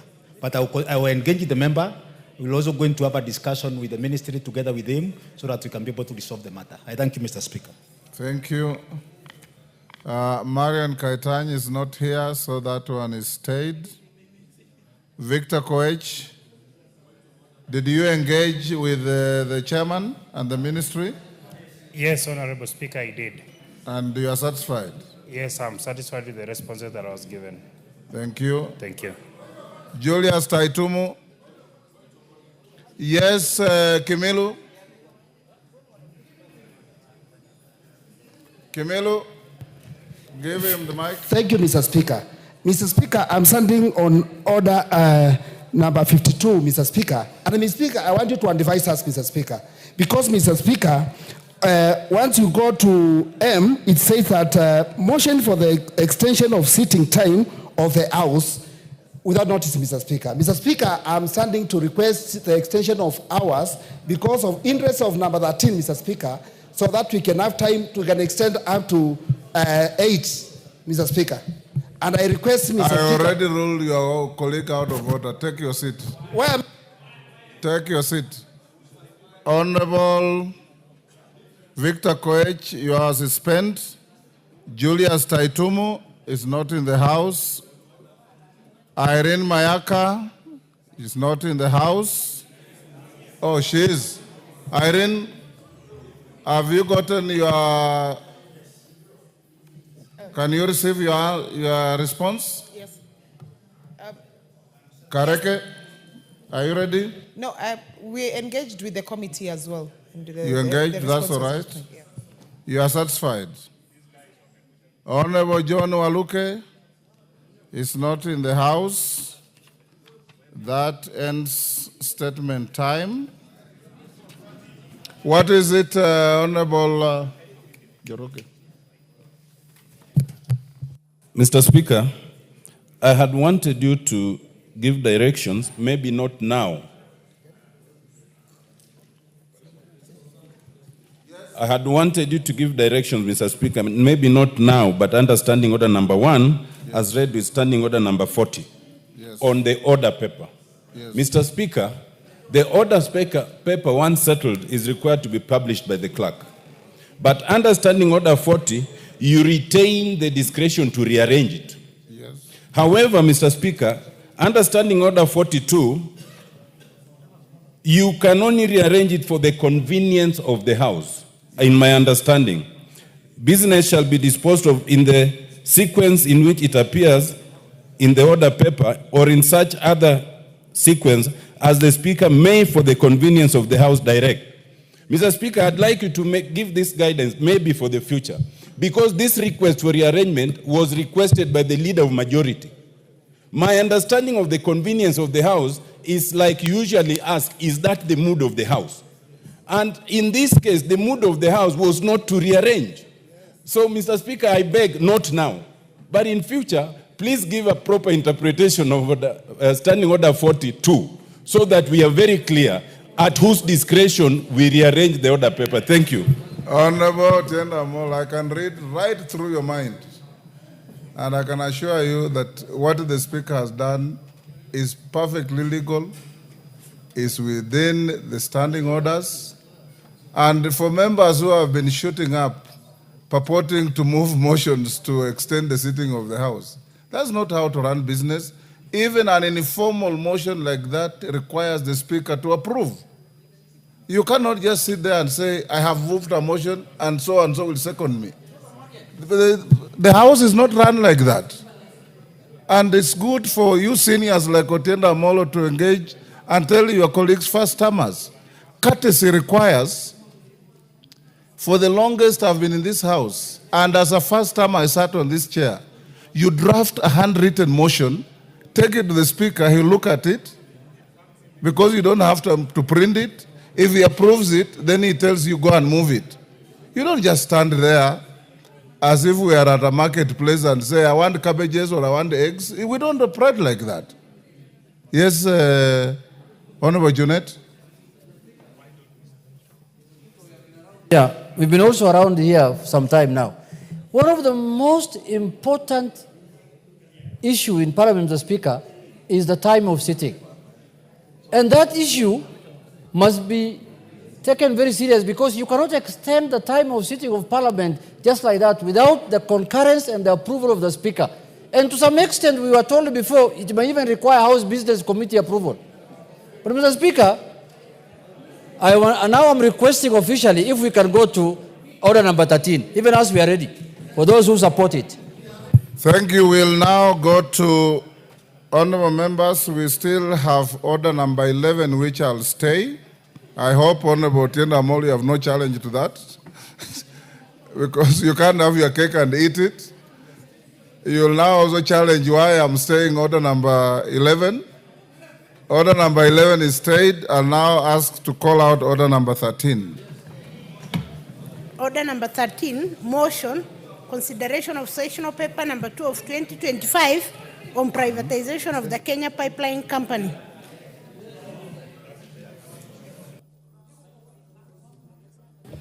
And jury, order members, order, and order Kimayo. Order, honorable members. That Kamkunji is illegal. Toto, you appear to be the center of attraction. Take your seat. Order, members. Honorable members, order. Kiborek, order. Take your seats. Honorable members, for guidance of our new colleagues in the House, even those like Kimilu who are purporting to move a motion to extend the sitting, a motion to extend the sitting of the House, first must be with the authority of the Speaker. Two, it must come at least 30 minutes before the House rises. You should read your standing orders properly. Before Sharia stands to move his motion, I have been requested by several members that the motion we passed at order number 12 requires an urgent follow-up by the implementation committee to ensure compliance. And I direct that it shall be so done. Yes, Sharia. Thank you, Honorable Speaker. Honorable Speaker, I beg to move that this House adopts the joint report of the Departmental Committee on Energy and the Select Committee on Public Debt and Privatization on the consideration of the sessional paper number 2 of 2025 on the proposed privatization of Kenya Pipeline Company Limited, laid on the table of the House on Thursday, 14th August 2025, and 1. Approve sessional paper number 2 of 2025 on the privatization of Kenya Pipeline Company Limited, and 2. Make policy resolutions as contained in the schedule to the order paper. Honorable Speaker, at the outset, allow me to extend my sincere appreciation to my co-chair, the chairperson of the Departmental Committee on Energy, for the spirit of collaboration and dedication. Honorable Kimayo, that Kamkunji is unlawful. Can it be disbanded?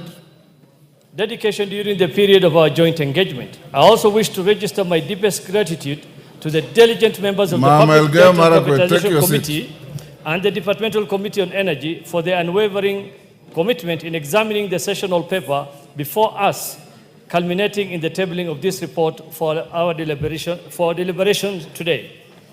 Honorable Speaker, the joint committees undertook a detailed review of the sessional paper and concluded that Kenya Pipeline Company Limited is indeed suitable for privatization. The company, being a strategic asset wholly owned by the government and therefore by the people of Kenya, is financially strong, well-positioned to deliver positive returns. Its privatization provides an opportunity to unlock net wealth transfer to Kenyans while simultaneously attracting foreign direct investment. The proposed privatization, Honorable Speaker, is expected to deliver multiple benefits to the company. It will avail long-term capital for infrastructure expansion and technological upgrades, attract foreign investment, generate new employment opportunities, and diversify investment risks. These gains will reduce bureaucratic inefficiencies, enhance corporate governance, and strengthen the company's capacity to meet rising domestic and regional energy demands. Importantly, it will broaden the government's revenue base without eroding private sector wealth. Honorable Speaker, Kenya continues to face a substantial fiscal deficit as we pursue critical development objectives. The privatization of KPC will support this agenda in two key ways. First, by raising an estimated Kenya shillings 100 billion to finance pressing unfunded expenditures. And second, by enhancing the financial performance and operational efficiency of Kenya Pipeline, thereby boosting profitability. This in turn will expand the tax base, increase corporate tax contribution, which reinforce government revenue collection in the long term. Honorable Speaker, this process also highlights the importance of integrating non-tax and non-debt financing mechanisms, such as privatization and public-private partnership, into our broader fiscal strategy. Such instruments, when aligned with coherent policy, can optimize resource mobilization and deliver long-term economic benefits. Honorable Speaker, the government currently owns 100% of Kenya Pipeline Company and proposes to privatize not more than 65% of its shareholding, retaining at least 35% under state control. This approach broadens ownership while safeguarding national interests. The committee emphasizes the importance of preventing excessive concentration of shares in a few hands in order to preserve broad-based ownership, enhance market competitiveness, and protect national and energy security. Further, Honorable Speaker, Kenya has the right market conditions to undertake this IPO: a stable macroeconomic environment, strong performance at the Nairobi Securities Exchange, adequate capital depth, and transparent regulatory framework in the capital markets and energy sectors. These conditions provide the confidence required for credible and successful listing. The choice of an IPO, Honorable Speaker, as opposed to other methods, ensures transparency and inclusivity. It expands citizen ownership of a strategic national asset, strengthens corporate governance, diversifies investment opportunities, and enhances Kenya Pipeline's access to capital. However, Honorable Speaker, the committee is conscious that privatization also carries costs and risks, and that Kenya's privatization history. However, Honorable Speaker, the committee is conscious that privatization also carries costs and risks, and that Kenya's privatization history has seen both successes, such as Safaricom, Kengen, and KCB, and notable failures like Mumias.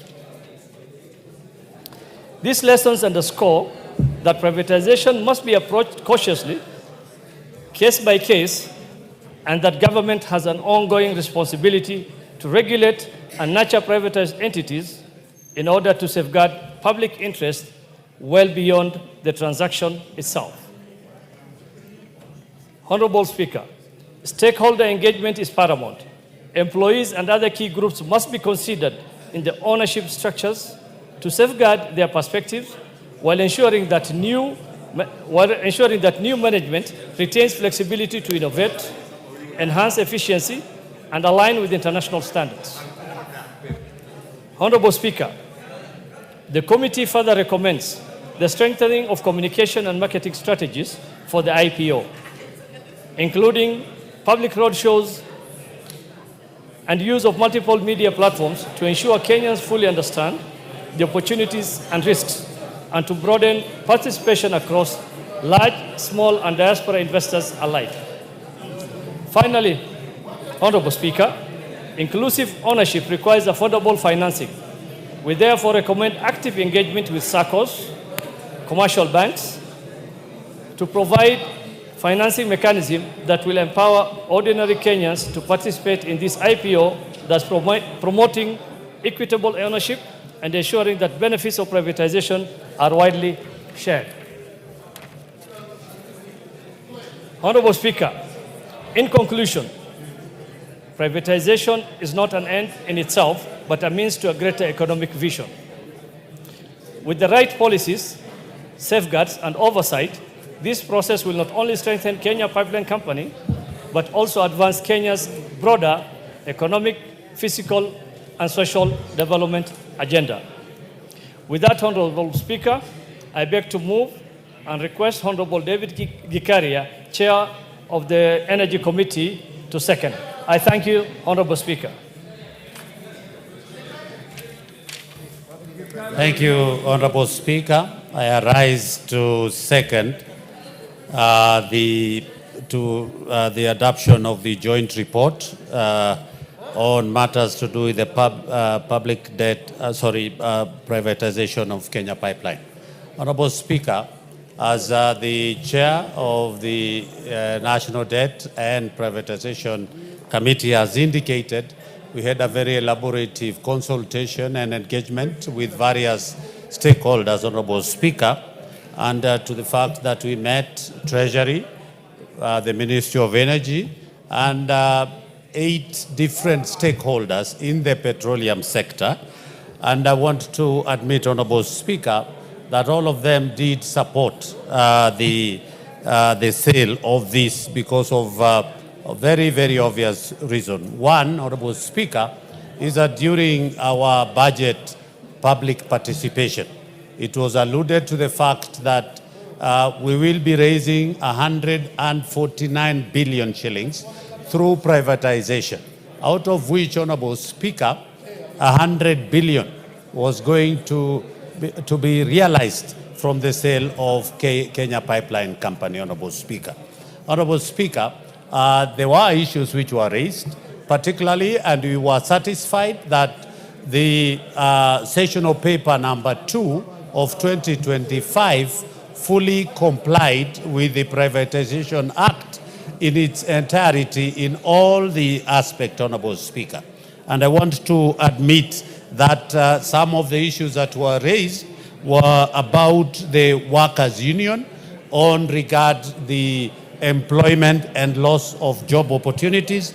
And Honorable Speaker, it was agreed that the workers are assured that no job losses will be envisaged. Secondly, there was an issue as to whether the petroleum tariffs will be increased by bringing in a private investment. And Honorable Speaker, it was confirmed that EPRA will continue in its mandate and responsibility of regulating the petroleum prices in the market. Honorable Speaker, I don't want to go deeper into the details, and I want to admit that it is indeed important for us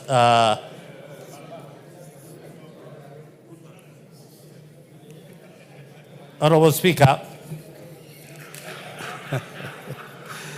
it is, Honorable Speaker, the proposal seeks to privatize 65% of the government shareholding in KPC through the initial public offer. This, Honorable Speaker, by retaining, the government will be retaining 35% to safeguard the strategic control. Honorable Speaker, as it has been indicated, the objective is to raise, Honorable Speaker, approximately 100 billion, Honorable Speaker, of which will go to finance the 2025-2026 budget and reduce the debt reliance and broaden citizen participation in one of the nation's most strategic enterprises. Honorable Speaker, our committee did find KPC to be financially sound and strategically important institution that plays a central role in petroleum transport and storage in Kenya and the wider East African region. Honorable Speaker, the Nairobi Security Exchange is currently robust with sufficient depth, liquidity, and investor appetite to absorb the transaction of this magnitude. Honorable Speaker, Kenya regulatory framework in both the energy and capital market sectors is strong enough to guarantee transparent, fairness, and protection of investors' interest. Honorable Speaker, the committee made several recommendations. First, that the House approves the privatization of KPC through an IPO in which government will retain 35% of the stick. Second, that, yes, Honorable Speaker, that this indeed is a very important privatization. Honorable Speaker, I second.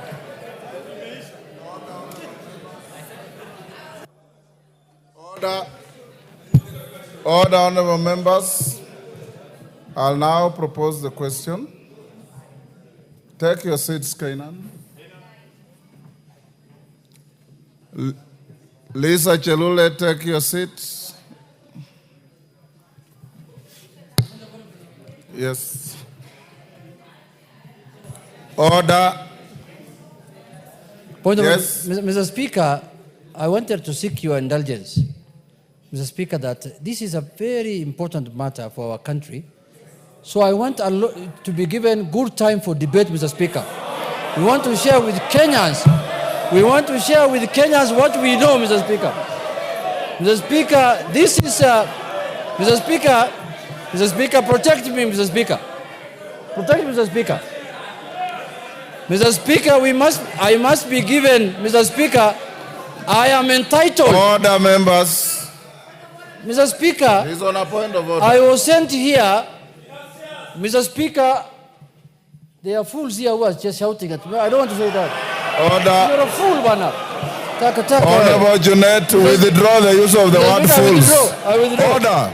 Bana, stop shouting at me, Bana. Order, Honorable Junet. Order. Honorable Junet. Order.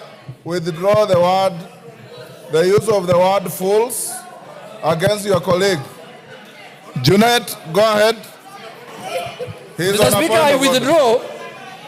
Mr. Yes. Speaker, I withdraw the word fools. But Mr. Speaker, I am entitled to be given time to debate. Mr. Speaker, it's my constitutional right. Order, take your Mr. Speaker. seats.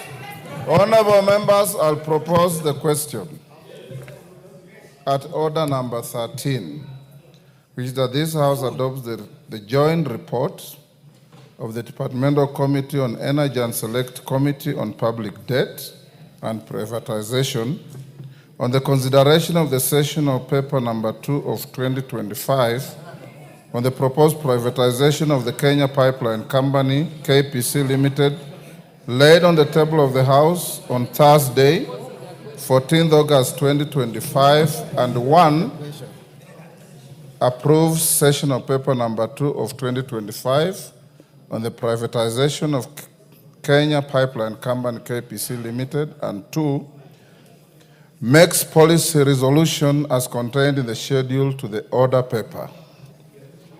Order, honorable members, will you be upstanding?